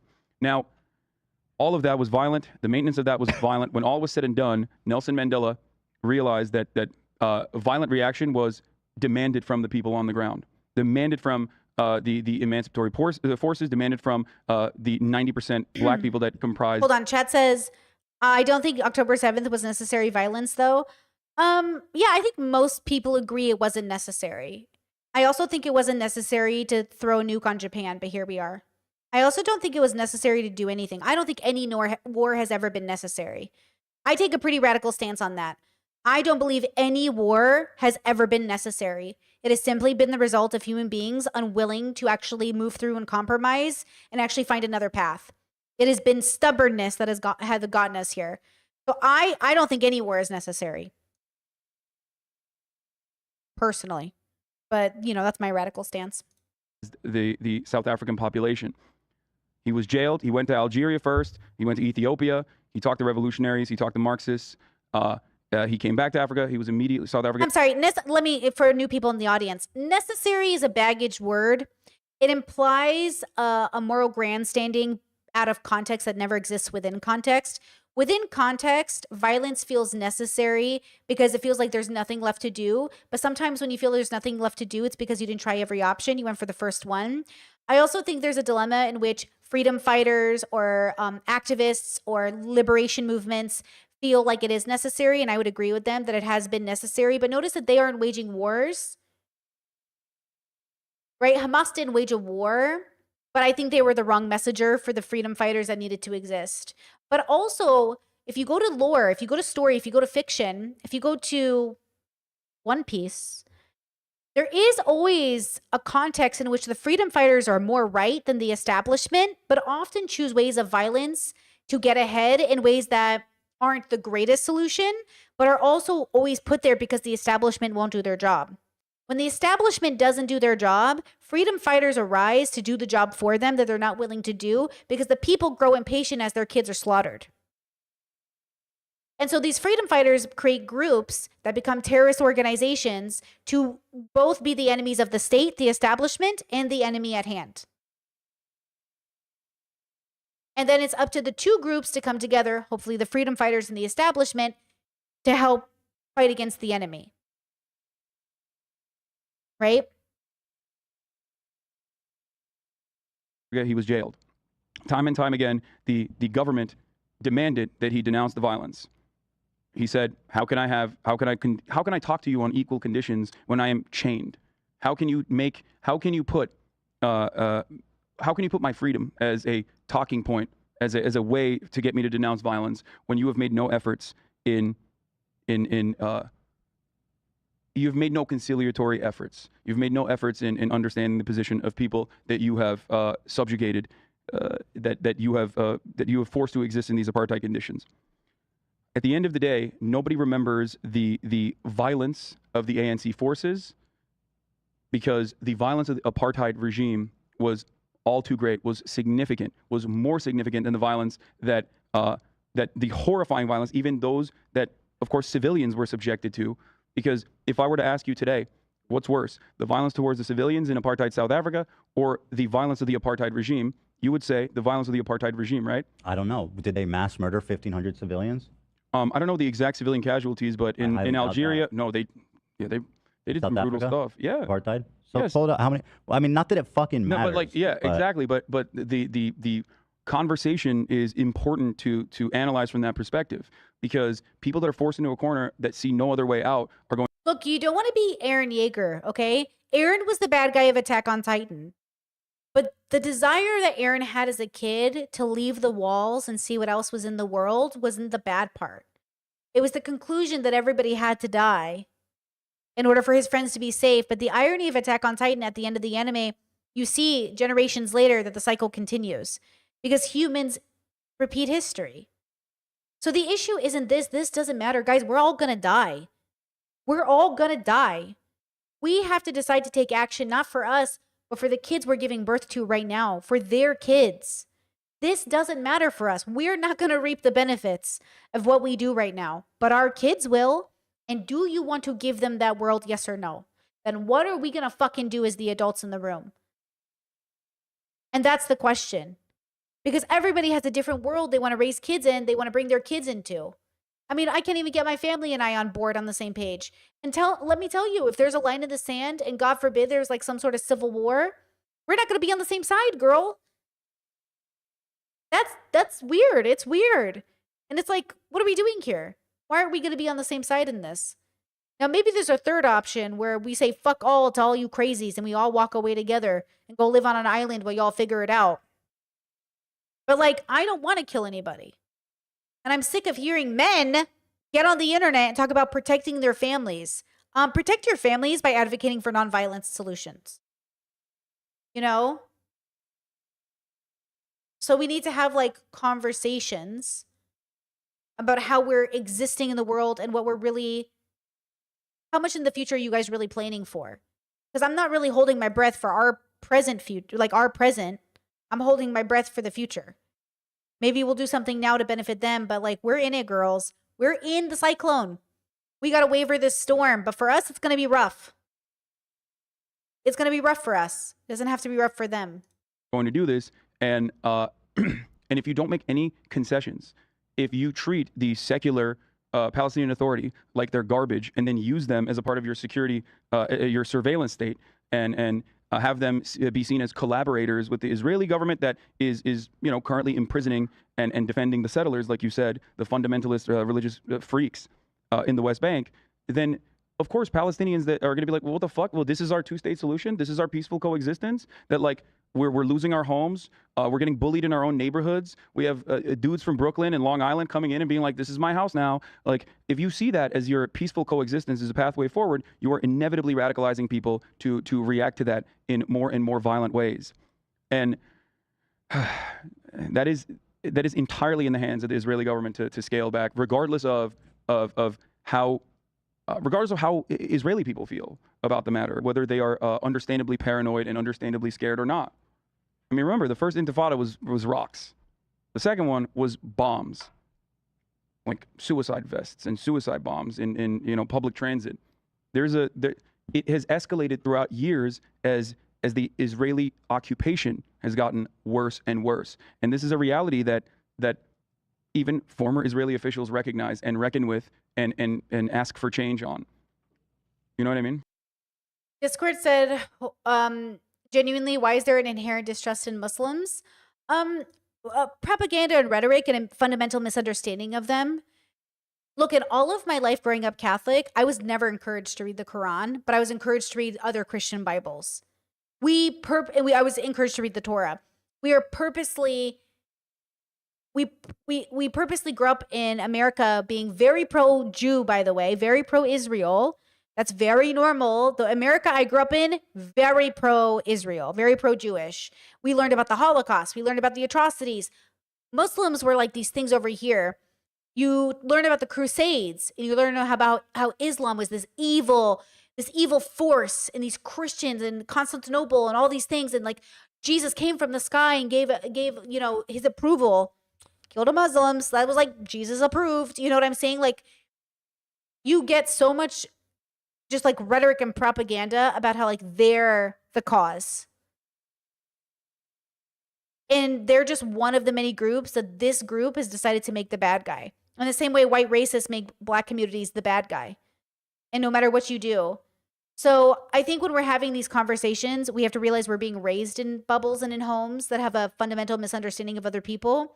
And then we have to understand that we've inherited that. And then we have to deconstruct that.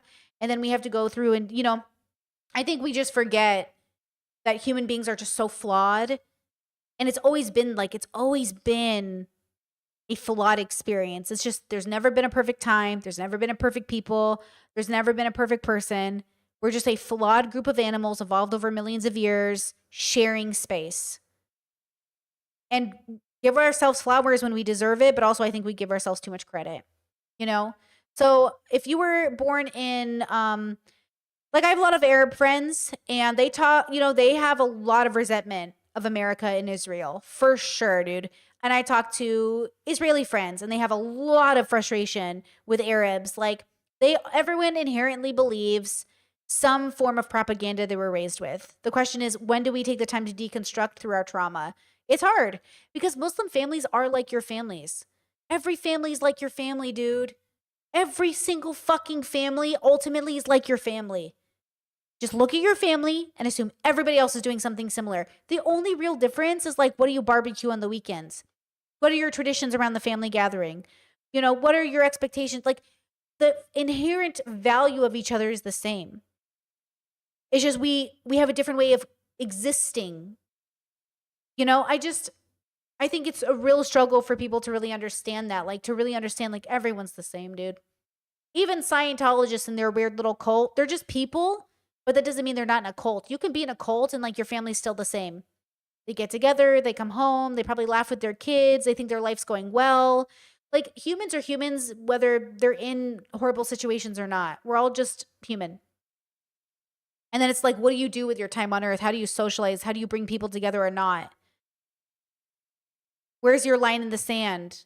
What are you going to do for your very short time on earth and then you die? Why do anything at all? All the, like, we're just born into scripts, and so we think the scripts are objective, but they're just like a shared experience. That's why tradition and legacy is great. Like, I love tradition, but also I think it should be updated. I think a lot of your traditional cultures are definitely not helping, but I think that there's a lot of beauty in them all the same. And those two things can exist at once.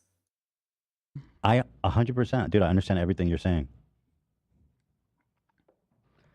Like, people forget, like in the 90s, there was at least some form of freedom of travel between Israel proper, West Bank, and Gaza. There were the border walls and the freedom of movement, freedom of travel was not stopped. It was not restricted.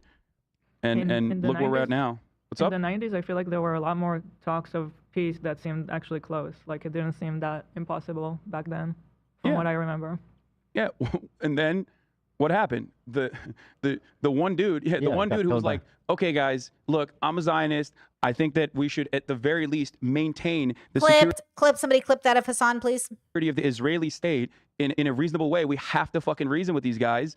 He was called a pussy and then assassinated. And the dudes that literally wanted him assassinated are now in positions of power. Yeah, it's and they have been voted. Oh my God, I love that. Chet says, this is interesting, but sometimes I watch your Why Context Matters video just to witness healthy boundary setting, principled character, explaining yourself well. That video is so long, but I really had so much fun doing it at the end of the day because this is my special interest. Like, I love context. What's the context of that? And I'm wrong a lot of the time. Sometimes I don't get the context, but I'm right enough that I'm like, nah, you won't let me doubt myself because this Taurus brain right here is confident. But yeah, I love context. Thank you. I appreciate you. they've been voted into office over and over and over and over again. Okay, so just to be clear, these fringe right freaks are like they've been getting more support, but like the reason they're in power, they don't usually get a lot of support in the parliament.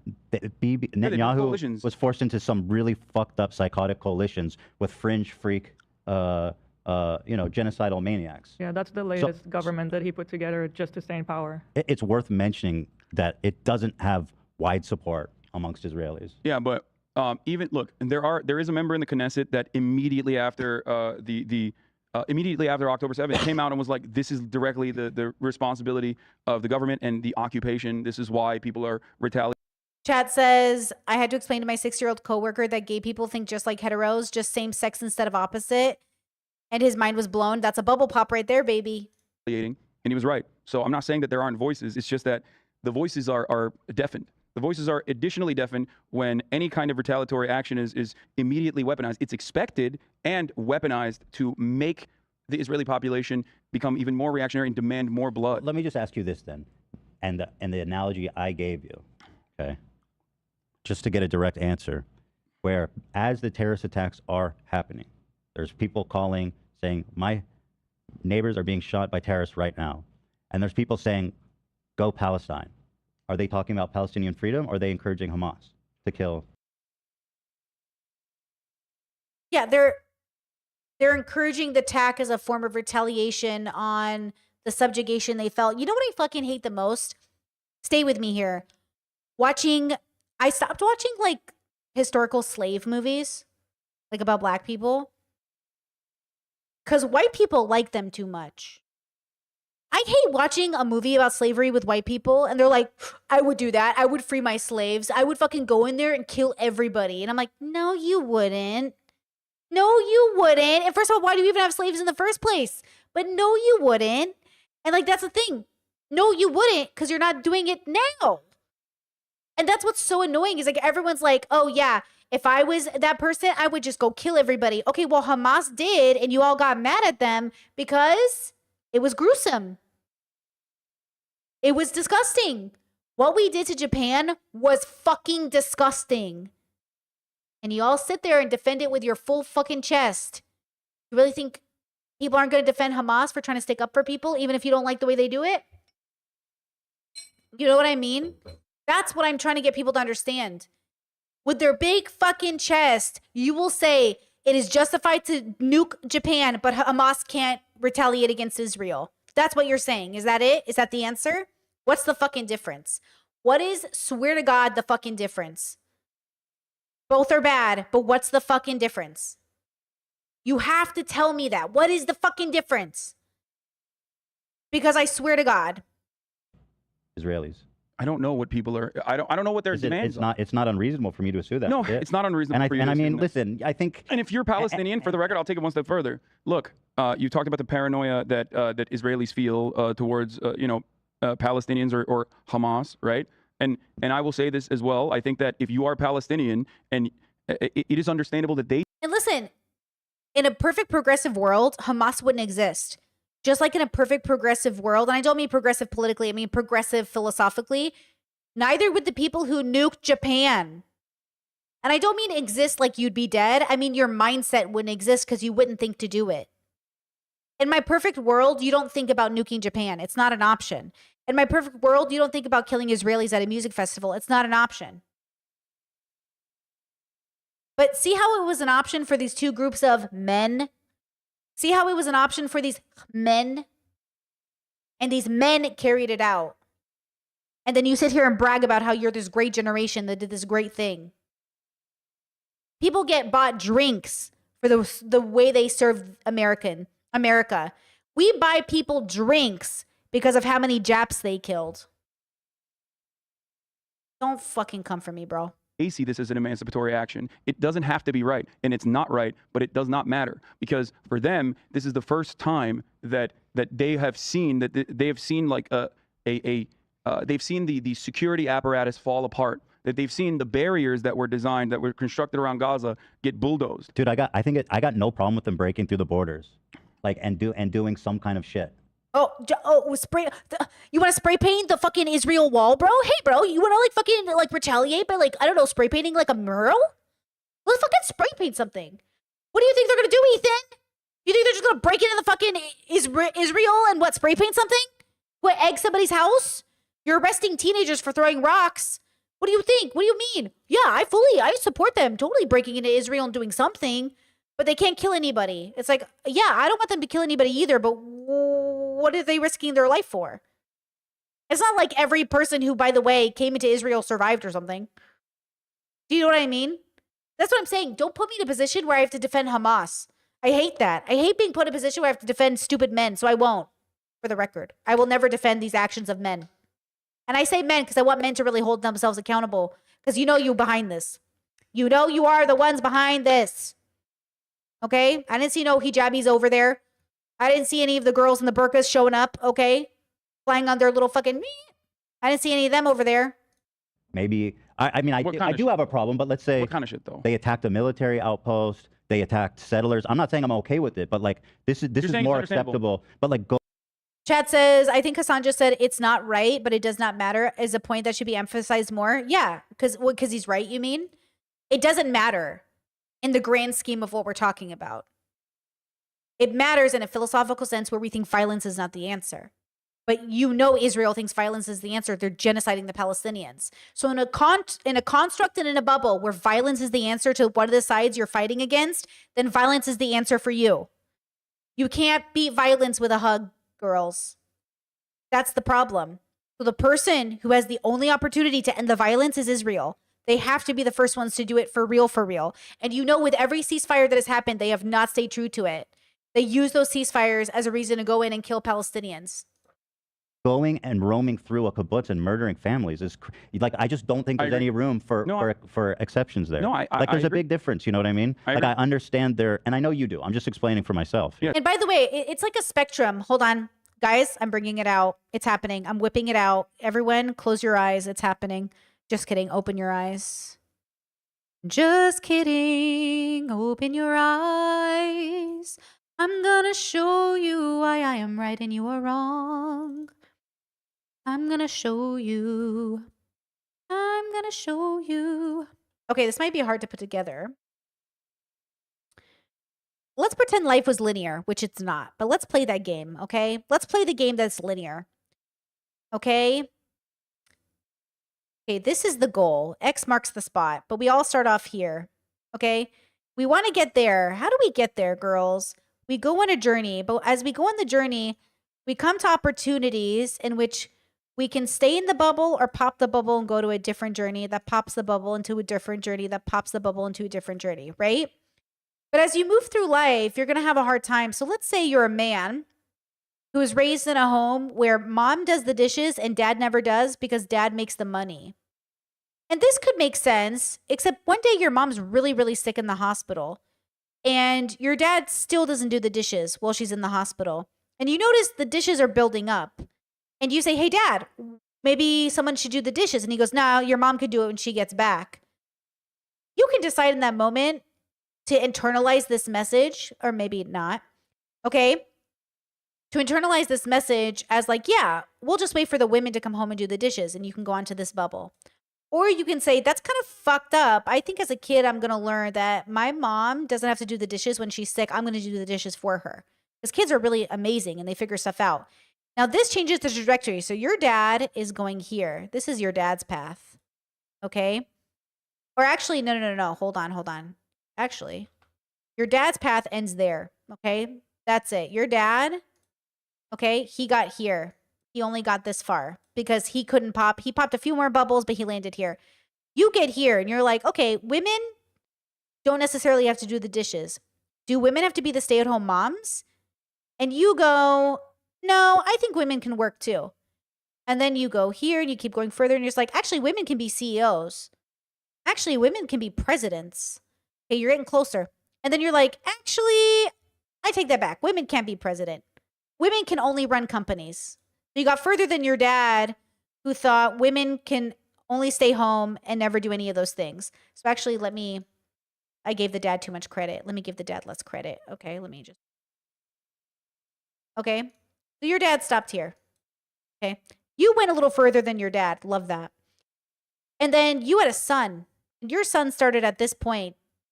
Your son can either, you had two sons. Okay. You had Cain and Abel. You had two sons. One son didn't go much further. He stayed just about where you were. Your other son, though, he kept going.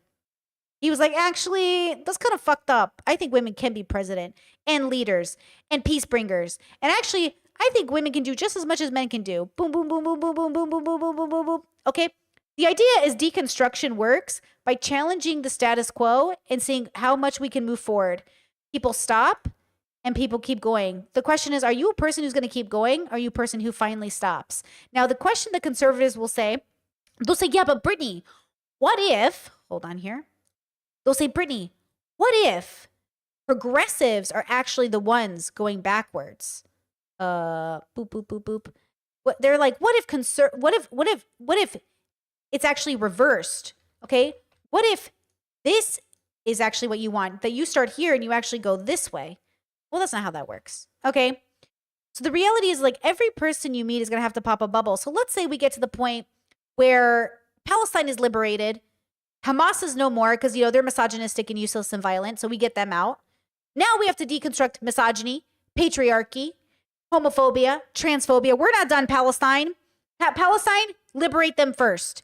Then we can talk about all the other issues they have. The same way in America, we're so liberated, in quotations, we still have to talk about racism and misogyny and prejudice and patriarchy. We still have things to do. And yes, it is a never-ending game of deconstructing. And yes, you will get tired. And yes, you will pick and choose to stop deconstructing. People mostly do. You are like everybody else. Congratulations. Everybody gets tired and everybody stops deconstructing because it's exhausting. I am just autistic and this is a special interest of mine. So I will never stop doing it because it is what I do for fun. I don't play video games for fun. I deconstruct. So I'm stuck here. You can join me or not join me, but I will be deconstructing until I die. So the version of me now is not going to be the same in a year. It's not going to be the same in 5 years. But why do you think you still watch Sean Hannity or Glenn Beck or ex-conservative here and they're still the fucking same? Because they stopped at a point and didn't deconstruct further. Why do you think you meet a Democrat who hasn't changed and they're still like, oh, I don't see color. And, oh, I just love your hair. Can I touch it? Okay, you are obviously behind the times. But also, they just haven't deconstructed. And everybody falls into this. You're not exempt if you're a minority. Sorry, kids. Being a minority isn't enough. You still have to deconstruct. Because remember, women uphold patriarchy. People of color suffer from homophobia and transphobia. Being a minority was never enough. It might feel like it's enough because you're ahead of the oppressors and colonizers, but it's not enough. The cries from your daughters and mothers tell me as much. And the cries from your gay sons tell me as much. Not enough. So when we zoom out into the macro of our life and we're looking down and we're examining people and we say, why do people do this? We're talking about so much. Like, you know how I don't love Neil deGrasse Tyson? Because, when there's 4, there's more. 4 women have come forward with sexual assault allegations, which he denies. Did you see he came out today as a MAGA person? I'm sorry. I know everybody loved him. I know we wanted to love him, but I knew when those women came out, I was like, ooh, bad seed, bad seed, bad seed. 4 different women came out against him and everyone ignored them. And then he just came out today as MAGA. Go look at his Instagram. I shared it on my Discord. He's got 4 red hats. Make America great again. Make America smart again. Make America whatever again. And he's like, which one should I wear? Apparently he's Team Elon. He wants to go to Mars. So yeah, I'm not surprised. He stopped deconstructing. This guy who was supposed to be this great liberal guy in science, who's going to do great things. Well, he stopped deconstructing, girls. And being a minority in science wasn't enough. He chose Trump. People said I thought it was a joke. I also thought it was a joke, but I went to his Twitter and I'm like, oh, this is not a joke. This is a red alert. This is a red alert. This is a red alert. Okay? Yes, civilian like- targets are never seen as appropriate. That is 100%. And it was just that is so, literally and it that's was the rule. That's the rule. Is Yeah, that like and- civilian targets are not appropriate. and again, Israel kills civilians, right? Yeah. Not saying that. Chad is saying the last video I saw from him was talking about how Elon's Mars plan is impossible. I don't know. Go check his Instagram. Hey, fact check me. I won't matter because 4 women have still come forward. But according to his Instagram, according to everyone covering it, people are saying this is him coming out. I did go to his official Instagram to check though. So you guys can check for me. But I don't think so. I don't think so. I know they do. It's like, it's not even debated, at least in serious people who are trying to have a serious conversation about it. And so it seems a little obtuse, though, to look at an activist during a terrorist slaughter saying, let's go Palestine, and not say, like, yeah, they're probably cheering on Hamas to kill Palestinians. I think that whoever people are cheering on is ultimately inconsequential because the actions of the state and the actions of our state, the actions of all Western Bro, states, come on. is significantly more important. Right. That's what I'm saying. Right. Like, Again. And I find it to be unproductive, and I also think it's ridiculous. See, Hassan is more right in this conversation still. Again, it's interesting because like it's not about agreeing with what Hamas did. It's about almost being frustrated that it got to this point anyways. The only person who can stop this from happening isn't choosing to stop it from happening. It feels like all of our hands are tied. But Hassan is more right in this circumstance. He's just trying to be diplomatic. Like if we were in private, maybe his tonality would change. Like I'm definitely different off camera where I'd be like, look, bro, Hamas doing what they did sucked. But at the end of the day, this is literally how humans operate when you push them into a corner. Just like I was trying to explain that pro-life, pro-choice lady, all people heard was Brittany was okay with her punching her. I didn't say it was okay with her punching her. I said, don't push people into corners.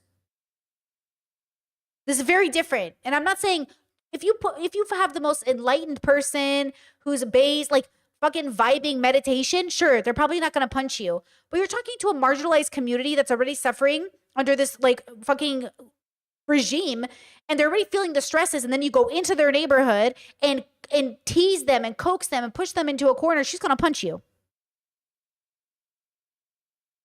You know what I'm saying? Like, you expect everyone to be enlightened except you. You expect everyone to be peace and loving except you. You expect everybody else to do the right thing except you. You cannot ask people to do things you don't do yourself. And I never ask people to do things I can't do myself. And I never ask people to do things I do. Because I am me and you are you and we have different strengths. But the audacity from these people to ask people to do things that they don't do themselves is very fucking annoying. Ridiculous, and I'm not saying you're doing this, but I think it's fucking ridiculous that the indifference that people have to human casualties is gross, and it's never more perfectly demonstrated by people being like, oh, the BLM Chicago account that is like not even affiliated with the organization, even though I don't even like the official BLM organization anyway, is posting a photo, right? Actually, Chad brought up a great point. He said his tone on his own stream is even different to this tone, which I think is fair. People would accuse me. They'd be like, Brittany talks so much shit on her own stream, and then when we talk, she's all nice. Yeah, bitch, because you're in the room with me, stupid. Of course I'm going to talk different with my audience, with my viewers who know the way I talk. And then people are like, oh my God, you're so fake. Why don't you bring that heat to the debate? Well, because now we're talking and I don't debate. I'm only bringing heat to my chat because my chat and I are like, we hang out every day. We know, you know what I'm saying? Like, it's different. And the fact that they're like, oh my God, you guys are so fake. You're only nice to us when we're together. It's literally how you have good conversation, dipshit. That's how you literally make bridges. That's how you build bridges, is you talk shit on your own channels and in your own homes, and then you act nice when you're in public together. Stupid. And then immediately people are like, look, this is how BLM is. Like, you know, see, you guys have to immediately apologize. Everyone who has like been associated with BLM has to apologize for this random fucking Instagram account. That is politics. People are using the deaths of Israelis and the deaths of... Also, I'm sorry. Can you also, obviously I'm being funny right now. This is my comedic, like stupid, like it's a joke. I'm being autistic, but I'm explaining a joke now because I feel like people won't get I'm being sarcastic. God, I really am autistic. You know, for all of those doubters, I really did get tested. I really did get an official diagnosis.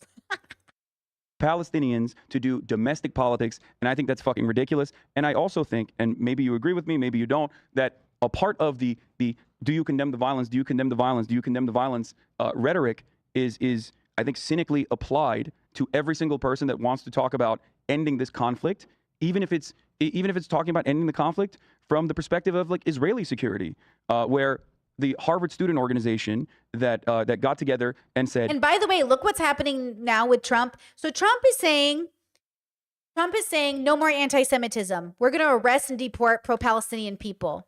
And this is why Ethan's rhetoric is ultimately making this possible. It's working along with Trump's message. Trump is like, see, even Ethan Klein knows. Ethan knows. Foot soldiers assemble. Foot soldiers, Elon and I love feet. Let me tell you, it's like my favorite part. Foot soldiers assemble right into my mouth. Listen, listen, listen. We have to deport these anti-Semites because I really care about Jewish people. I care so much, I'm going to build them a resort. You're welcome. The violence that Israel experienced today is squarely the consequence of the brutal occupation. They said that in the United States of America, the Harvard Students Organization. There's plenty of Jewish Americans that are involved in writing that. What happened? Every single psychopathic VC hedge fund dipshit said, these people need to be punished. Give us their names. And they got their names. They did Canary Mission style psychopathic doxing on students for saying what? For saying exactly the same thing that the Haaretz editorial board wrote, word for word, bar for bar. The Israeli paper of record. I'll say this. And the Harvard Students Association had an identical perspective. And what happened in America?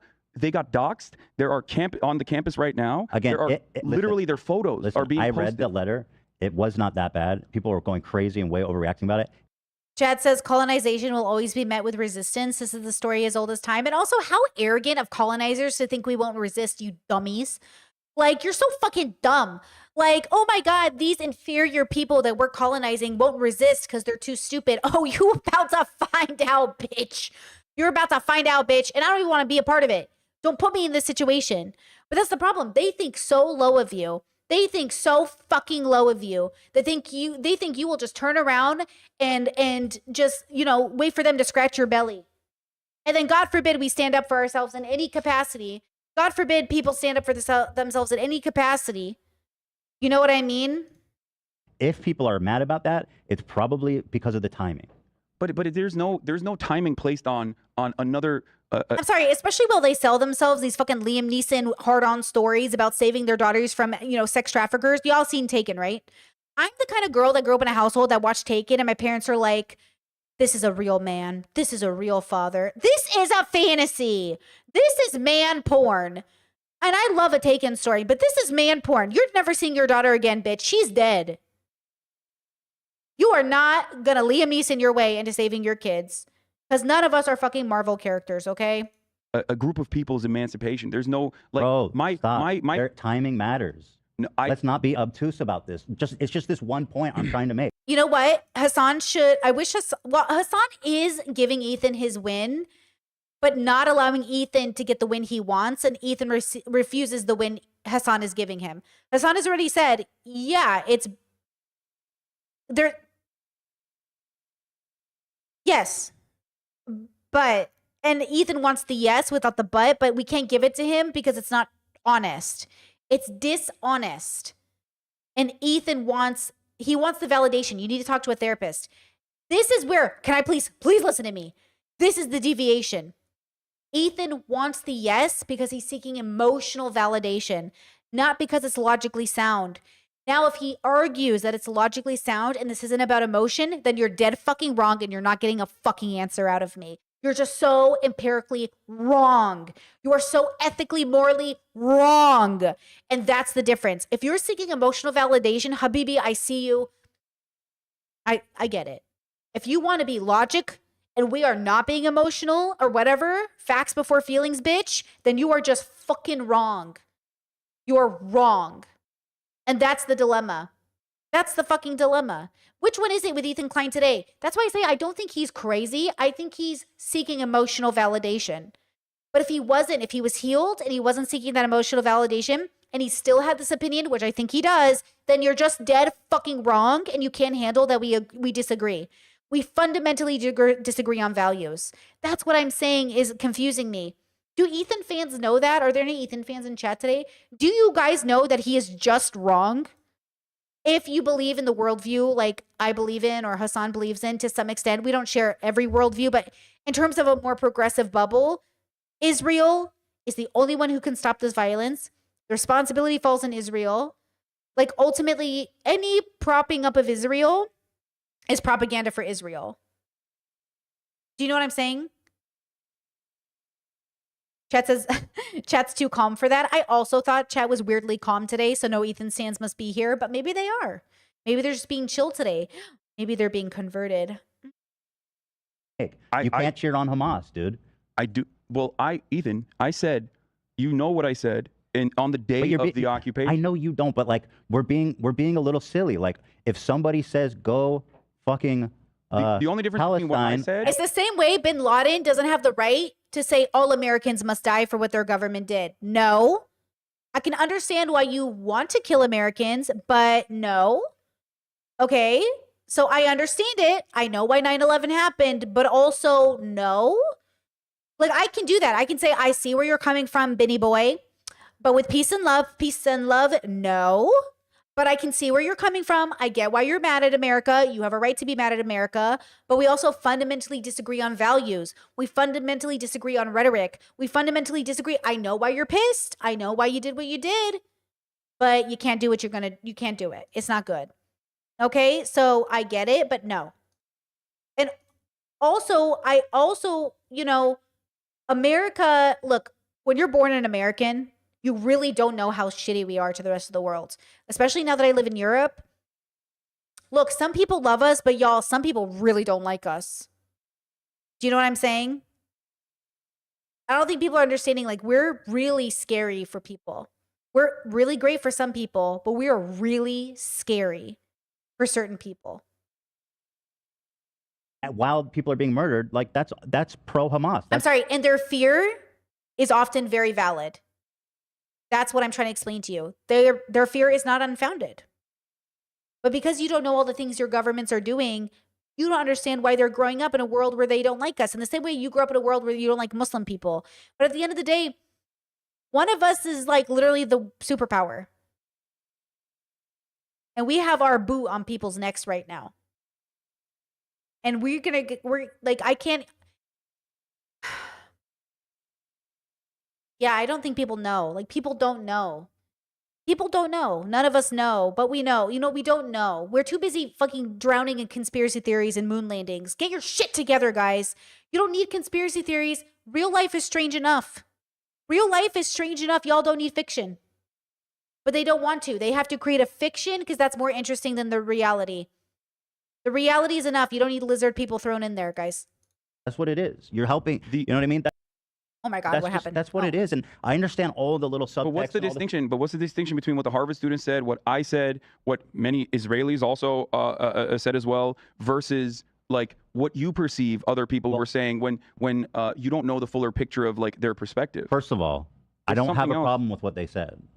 Okay, you don't. And I'm curious about how soon after this massacre it was released, because I assuming, and we can look into what's this. the barrier of acceptability though? Or is it that you know me personally and you know what my opinion is, which is why what did you say? You can understand. You didn't say anything like you did not say like free Palestine or some shit after as murders were happening. I said that resistance to apartheid is always imperfect and there are casualties everywhere, which means there are casualties on the Israeli side and there are going to be casualties on the Palestinian side. Statement, Hassan. Yes, but that is ultimately It's kind of the same thing, isn't it? Free Palestine is the same thing.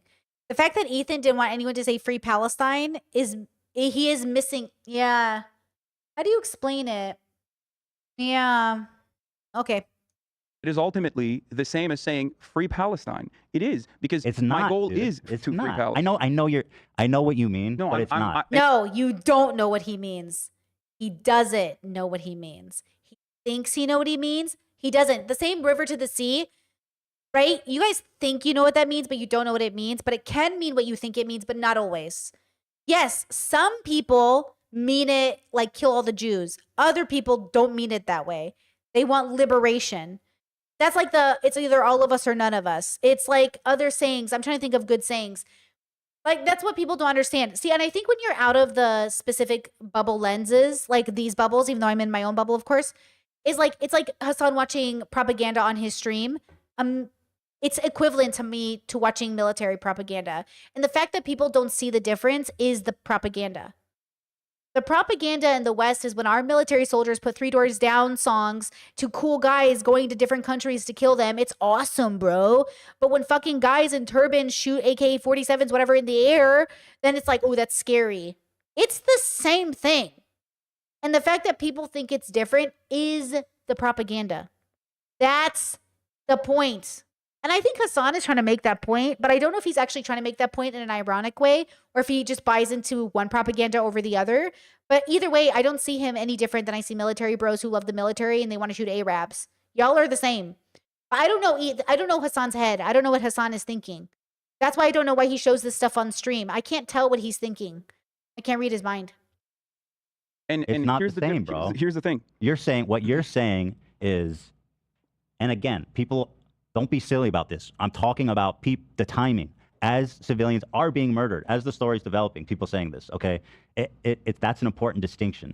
Like, your take about, like, listen, Gazans are under apartheid, they're being genocided and all this, which is all true. And that is what's causing this violent retaliation. And it's what's causing this retaliation, which is all true. I'm sorry, but it's not the fucking same as saying, let's go Palestine as bodies are hitting the floor. It's not the same. No, I understand. And frankly, I think people are in the distinction. Thank you. And I think people are not being careful. And I think people are justified in looking at that and thinking like, oh, okay, this person's happy that Israeli citizens are dying. Like what? Like, I'm sorry, but that's a defensible position to take. No, Ethan,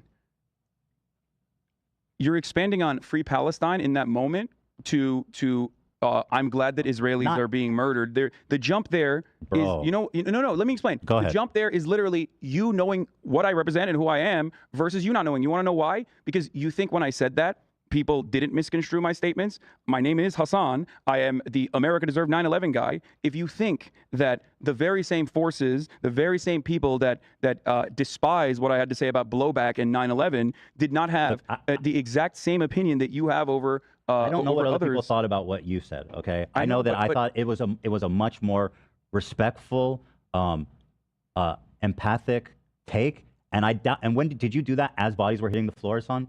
When did you tweet out your statement about it? It was for the next 2 days, Palestinian forces were still deep embedded inside of Israeli proper positions in southern towns. So there were still people dying. So how about this as a separation? What? When people are calling in the news and talking about their neighbors and children being murdered in front of them is not the time. Okay. Except, I mean, it should be kind of obvious. I'm sorry. I understand. I hate when Ethan says stuff like this, like, oh, this should be obvious. This should be obvious. No, you say it should be obvious, but I think you're not. It should also be obvious that people will say Free Palestine. You But just can't do that. I'm sorry. It's gross. I get what you're saying, except, you as someone who recognizes the violence of the occupation, know that this, by the very same metrics, saying I stand with Israel implies that you stand with Israel's genocidal conduct. Yes. So when you say I stand with Israel, you're saying give him hell, Netanyahu, which is what Jordan Peterson said. That's what you're saying. That's why we say, look, the Russian people are probably beautiful. Fuck Russia. Okay? The Israeli people are probably beautiful, but I don't know. Y'all keep speaking for yourselves. You gotta tell me what side you're on. But I'm sure you're all beautiful past your issues. And I'm sure everyone's beautiful, but everyone's also a misogynist. So what do we do here? Look, it's like we all have problems. Can we get past the big stuff though?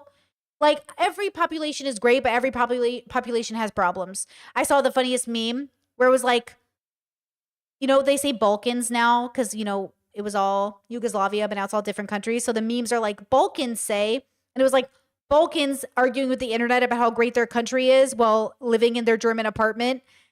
That's what the world feels like to me. Everyone's arguing about how their culture is the best. Well, they're not even engaging with it. Or their thing is the best, but they don't even live there. Or their people are the best, but we all are about team sports. And I've never liked sports because I'm gay. And I really think that makes me a better person. Because at the end of the day, like, I'm not going to die on some hill if it's wrong, you know? Right? Well, and therefore, well, people it does saying, kind "I of stand with it Israel." does kind of seem like that. I mean, that is what it says. Okay. I Okay, that's fair. disagree with people No, saying that's fair. that. So you- if Israel's bombing Gaza, people are saying I Not just stand. bombing Gaza. Israel's apartheid regime and occupation is endless. It might be sidelined, it might be silent, it might be the constant, but that is still violent. If Israel is bombing Gaza, okay, Not necessarily just bombing Gaza. dude, let me. Okay. I heard you. Go on. Sorry. I have to pee so bad. If you leave, I win. It's over. I'm if holding it. if Israel IDF is bombing Gaza, and and you're seeing the media that I saw, or even not seeing the media I saw, because that civilians are getting injured or killed, and you say I support Israel in that moment, then I do think you are supporting the IDF and the Israeli regime. Okay. Well, then saying I support Israel at any point is supporting the genocide of the Palestinians because they've been doing it for 75 years. I win. Give me the prize. Give it to me. Give me the prize. What do I win? Give it to me. Fucking apartheid violence. Okay. Do you think that there is the same energy and same condemnation, even remotely the same condemnation and energy for those who say I stand with Israel, all the way from Justin Bieber using a photo I have of that. destroyed Wait, Gaza hold on, let me pull that to up. be like praying for Israel? Where's Like, that? what are you praying for, bro? Israel to stop? Like, what's going on? That What are was- you praying for? That was one of the craziest things I've seen. Yeah. He posted a picture of Gaza being basically a whole street block being leveled by Israeli bombs. So crazy. Yeah. And it says, "I'm praying for Israel." Yeah, he was praying for Israel to stop. Jamie Lee Curtis That was posting crazy. photos. Jamie Lee Curtis posting a photo of children in Gaza looking up at the sky as Israel is bombing them and going, "I stand with Israel." Israeli flag, like and so many other examples. Charlie Kirk showing photos of the Israeli occupying force entering West Bank homes and posting that video and going, "Look at what the Hamas terrorists are doing." Or so Yeah, many it's other insane. examples There's of so much dumb, so many examples of stupid propaganda. Palestinian children, babies in cages that the Israeli occupying force put them in, that people are posting and going, "Look what the Hamas is doing. Look at this." Oh, yeah, great point. They're canceling Miss Rachel. They're literally coming for Miss Rachel for being pro-Palestinian, for saying, like, free Palestine. Who's doing that? Why would you be canceling Miss Rachel if it's just like, oh, it's about Hamas, it's not about Palestinian kids? Oh, then why do you care what she does? Let's be real. At this point, there's no way to be pro-Palestinian without people calling you anti-Semitic. And now we can't call out Zionism without being called anti-Semitic. It just sucks. It just sucks. Like, we're now in a position where they've literally pushed us into a corner. And so we have to stand our ground because at the end of the day, like, that's what they want. That, like, Trump is moving forward with this whole resort idea. And it's all happening. Like, the world is trying to respond. Like, Ireland's trying to respond. Other places are trying to respond. But ultimately, like, man, America and Israel can stop this right now, and they're not doing it. And I loved when Trump was like, I'm going to end the conflict between Ukraine and Russia right away. And now he's telling Ukraine to surrender. This really is the bad place right now. We're 3 steps forward, 2 steps back. We're really in the 2 steps back era, girls. It's not because Ukraine is perfect. It's not because Russian people are bad. It has nothing to do with that. Men are so stupid. Men really fuck everything up. Yeah, stop it, Vladimir. Stop. That post I was dying. I blame men. Without being a misandrist, I blame men.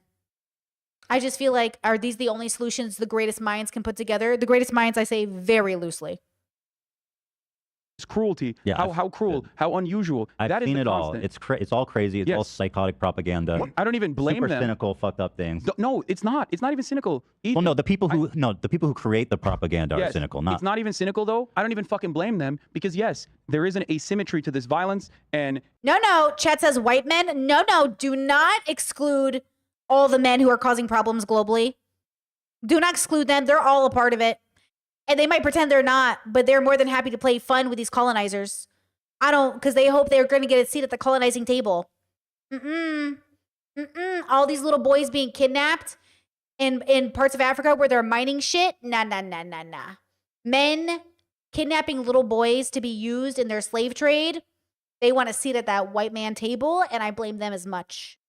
I'm bullshit. If you rub dicks with the enemy, you're gay.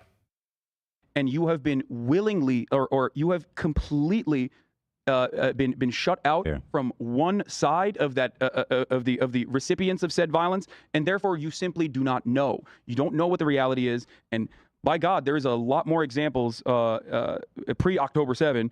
There's a lot more examples of like Israeli brutality and Israeli cruelty upon Palestinians. So you're inevitably going to accidentally post shit The like thing that. is, like, with all this nuance and background and history, you still, if we're being serious about peace, you can't look at an Israeli, who is traumatized by what happened in context of everything you've said, which I all agree with, and say, yes, but, it's horrible, or like, yes, but. It's like I'm just saying on a human level in the real world, you can't do that. You can't. In the real world, on a human level, you can't do that. But this isn't the real world. It's a stream.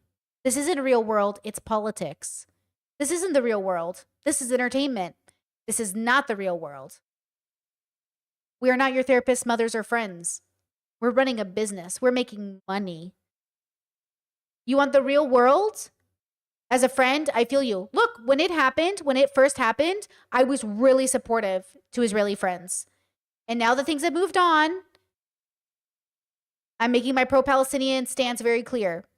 I also, to be fair, needed time to read a book and go through the things and hear some other people and understand, like, okay, where am I falling down on this?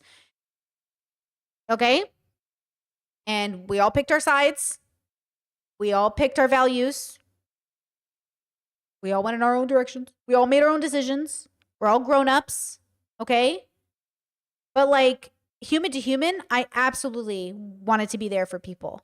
But when it came to my job, I wanted to make it clear, like, this is real life too, but this is real life that messes with the fake life. My partner and I were just talking about this, how so much of real life is so fake, but it still hurts you. I always say on the channel, right? Like WW, like wrestling is fake, but the injuries are real. Politics is fake, but the injuries are real. Like, so much of what we do in life is so fucking fake. It's such a construct, but the injury is real and generationally long lasting. So human to human, I have no beef with any of you. Leave me alone. But this isn't real life, isn't it? Is it? Like, this is a construct that is real life, but it's a construct of our own making. And now we got beef. I don't have beef on a human level. But like, I have beef on this, whatever this level is, I got beef. And that's the point. That's why introspection, extrospection, when you zoom out to the absolute macro, like the absolute, nothing matters. There is no beef. I'm plant-based, But when I zoom back down and now I'm sitting here in a country that's talking about taking away civil rights, well, now I got beef. And it's going to come at the expense of somebody, and I hate that. Like, you have to just give them their grief. You have to give them you have to grant them. I mean, they made them victims on that day. Those people, anyway. Yeah. And so, like, do you feel like when you're having a conversation with Israelis and Israelis are looking to the outside world, I'm saying I agree with everything you're saying. But if you're trying to communicate your condolences for grief or something like that, you don't say, yes, but. I think people should be more careful. I understand why I think you people do. should be more careful, and I think people should be more open-minded. I agree. I understand why you do it, Hassan. What? I'm just talking about in the real world. Yeah. When you're talking to an Israeli who it comes from the Israeli perspective. Here's a fucking hard truth. Yeah, but while I was comforting people, I kind of think I made the mistake of making them feel justified in the way they felt. And that kind of felt like a mistake. This is the struggle I have. How do I comfort people in their real life moment without condoning their behavior and making it clear I want you to change and I hope you change? Not in an attachment way, but like, I'm not condoning your behavior. How do I humanize you without you internalizing it as Brittany agrees with me? Because I want to humanize you. Like, I will humanize every man who comes to me crying, but not if the tears end up with you continuing to be misogynistic and me never being able to call you out because you cried with me once. And explain to me how to do that. Ooh, a compliment sandwich. I see you, you're valid. And then you hold them to the fire and then you compliment them again, right? Is that a compliment sandwich? The people, I don't know if people will accept it or not.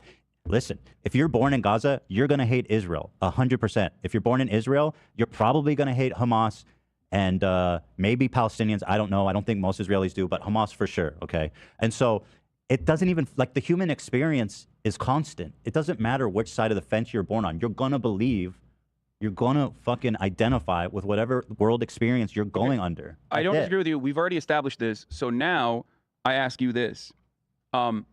I genuinely, the major point of contention that you and I have in this process is I think it is frivolous and I think it is unproductive to find numerous people that may or may not have even openly condemned Hamas time and time again and be like, you're bad, you're wrong for saying this. Like, sure, they're wrong, but that doesn't change I don't think the it's reality fair. on the ground. I don't think it's fair to characterize it as like a few rogue tweets. I mean, because ultimately, this was a lot of tweeting- people. No, I get it, but Yeah. people tweeting whatever the fuck, right, does not change, does not stop bombs from falling. People tweeting Israeli did not stop perspective, more. bro. That's all I'm saying. I know, but the Israeli perspective, if tomorrow Bro, we're an hour and a half into this and we've just been talking about this. This has basically been an hour of this conversation. the Israeli perspective shifted and was like, I mean, 85% of the fucking Israeli population currently thinks that Benjamin Netanyahu is the reason why 2,000 Israelis died. 85% of the Israeli population right now, according to the Jerusalem Post, in the latest And let's all polling that fucking was done. remember that when talking Okay. about Israelis. Yes. So some of them, though, obviously think they should be more brutal. I don't know if they think that now, though. That's the problem. Now, current day Israelis, I think they're more on Ethan's side. I think they're more anti-Palestinian now, which is so interesting since they're, do you know what I mean? I could be wrong, but from everything I've understood about that, it has changed. I think it was that way before October 7th, but now after, I think the Israeli population, we have an updated poll on this?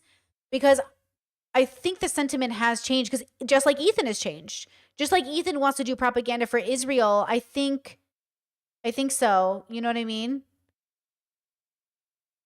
Chad says, Brittany as a borderline girly, do you think Ethan lacks and has not learned coping and decision-making mechanisms in similar ways? Well, obviously, so I did DBT as my form of therapy for borderline, and DBT helps all people. It actually is even recommended for autistic people, so I kind of got a 2-for-1 there. And I think it helps for all people because it makes you slow down, contextualize the situation, and then decipher it. I think I ran into that with the debate bros a lot, where a lot of them were obviously suffering from trauma, but pretend they didn't. And a part of me is like, y'all need DBT. Y'all sitting here saying you're so logical, but where's the nuance? Right?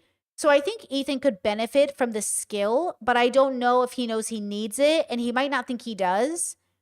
And that's the problem. I think at some point, you got to admit you have a problem. And I don't think Ethan's in that state of, I don't think that's where Ethan is. Ethan doesn't want to hear he has a problem.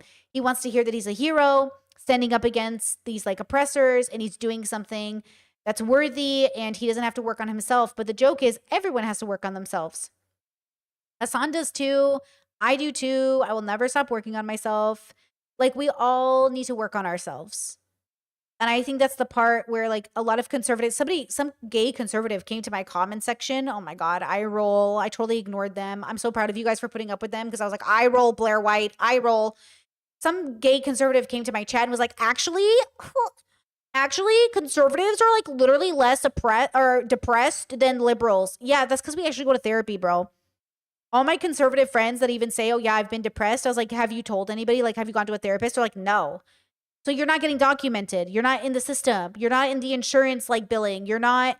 Yeah, of course, progressives are more likely to say they've been depressed. We're not afraid of being depressed. What about autism? How many conservatives are like, why would you get diagnosed? Don't you? Now that's on your record. And I'm sitting here like, y'all are so funny. They don't want the stigma that they perpetuate on others.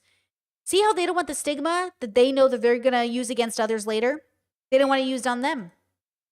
Some of them think that Benjamin Netanyahu's occupation, or a much smaller percentage, think that the occupation is responsible for this violence. Now, having said that, do they have a say? Can they unseat Benjamin Netanyahu? Is he going to jail? No, of course not. He's being tried, actually. Well, exactly, which is why he built a coalition with fucking Ben Gvir and all the other far right freaks. He was actually being tried for fraud or some crazy shit. Yeah, even more far right freaks. And many people are calling for his resignation. He is not going to do that.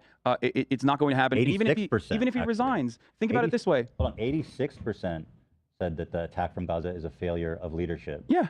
86. Yeah, that's what I said. And by the way, you did. this is just That's like everybody. This is Jewish citizens, so this isn't even including obviously the Arab Israelis. And people who watch the show know when we do polls and it's 86%, that's basically everybody. Yes, exactly, 100%. Like, who the fuck is dick riding Netanyahu in that point? Because like, from either angle, even if you think like Palestinians should be ethnically cleansed, or you think Palestinians should, the occupation should end for the security purposes of Israeli citizens, it doesn't matter. You're still going to arrive at that conclusion that it is Benjamin Netanyahu's fault, because the power player in the situation is what matters. The power player in the situation is entirely responsible. The situation, for example, in Afghanistan, with the Taliban's numbers not withering away, but instead... According to the time... 75%. This was March 9th, 2009. Let's see, 72.5% of Israelis believe Netanyahu should take responsibility for October 7th and resign. That's really good. Almost 3/4 of Israelis believe the Prime Minister Benjamin Netanyahu should take responsibility for the events of October 7th and resign from his position. Okay. That's good, right?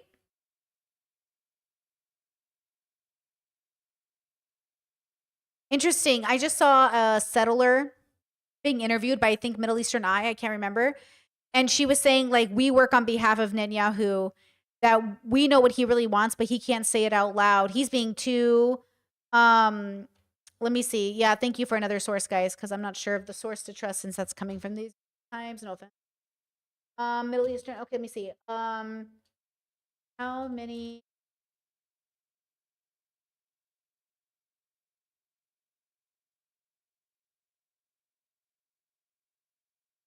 Netanyahu says Israel will maintain military control. And then I was a West Bank.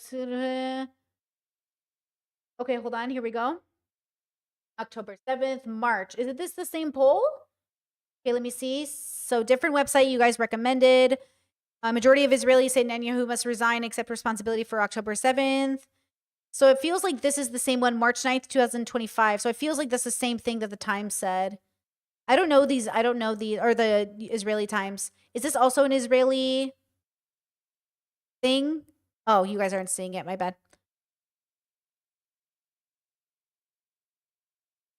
That's pretty good. I'd like to see more information on that. I'd like to see it also in the media. I think I'm concerned with the way that these selective voices are being uplifted, like the two nice Israeli boys. Remember their podcast? They said if Israelis could press a button, they'd get rid of all the Palestinians. So that's who but I think that's true. Wait, stop, pause. Why are we even guessing this? It doesn't matter what the Israelis want. We're watching Netanyahu do it right in front of our faces. Look, nobody was ever anti-Israeli people. No one's anti-Jew. No one's anti-Semitic. We're being trapped. We're being coerced. We're being manipulated. Nobody's anti-Jew. You're anti-Netanyahu. And the government that is using the Jewish people and their fear to justify, right, going after Palestinians. I want to make it abundantly clear. I don't want to fall into rhetoric that makes it sound anti-Semitic by blaming Israeli people, right? Because like that's the problem. People are stupid, and people also don't get a say, right? So just like with America, when Bin Laden was like, Americans are complicit. Okay, girl, nobody chose to be here.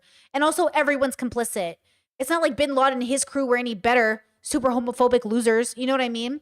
But I just want to make sure everybody is clear that nobody is perfect. But also these men are not interested in peace. They want problems, okay?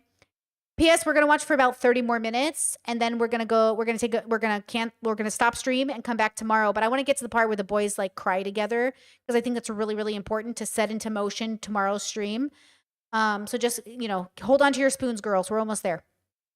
Growing in popularity during the American occupation is a perfect example of what happened and is a perfect example of what's constant with occupying forces and with their violent means of subjugating, humiliating, and murdering the population. You fucking kill, who was it? Even that, I forget who this was, but I remember someone saying like, look, in 2014 or in 2004, time and time again, whenever bombing campaigns occur and people die and children die, you know, their relatives are still alive. The ones that are still alive are going to go, well, I know who fucking bombed me. I know who fucking killed my family. I know who fucking dropped bombs on my house. I'm not going to forget that. That is at the heart of the matter.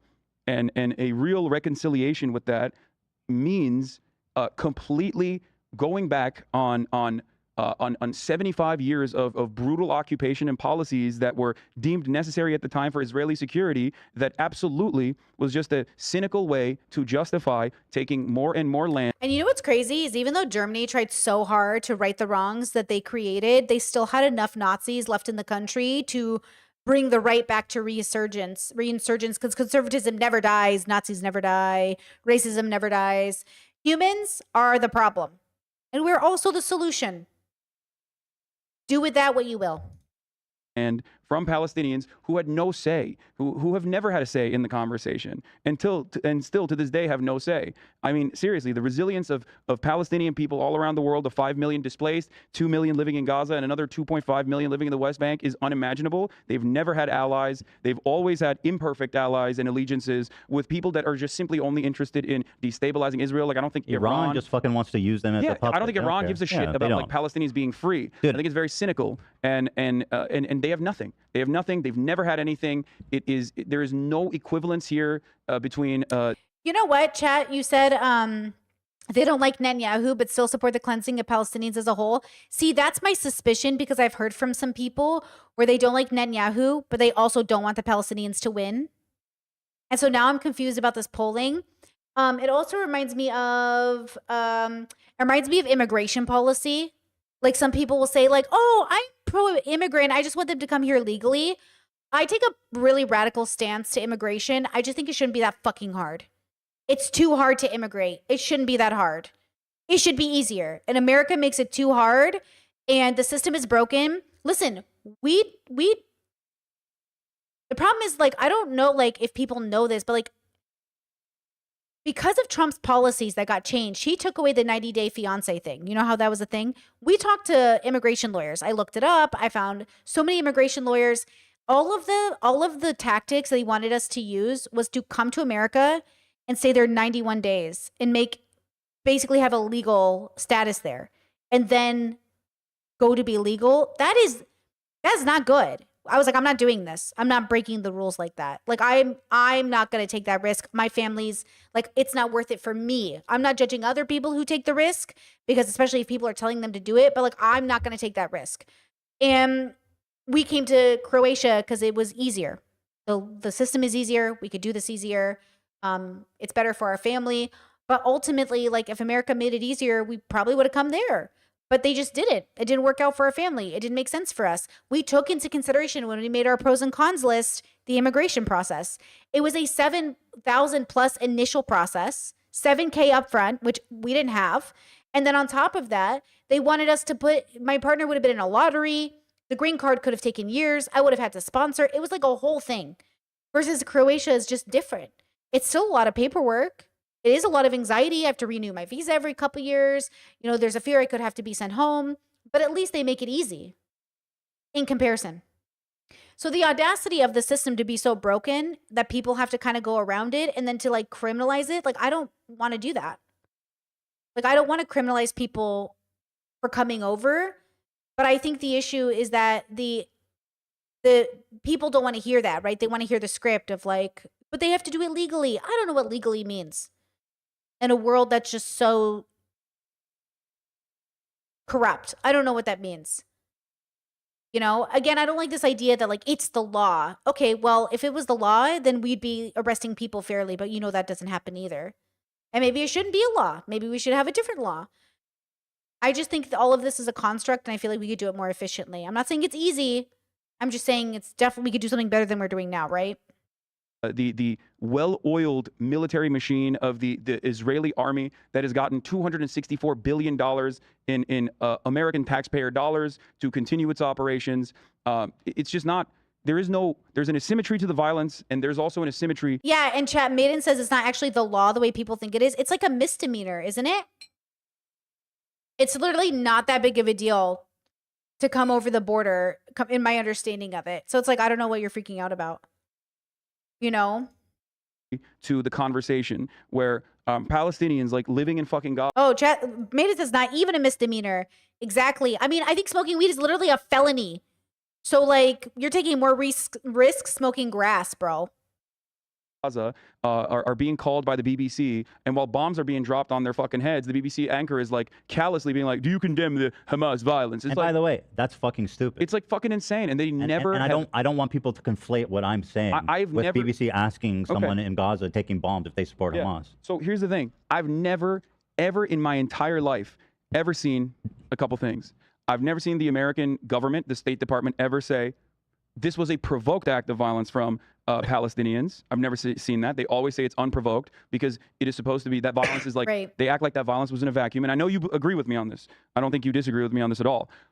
They never say this was a provoked act of violence. Okay, that is by design. And I've never seen somebody bring up an Israeli official, okay, to television when Gaza is being bombed and being reduced to rubble, or even when Gaza is not being bombed and the brutal occupation still remains, and been forced to condemn the violent actions of the Israeli government. I've never seen that. I've never heard that. I've never seen that. And I don't think that that will ever happen because at the end of the day, America wants a military base in the Middle East. America wants a destabilizing force that they see in the Middle East.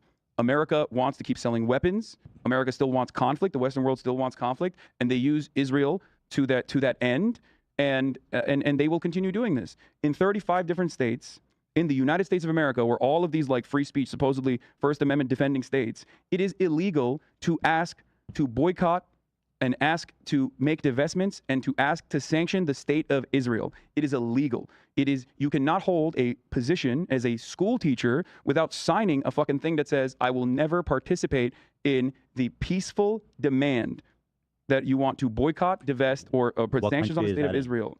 What? What countries is that in? In the United States of America, 35 states. Oh, 35 states. 37 as of now, I believe, but crazy. 35 as of 2021. That's Think about fucking that. nuts. Yeah, and nuts. the AIPAC wrote that legislation. They helped push it. They wrote the legislation. There is no comparison. And by the way, conservative support for Israel is about as cynical as it gets. Because Absolutely. Their whole worldview is that the Jews are guarding Israel until Jesus comes back. Yes. And when he does, he's going to kill all the Jews. Yes, it is a suicide cult. It is a suicide cult. The assumption that like from the river to the sea, the chosen sons and daughters of God will maintain Israel, and therefore Jesus Christ will come down and defeat Shaitan and Megiddo is a psychotic suicidal cult. Yet that is the reason why not American Jews, but evangelical Christians, evangelical Protestants are the #1 defenders of the Israeli occupation. They are the ones True. who push They're for crazy. it. They're the ones who fucking Are fund they considered accelerationists? the psychopathic settlers that you pointed out, Yeah. that they are the ones who open up 501c3s so it's that all they can get Christians' fault. tax Thanks for deductible finally saying donations. Yeah, no, I think, yes, of course, Christians play a gigantic role in this. I mean, it was the fucking British that propped up Zionist brigades. Yes, I mean, this still in a goes back to way, England. in a way, though, it is like, you It know, all comes back to the Brits, it's like, doesn't it? you know, if you're coming out of World War II at the Holocaust and you're being offered land by Britain and you're, Uh-oh. Hold on, your camera's out. I'm gonna go pee. Take I'm gonna your go shoes, pee take while your you're gone. shoes. Oh, no, now I'm censored. I'm fucking winning this argument. I'm not taking a pause to pee. Well, they can hear me, right? So I was. So anyway, I'll continue my point as you guys work it out. I was saying that, you know, coming out of the Holocaust, you can hardly blame people who are offered land in their historic religious, most important religious spot by the British are hardly going Hold on. Tangent. Chat says I was open. Wait, no, wrong one. Brittany, oh no, off topic, but you still watch Dr. K, so like his YouTube live therapies, but during one of them, he brought up how relationships often start with red flags. I was open to agreeing, but another example he brought up was a 22-year-old man getting into a relationship with a 16-year-old. Can I please get a link for that, please? Because he says something very similar, which I haven't seen that one, but he said something that I think he's using for the boy bubble, where he'll say, relationships can start off with red flags. Like your guy doesn't have a job and he's like aimless, like I was when I was young. And I was like, I see what you're doing, but I think he's talking to a specific bubble. But I think it's to calm the like incel men down, right? To make them understand that like what you think is red flag might not be. I think Dr. K is also into settling dating culture possibly, but I would like to see that context. Or maybe just send me the link, the title of the stream or something, because I don't think anyone can post links in my chat except mods. So let me know. But I am fascinated with that rhetoric of like him trying to appeal to the boy bubble and talk to boys in a way they'll understand. So see how he's diffusing? Dr. K has to diffuse his audience in order for them to hear him. Isn't that funny? And like that's the thing that I think is so interesting. But see, on the same level, Michelle Obama recently said, you know, I was open to dating a guy with no money, who was dirt poor. I did date him. His name was Barack Obama. And everyone's like, yeah, but he went to Harvard. Like going to Harvard isn't what you think it is. But I get what she's trying to say. And I see what Dr. K is trying to say, but I think the difference is like, how do you tell who's going to be a Dr. K and a Barack Obama and who's going to be a Dusty? How do you tell the difference between a guy who really just doesn't want to work a job and wants to stay at home all day, but isn't taking advantage of you? Do you know what I'm saying? So I think what Dr. K is trying to do is trying to say that don't judge a book by its cover, or like the fact that I work and my partner stays home. A lot of people are like, what's up with that? And I was like, what's wrong with that? But I get what they're saying. They're afraid I married a person who's taking advantage of me. And I'm saying I can see where that fear comes from. I didn't though. And now they want me to justify it. And I'm like, I don't have to justify it. Right? So that's what I think is interesting about this. I can cover this later in the week though. So when we find that Dr. K clip, if we do, I can cover it not tomorrow, but the next day maybe. Because that would be fun to go over. Going to say no to that.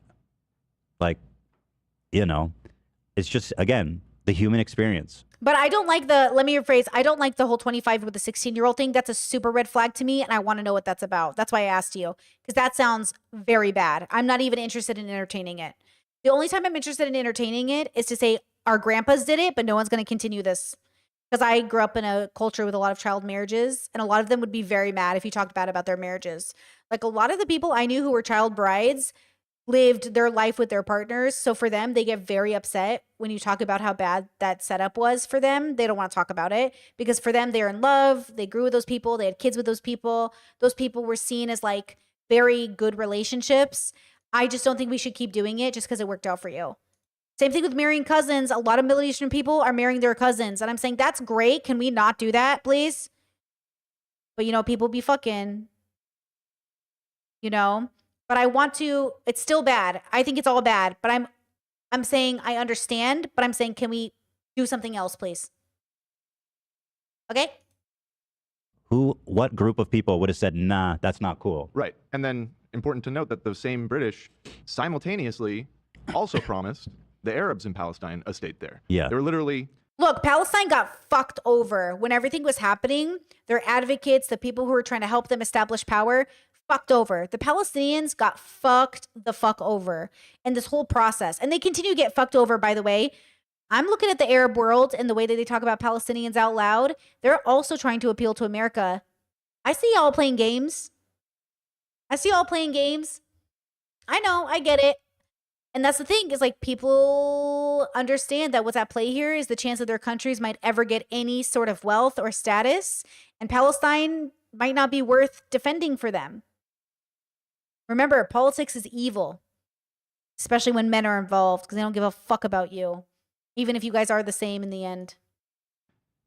Offering conflicting offers to two different groups of people.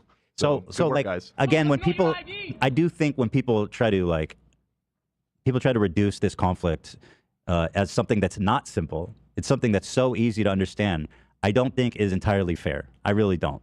Like the war crimes, the murder, all the shit that's happening is obvious and easy and easy to point to Israel. But if you're talking about like the establishment of Israel, the long feuds over the land going back 75 years, where again, as Dan was saying, the British went to the Jews after the Holocaust and said, you guys want to live in Jerusalem? And they're like, fuck yeah. And then went to the Palestinians. They were lobbying for it for a long time too. They wanted that. Okay. But they got the green light. Right, they got the green light. But yeah, by all the United Nations or whatever, the League of Nations, whatever the fuck or I don't know. It was UN. It was and in fact, yeah, it was League of been a long Nations. Time. Originally it was the League of Nations, but no, it was the UN had just been established after World War II, which is what set up the state. And when I was doing kind of a deep dive on all of this history in the past week, I I was shocked to see. I guess I maybe knew this at one point, but the USSR was in support of it too. One of the very few times that Oh, you want to know the who United else? States and the USSR were on board with each other. You want to know who else is a big time supporter too? China. China Right. is a major ally and a major trade Really? partner to Israel. Yes, Oh, absolutely. that's what RFK Jr. was talking about. Oh, really? Yeah, the COVID doesn't affect the okay. Jews. Well, or no, Chinese. but yeah, no, it's not.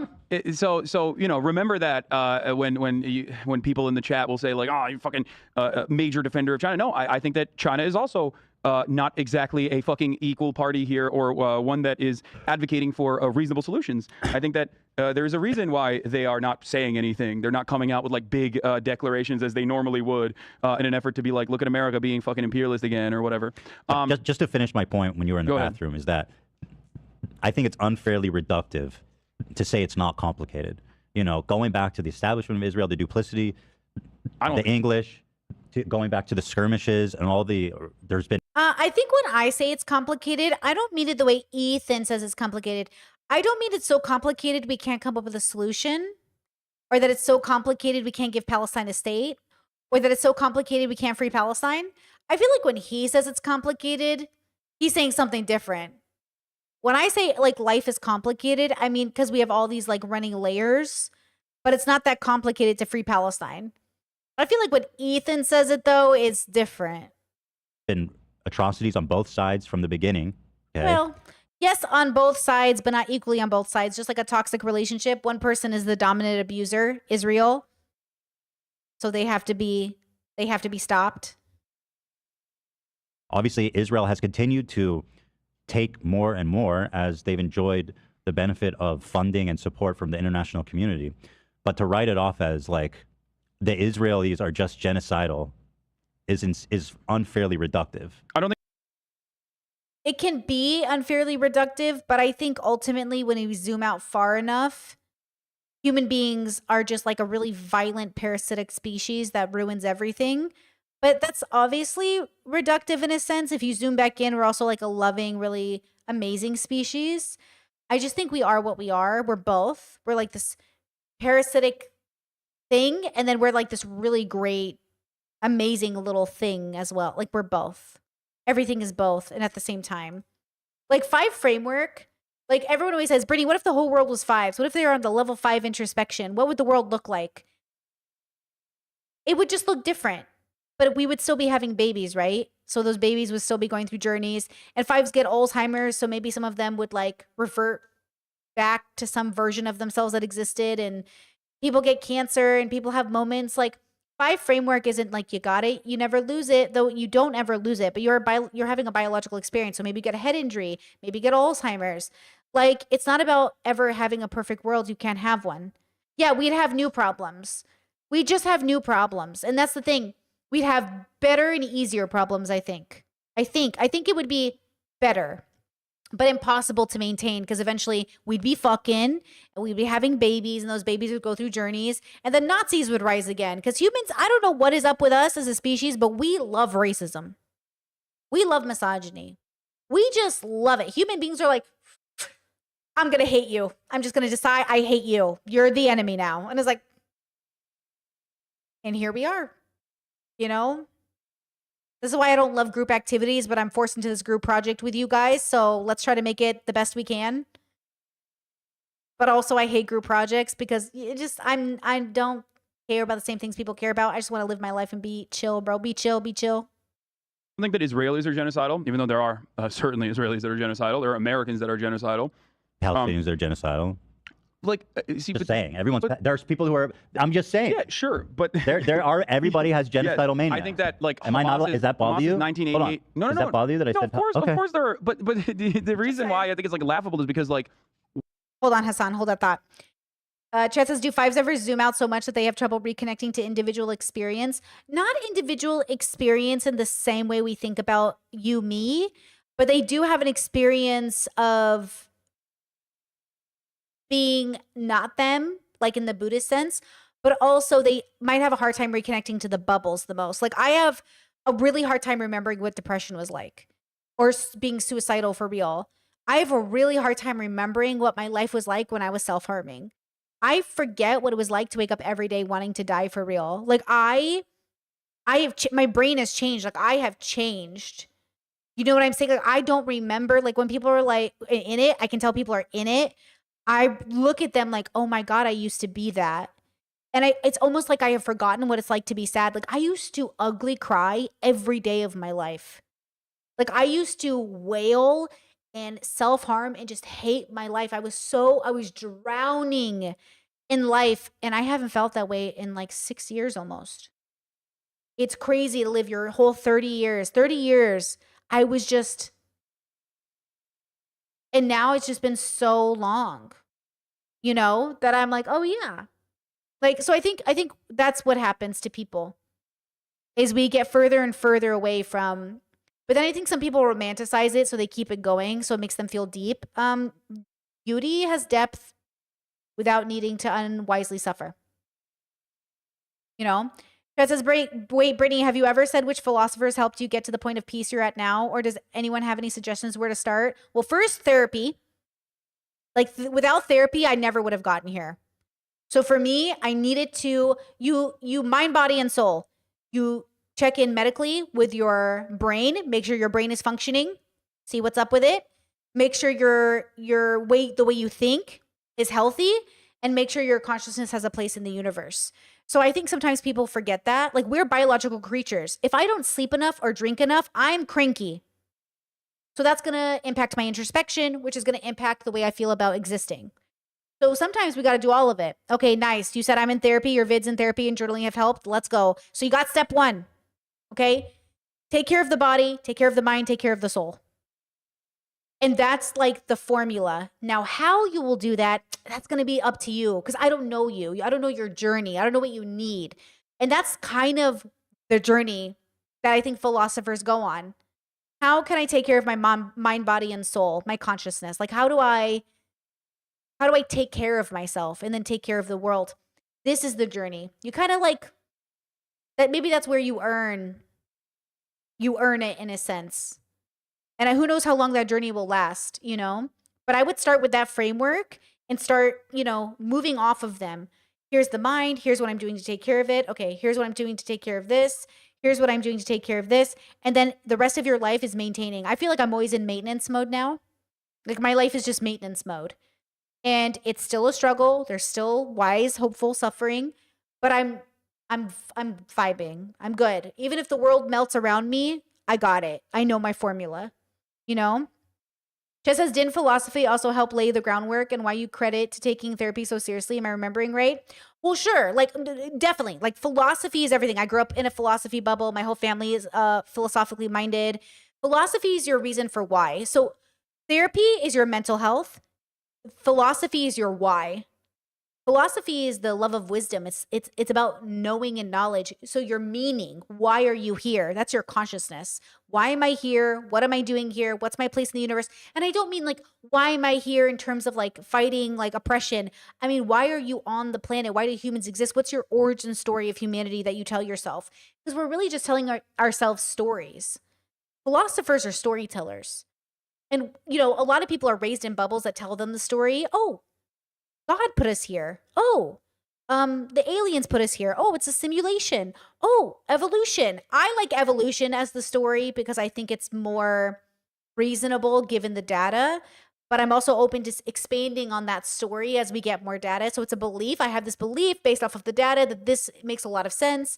And I'm not sure what came before or after, but it makes sense that we would be a biological creature within this like biological world, right? Okay, that could make sense to me. And then you move off of that and you keep going, right?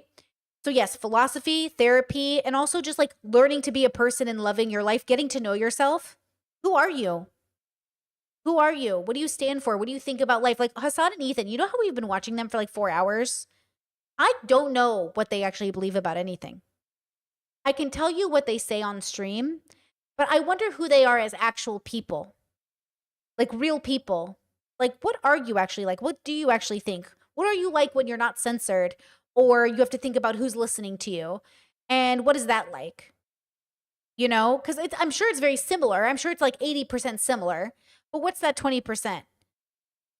What do you like as a person? Like I know my siblings so well as like people. I can tell you what they believe, but I also know them as people. Now, again, I don't want to know them actually. I'm not saying this in a parasocial way. I'm just saying, like, this is the tool I use to recognize that I can't read people's minds. Okay, and thank you for the Dr. K timestamp, guys. I will look that up. But yeah, read Tao Te Ching, read Marcus Aurelius, read everyone and their mom, read every philosopher, read everybody. That's what I did. I've read over 2,000 books. Just read books. Read books, listen to books, watch documentaries. That was my journey. Just read. Read.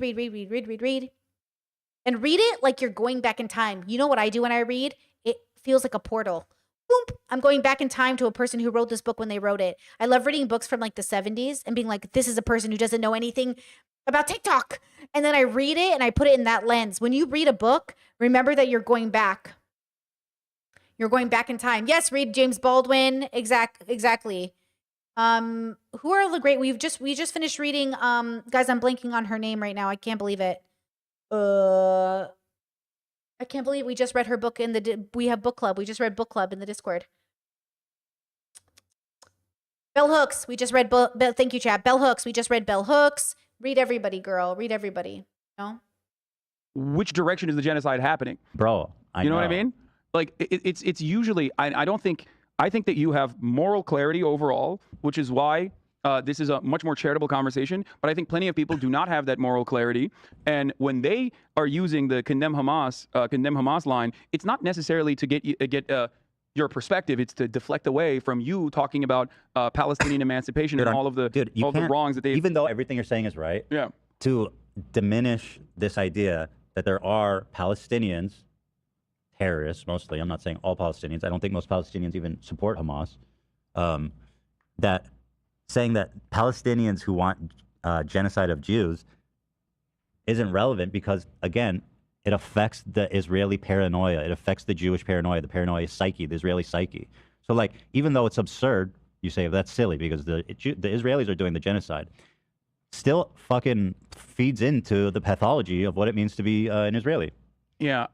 I understand where you're coming from, but ultimately, getting swept away in demanding condemnations over and over again is entirely unproductive and also not reflective of the reality of the American population's attitudes towards the defense of Israel and I don't think that's a fair occupation. I don't think that's a fair assessment of what I'm asking. Okay. Okay. Well, maybe I'm misunderstanding what you're saying. No, you're saying.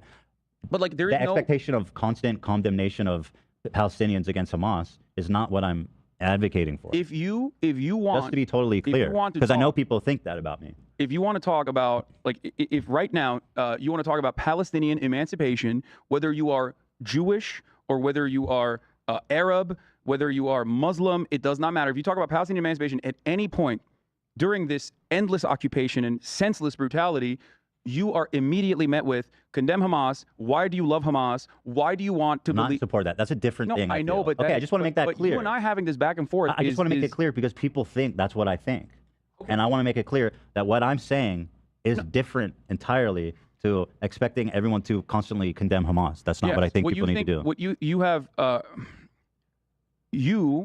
a different perspective on the matter that is not widely shared in the Western world, and that is no better demonstrated by the actions that people are taking against the fucking Harvard Students Association versus like what the Israeli paper of records perspective is, which is identical to said Harvard Students Association. And the sad part about what you said is that you say Westerners don't agree with that, and you're right, but a lot of Israelis do, and that's fucked up. That people, you know what I mean? Because that's not what people see. Okay. Even though now that we've established that, though, now that we've Ethan he keeps trying to talk for like all Israelis and stuff, but that's like a part of the problem. But okay, established that. Do you understand that what I mean when I say there's a double standard with the callous indifference that people demonstrate to the death toll over and over again? I mean, we're talking about dudes that literally Benjamin Netanyahu, when in 2008. People living under brutal occupation in the world's largest open-air prison in Gaza, where 2 million people live, and 47% of that population is under the age of 14 and under. By the way, as of right now, the life expectancy in Gaza, in Palestine, is 50, I believe. New documentation just came out. I believe it's 50. I wonder what somebody look up the life expectancy of Israel. Where's that video? I had it.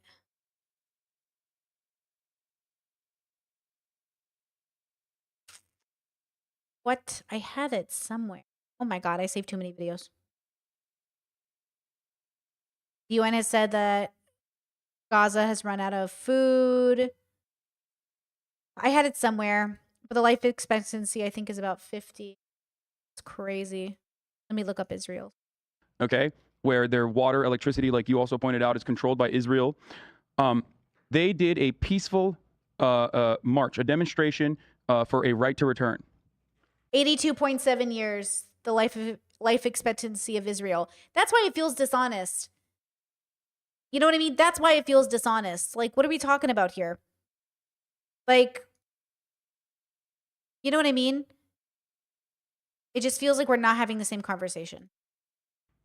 Thousands of children, babies, and adults alike were ruthlessly shot at by Israeli snipers in that right to return as they walked and demonstrated and walked towards that fence, okay? Walked towards that border fence that traps them inside of Gaza. Thousands.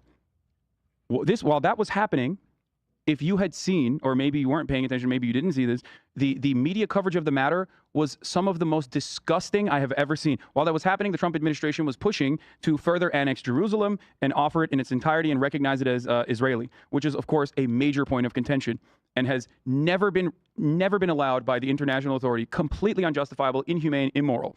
Okay? So on the one hand, the Trump administration, alongside the Israeli government, were celebrating this action. On the other hand, on the other side of Israel proper, you had babies being fucking slaughtered, medics, press, journalists, and there's a double standard. Yes, absolutely. Now hold on. This is really important. This is really important to understand. Okay, if you demonstrate peacefully and get slaughtered, and then Benjamin Netanyahu goes on television and says callously, these are telegenic. Yeah, if you live in Gaza today, your life expectancy is 40.5 years. Al Jazeera News. I'm trying to find something that isn't. So, like, obviously, it depends on who you're. I follow a lot of like Al Jazeera / Middle East Eye. Like, I follow a lot of pro-Palestinian news sources, and they're talking about the life expectancy because of the genocide, right? No one's growing old. How can you grow old? You know what I mean? I think that's what the numbers are from for those asking. Telegenically dead children. Palestinians have telegenically dead children. If former Israeli ambassadors are going on TV and saying Hamas is using these babies as meat shields, that somehow Israel is like RoboCop, or this like force that simply cannot stop itself from butchering, slaughtering fucking Gazans, and it's always in the hands of Hamas, and that is the constant position in both American media, and it is reflected in polling over and over again, where more than 50% of Americans side with Israel on the Israeli-Palestinian conflict, and only 9% of Americans actually side with Palestinians on the Israeli-Palestinian conflict, constantly going back and forth about like what. Think about how much has changed in 2 years, though, right? Like, he's talking about Harvard right now. Imagine if they knew Palestinian people were being arrested, or pro-Palestinian people were being arrested and deported. In Harvard is getting its funding taken away and all this other stuff. And Candace Owens is defending Harvard over Trump. Like, this Hassan and Ethan has no clue what's going to happen in 2 years. Isn't that amazing? This Hassan and Ethan are talking about this administration being horrible in 2023. They have no clue Trump is coming, baby. Got no clue. The DSA affiliated organization doing like a Free Palestine demonstration or whatever in the aftermath of October 7 and saying that feels like you're in defense of Hamas, sweaty, is unproductive, and it also doesn't even reflect anything. It doesn't reflect the reality. We know that in the Western world, bro, it's Palestinians have emotion. no. It's like it's emotional. You I can't blame people for seeing that and getting upset. But if You you just can't. recognize that, then you recognize when you see a sea of I do stand with recognize Israel, that, I dude. stand with Israel. Israel must ethnically cleanse Gaza. I do And I do varying recognize degrees that. of people saying that. I always have. Then how are Yeah, I think this is the dilemma. Again, we're running into the main point today. We're running into the point where like Ethan wants validation. He doesn't want solutions, and Hassan is looking for solutions. And this is the dilemma. Look, in my own personal marriage, when we're having, let's say, there's like a thing like a serious conversation. Let's say we're having like a serious, this matters conversation, okay? We'll say, do you want to do this emotionally or analytically? Meaning, do you want to engage in a way that makes us go, you're the love of my life, I love you, we're like engaging emotion, or do you want us to be like, given the circumstance we're in, this is what I think is most reasonable to do. Do you agree? It's like, yes, I agree with one caveat. I would like to change this from this. Okay.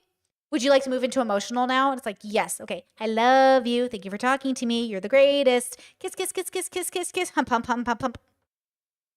The point is, they need to kiss and hump after they've come up with an agreement on how to solve the solution or the problem. We need a solution so we can hump. Okay?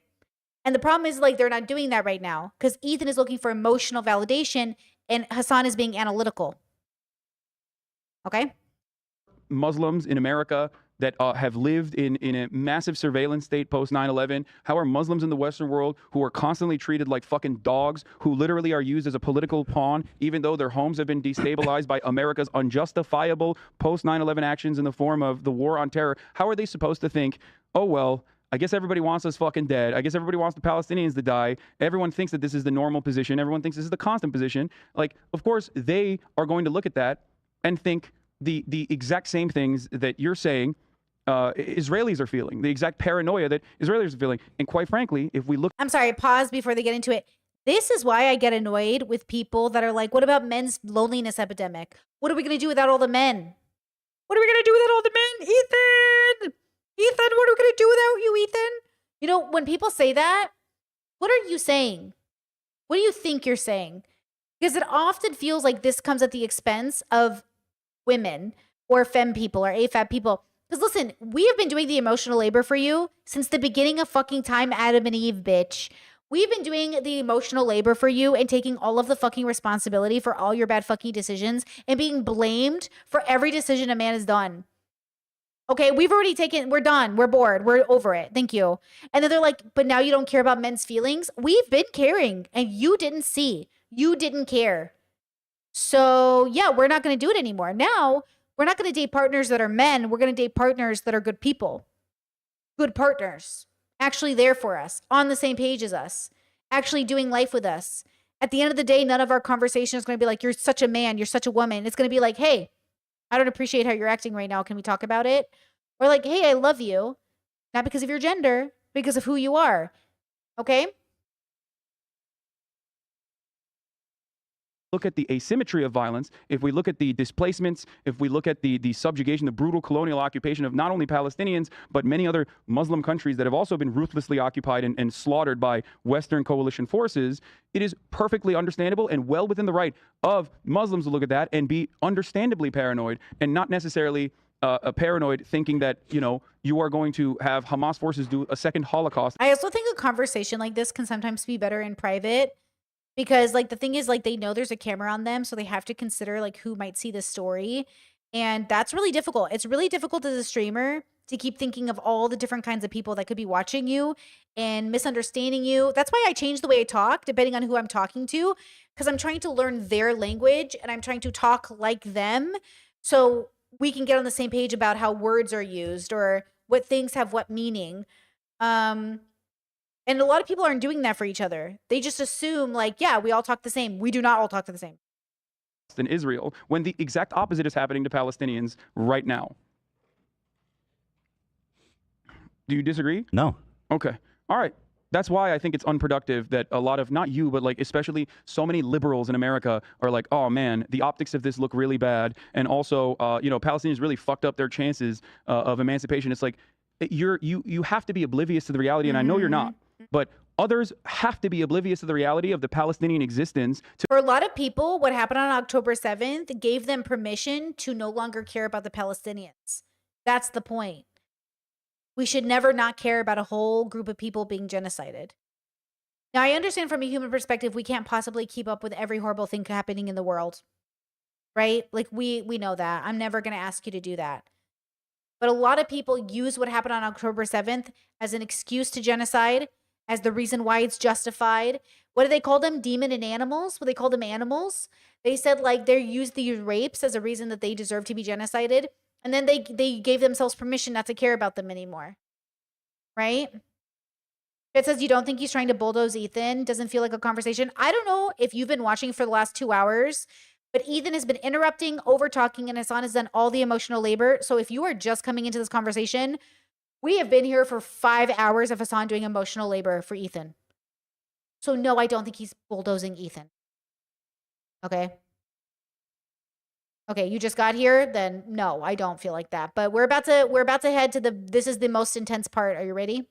To make such callous takes, to be like, oh, well, optics sweaty. No, the optics in that situation just I mean, imply it does that matter. you- Optics do matter. I know optics matter, but optics don't matter because optics matter in general, but optics do not matter when we talk about the plight of Palestinians because there's not Amen. a single person that is out there defending. A fucking men. And this is why I say Hassan is more right than Ethan in this situation. Ethan, optics matter. Hassan's like, we're talking about genocide.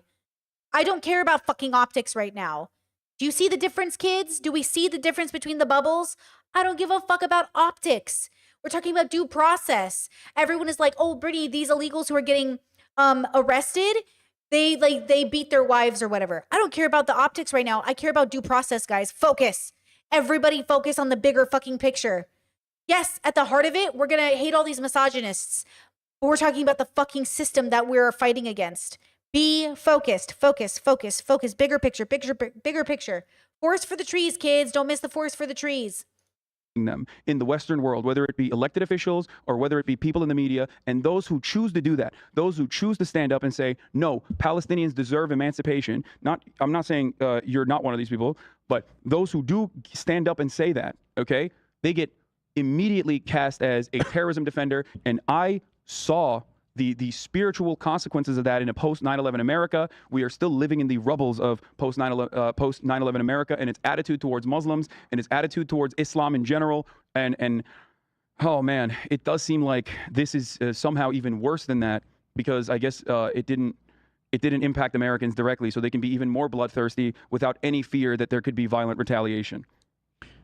Right. I think we both have said our piece on this, and maybe we can move on to another topic now because there is other stuff I want to talk Ben about. Shapiro got mad at me. I didn't actually watch that yet. Oh Yeah. my God. He said Ben Shapiro when my chat just told me they got a Ben Shapiro ad. Coincidence? I think not. Are we going to get to the Taylor Swift film soon? Hold on, there is stuff. Oh, there- okay. Yeah, we'll get to that. Okay. This great March of Return is fucking crazy though. Just reading about this. Fucking 100 and what does it say? Are you talking about 2018 March, the Yeah. freedom, the right to return? I'm just reading about it. 40 kids, 190 Palestinians were killed. You know what the At the IDF, protests, you know what the thousands were IDF official injured. account posted and then deleted? Shouts out to B'Tselem one more time. Wonderful organization. Okay, wonderful Israeli organization, by the way. They captured it before IDF deleted it because this shows What the what indifference. did they tweet? They said every single bullet was accounted for. Oh my Here, God. read out the casualty reports. It says 190 Palestinians were killed, 40 kids, thousands were injured. There's videos of IDF snipers filming, like putting their phone like this, propped up against the optics, sniping a child, killing them, hitting them in the head, celebrating that his legs flew up in the air as he was shot, and others around them celebrating.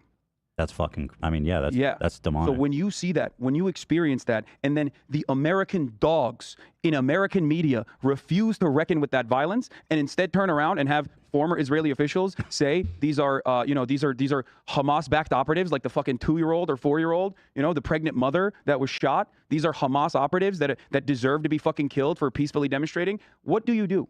What can you do?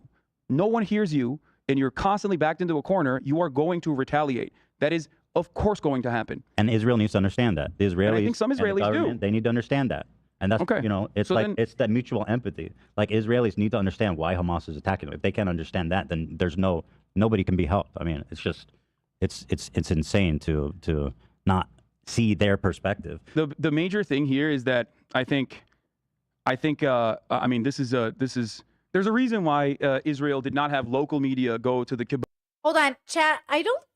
You said, I wonder who he keeps looking off to the side. I know earlier in chat, people were saying like, oh, he's like looking for Hila's approval. Like, I'm going to be so for real. Like as a husband and a wife, or as a wife and a wife and a husband, whatever, a partner and a partner, y'all better be on the same fucking page. So like, and they're in a studio that's weird. They're looking at everybody. But not that I'm saying this person is doing it. Oh, you meant Hassan. But earlier, people were talking about Gila. I do think it's interesting that people don't, like, they'll say, like, oh, Gila brainwashed Ethan. Don't you guys just think they're married and they have the same opinion? Do you know what I mean? I feel like my partner and I are on the same page. We might have some variations, but it's all within reason. I don't know. I was just thinking about that. Sorry. I was just thinking about that. Blitzes that you were talking about that were slaughtered. They originally went immediately. They said, we're having foreign press come here, right? There was a reason for that. Because they know that internally, the opinion of the Israeli population currently doesn't matter. The Western opinion I think matters. the Israeli opinion on the massacre was pretty unified, dude.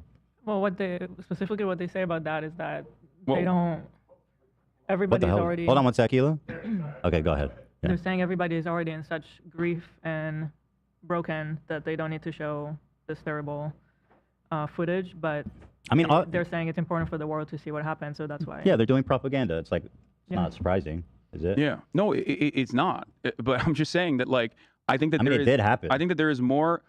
They're not like It putting isn't- the bodies there and like putting them in fucked No, up no, ways. of course I'm not. just That's saying, not you what know, I'm saying at all. it's Come not on. that cynical to send in the No, press. I think that It's not I think cynical that at all. In that case. I think that the coverage from certain Israeli outlets on the matter is more critical on the Netanyahu administration, and showing that, I think, and like the interviews that I've seen as well of the parents fucking demanding, basically kicking out Israeli Knesset members that are visiting the hospitals, yelling at them, telling them to fuck off, telling them that this is their fault. I think that, like, there's two different reasons for obviously that level of anger. Some of which say you did this to us by being more brutal, and that this violence, of course, is going to be a constant, and it's going to be a violent retaliation. And then there's also the people that are saying you are not violent enough, right? But ultimately, everyone is critical of the Israeli government at this point from different angles, and I think that's the reason why they care more about the Western media's opinion than anything else, because they don't want to repeat the mistakes that happened last time in both 2018 and also the Shireen Abu Akleh murder. Again, in the hands of an Israeli sniper that the Israeli government said was actually Palestinians, and Western media immediately disproved that. And then what did the IDF do? What did the IDF do? I don't know. When a wonderful know. voice for good, a Christian woman, a Christian Palestinian, and an American citizen, Shireen Abu Akleh, was murdered as she was on her way to one of these refugee camps.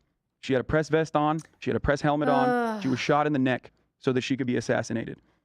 Okay? I think the saddest one to come out recently, I don't know her name, but they were like, this woman did like a film, and people were like praising her. Her film's amazing. She just died.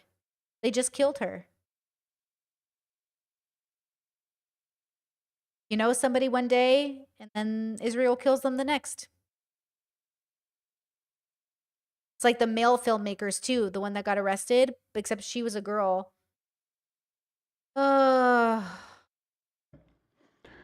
This was a major issue. They wanted to do. Sorry, this is really fucked up.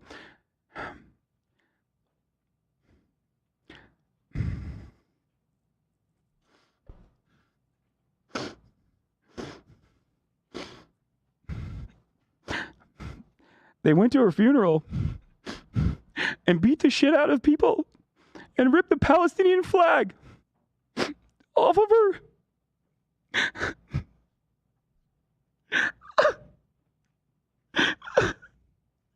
Palestinians can't have a moment of peace in this fucking world. They can't even mourn the dead. Sorry.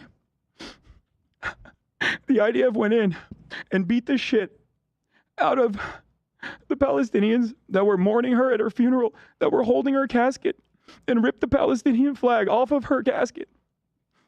How is that allowed? How can that continue? How do you not see that? That's in the West Bank. This is a Christian woman. This is not a Muslim. This is not Hamas. This is a journalist that was beloved in the Muslim world. And she was assassinated for speaking out and trying to shine a light on the atrocities. It's hard to look, it's very hard to hold my composure on this. This is something I've talked about for years and years. But when that kind of ruthlessness sound like fucking Jordan Peterson when he talks about Oh my God, my chat just said he sounds like Jordan Peterson. I heard it just there, but he called himself out. Isn't this like this is like a really powerful moment in the stream? This was like really healing for a lot of people. They wanted to see Hassan have feelings and Ethan have feelings. This was like a really important moment for the communities.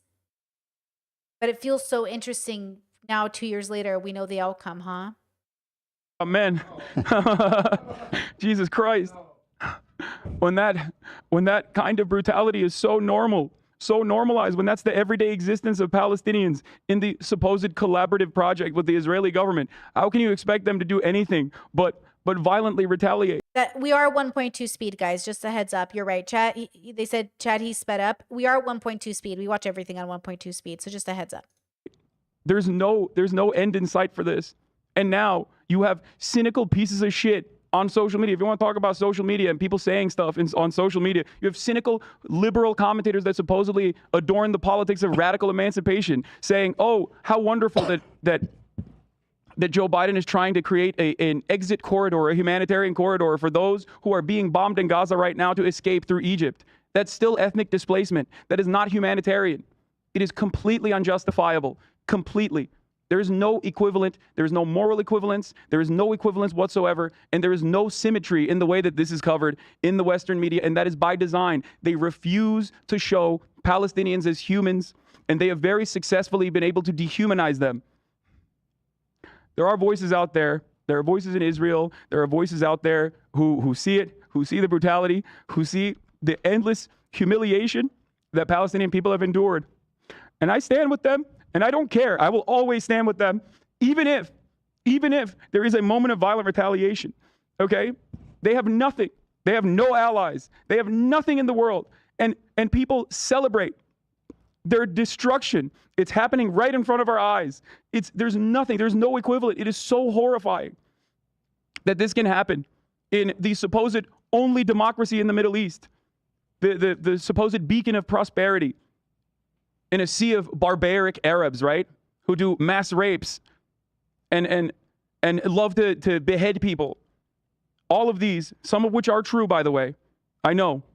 All of these are racist canards specifically to heighten the tensions and to justify what Israel is doing in broad daylight in moments that the world even chooses to care about paying attention to what's going on in Gaza. That's why I wanted to make the distinction that what goes on in the West Bank, this is constant. This is every day for Palestinians. Every day. It's crazy.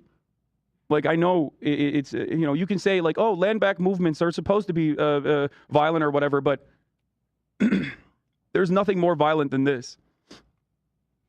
This is the violence. It's just that it's legalized. It is state-backed. So we are not trained to see it as a violent act. Oof. That's the difference. Oof. We are not trained to see it as a violent act. Like the insurgents on January 6th would have been very different had it been a very different group of people. Pro-Palestinian people are being arrested and deported, and January 6ers are being cleared, pardoned. The propaganda is that their propaganda is different from ours. So when people say like Hassan is showing like propaganda on his streams, we're all showing propaganda. Like that's the point. Propaganda isn't even inherently bad. We just have a bad connotation with it, which is a part of the propaganda. Everyone's pushing an agenda, but you say that like it's a bad thing. It can be a bad thing if you have a bad agenda. I think my agendas are pretty good. That's the thing. We are trained. And so when you deconstruct, you're saying, I really believe that. Why do I believe that? Actually, think about that. I love you, Chad. I see you guys saying, oh, I'm uncomfortable watching men cry. I need to deconstruct that. Love that. That's exactly it. Why am I uncomfortable right now? I should deconstruct that. Oh, why am I so excited right now? Why do I think that's funny right now? Why do I like this like Hachiro right now? I might be plant-based, but I'm gonna eat some hot Cheetos. I'm also dairy-free, but I'm gonna eat some hot Cheetos. You know what I'm saying? Why am I, you know, again, um, that's the propaganda, right? Discord and I were having a really good conversation about Hassan and Ethan. And I would say more of an Ethan stan, but less of an Ethan stan. We have a lot of diversity on my Discord, but this person was making an argument that they see Ethan as like a kind of like a colorblind racist, sort of. I'm going to misquote them, but I'm trying to get a point across. And Hassan is like the right winged because he's pro violence. And I was like, oh, can you talk about that? Because I see Ethan as the colorblind liberal who's like, I don't see color. And I see Hassan as like the Black Panther, but like not a Black Panther, the equivalent to like a freedom fighter. Because you know how the Black Panthers were seen as terrorists under the US government, but it's obvious they were freedom fighters. Like it was obvious they're not like terrorists like Timothy McVeigh. Like it's a different kind of terrorist, but like it's the kind of political terrorist they use to subjugate Black people, when the Black Panthers were actually like often protectors, helpers. They were for liberation. Like if I said like if right wingers win, then like everything gets worse for everybody. If Ethan wins, then it stays the same. And if Hassan wins, people get liberated. Not perfectly, but at the end of the day, like Hassan is more on liberation side than Ethan is. Ethan is more on keep things the status quo, but change it in a way that makes me comfortable and doesn't test me too hard. And it feels like I don't have time for this, you know? And yeah, there's something to that. There's something to that. Okay, let's finish this section out and then we'll call it a day. We'll call it for today. It's only violent or it's only terrorism when it's a non-state actor or a foreign adversary that engages in it. And that's why if you look at the United Nations, if you look at British or European authorities that have spoken out, correctly condemned Russian atrocities in Ukraine, you will hear silence when it comes to Israel and what Israel has done and what Israel continues to do to Palestinians. Disgusting. Sorry. I think I can say I don't know. Seeing this, It's fine. I'm good. seeing this and hearing you talk about it, I do probably feel like I haven't been as empathetic with the Palestinian experience as I haven't, you know what I mean? Like I can fully acknowledge that I haven't been 100% empathetic with that. And that, you know, my perspective is different. Or I mean, not right, but I'm just saying, like, seeing this and seeing you react makes me feel like, you know, some of the dealings I've had with people on Twitter and stuff is like, even though I disagree, is probably not empathetic enough towards this perspective. This is really sad. This is just a very, you know, it's just one example of many. It's every life is important. Like, you know, the Israeli lives are important too. I recognize that. It's just that there's no one out there that will speak out, and those who do are immediately branded as supporters of terrorism. I'm not saying you're doing that, Ethan, but the reality is, when you have the audacity as like a journalist in British media or a journalist in American media to sit across the desk from someone whose family has been murdered and to say, do you condemn the violence of Hamas, when you have never asked an Israeli official if they condemn the ongoing occupation, when you turn a blind eye to it? I'm sorry, I don't give a fuck what like some random person said about land back movements being violent on Twitter, because one is the entire state. One is the entire media apparatus. The other is some fucking person on Twitter. And I don't know what the full scope of their perspective is, but I can tell you, I know the full scope of the perspective of mainstream media and the fucking dogs in America and the fucking violent dogs in all of the European nations, with the exception of Ireland, that have regularly supplied weapons, turned a blind eye to the atrocities, and still to this day, cynically and in the most disgusting way, declare that any kind of anti-Zionist sentiment, no matter who speaks it, could be Jews, could be Arabs, could be Palestinians, could be Muslims, is anti-Semitism. It's so unimaginable. You have... And it came to fruition under this administration. This is 2 years ago, y'all. This was posted October. So this is almost 2 years ago, 2023. And now we're dealing with Trump. He's arresting people. He's trying to say we're going to fight anti-Semitism. So we're going to take people who are pro-Palestine. Like, you know what I mean? This is what it feels so obvious, but I think I'm at this point too where we're like 5.5 hours into something that feels so obvious to me. So when people say like, I don't understand why you think Hassan is more right than Ethan, I don't know how to say it clear or in a language you'll understand, but I will continue to try. You know, I will continue to try. But again, it's not about being pro Hassan. We're not on Hassan's side. We're on the side of the Palestinians. We're not on Hassan's side.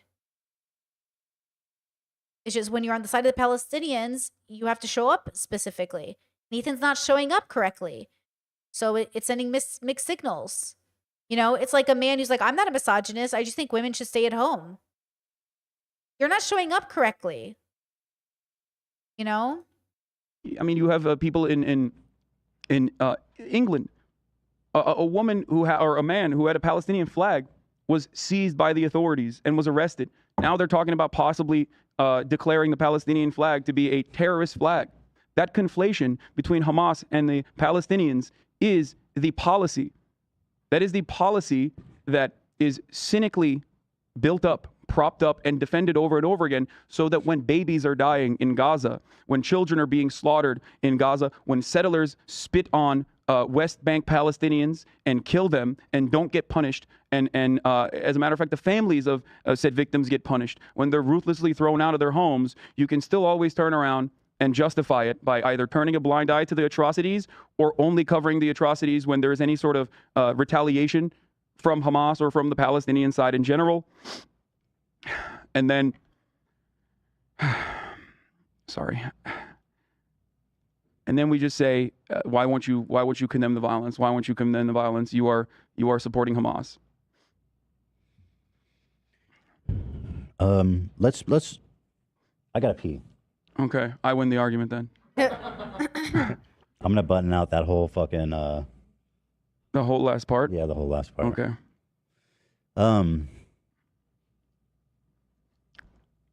No, I feel like I definitely understand where you're coming from. Like, I mean, I 1,000% understand where you're coming from, and I do think I can acknowledge, like I touched on before, that I am capable of being more empathetic with their experience. And I think you are more empathetic by an incredibly wide margin in comparison to the average American. Even though they're, of course, and this does not reflect American Jewish people in general. American Jews are at the forefront of demanding the end to the occupation. The Jewish Voice for Peace, if not now, is another organization. There are wonderful friends of mine that are regularly writing about this in very thoughtful ways, and have never ceased their coverage. It's you know, it's so shitty. It's so sad. I don't know what else to say about it. Look, there was another point I wanted to make, but now I'm forgetting it. Let's do this. Let's enjoy this video, and then I'm gonna go pee, and then we'll move on to another topic. Okay. Here, we never got to watch this. This is the mashup of us having a fake conversation with each other. Yeah. 5% of their targets were civilians, okay? Did you not just see that they killed 700 people? But it doesn't matter because they're not a fucking real military. They're disorganized. And of course there were people who did some fucked up ass shit, and civilians died as a consequence of that too. It's war, innocent people die. All right, so let's bring the Iraqis out. Iraqi terrorists to your neighborhood and see if you care. People murder everyone you love. Of course they did that. This and that is editing's completely crazy. fucked up. There's like a cut while you're talking. They do a really well. I think they do a decent job of like at least interlacing your audio, God. so it actually does seem like I'm responding. I don't know. It seems so far-fetched, but people are believing it.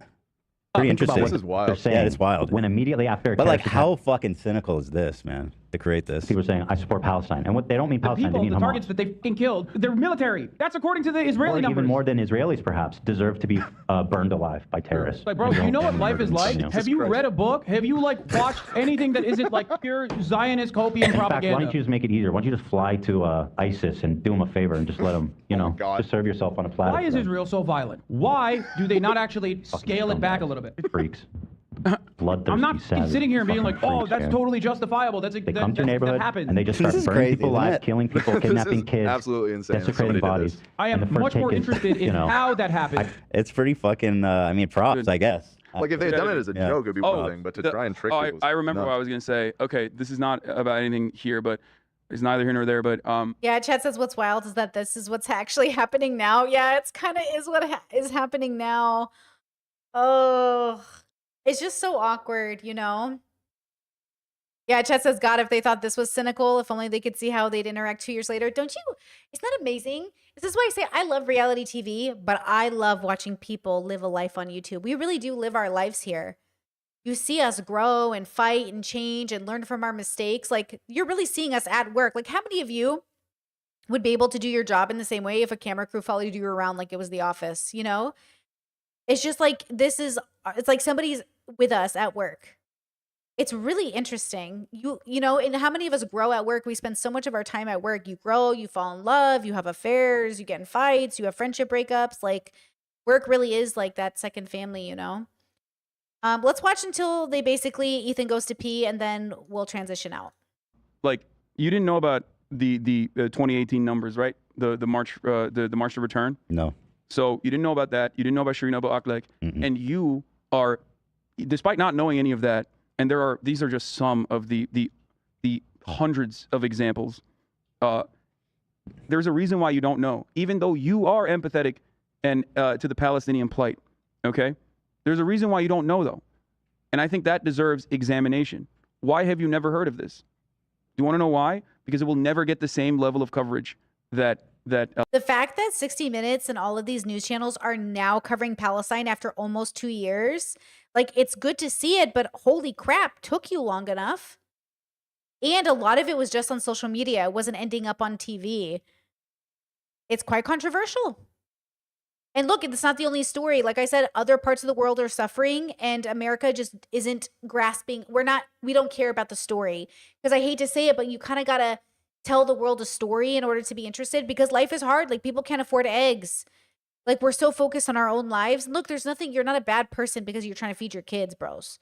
I'm just trying to point out that, like, man, the gravity of what it is to be a person and the way that we, you know, engage with the bubbles is so specific to all of us, you know? that you know the Israeli retaliation and the justification for it gets. To be fair, I haven't really been paying attention to the news until like very recently. But Well, there's a lot of them. Oh, yeah. And then just as they started covering Palestinians, the 60 Minutes producer just spoke out about how he had to step down, and they just did a whole thing on it. And allegedly it was from pressure from the administration, allegedly. Americans. but I'm not disagreeing with you. Just trying to defend my own ignorance. No, I know. It's just It was because he insulted Trump, allegedly, too. Allegedly. I hope that people that are faced with this reality have a more empathetic approach, rather than turn around and say they deserved it and you deserve it too because you're a supporter of terrorism. You're not doing that, of course. There are those who know about it and yet still push this line, though. But I am a firm believer that if the media was a little bit less interested in manufacturing consent and creating a justification in the minds of Americans for ethnic cleansing of Palestinians, that more people would most likely say this is unacceptable, completely and utterly unacceptable. All right, I'm gonna go to the bathroom. I want to do all of this, so it might take a while if you're okay with that. It's fine. But I think I think that we're having a good thing happening here. So Yeah, we're solving it. I want to keep it going. We're solving it. Okay. Hold on. Yeah, so I'll be right back. I'm just gonna go to the bathroom. Okay. And I will be right back tomorrow. We did it. It's a lot. We were here a long time. You can tell my face gets really tired about this time. I've been up since 9 a.m. and it's 9:41. I have been at my computer since about noon. So I've been like really, my fibro is not having it anymore, guys. So we're going to come back tomorrow and finish this stream. It's like a 4-hour stream. So we got halfway through. We're at the 2-hour mark. We'll come back tomorrow. This is episode 61 of Leftovers. This is kind of the, a few days. This is October 12th, right after October 7th, 2023. We're going into the past to explain the present. That's really what we're doing. And we're trying to be compassionate and empathetic, but also we have to understand that like Palestinians are starving. But ultimately, talking about Hassan and Ethan isn't even about Palestine. It's about two guys who can't seem to get along. It's also a reflection of humans in general. Like, I like to use this as an example to zoom out for myself. Like, if I can't even get my family to understand, how can I get the world to understand? Sometimes it's easier to convince a stranger to be more empathetic than somebody who knows you. But this is, this current state of Ethan and Hassan didn't just fall out of a coconut tree. You exist in the context of all that came before you, right? As Harris said. So we need to remember that with all of us. Like, we're not just the last couple hundred years of our ancestors, like DNA. We're thousands of years in the making. We're millions of years in the making, All right, girls, please take care of yourselves. Drink some water. Get 9 hours of sleep. And I'll talk to you guys again tomorrow. Let's listen to some Samantha Dragonati on our way out. All right. See you tomorrow.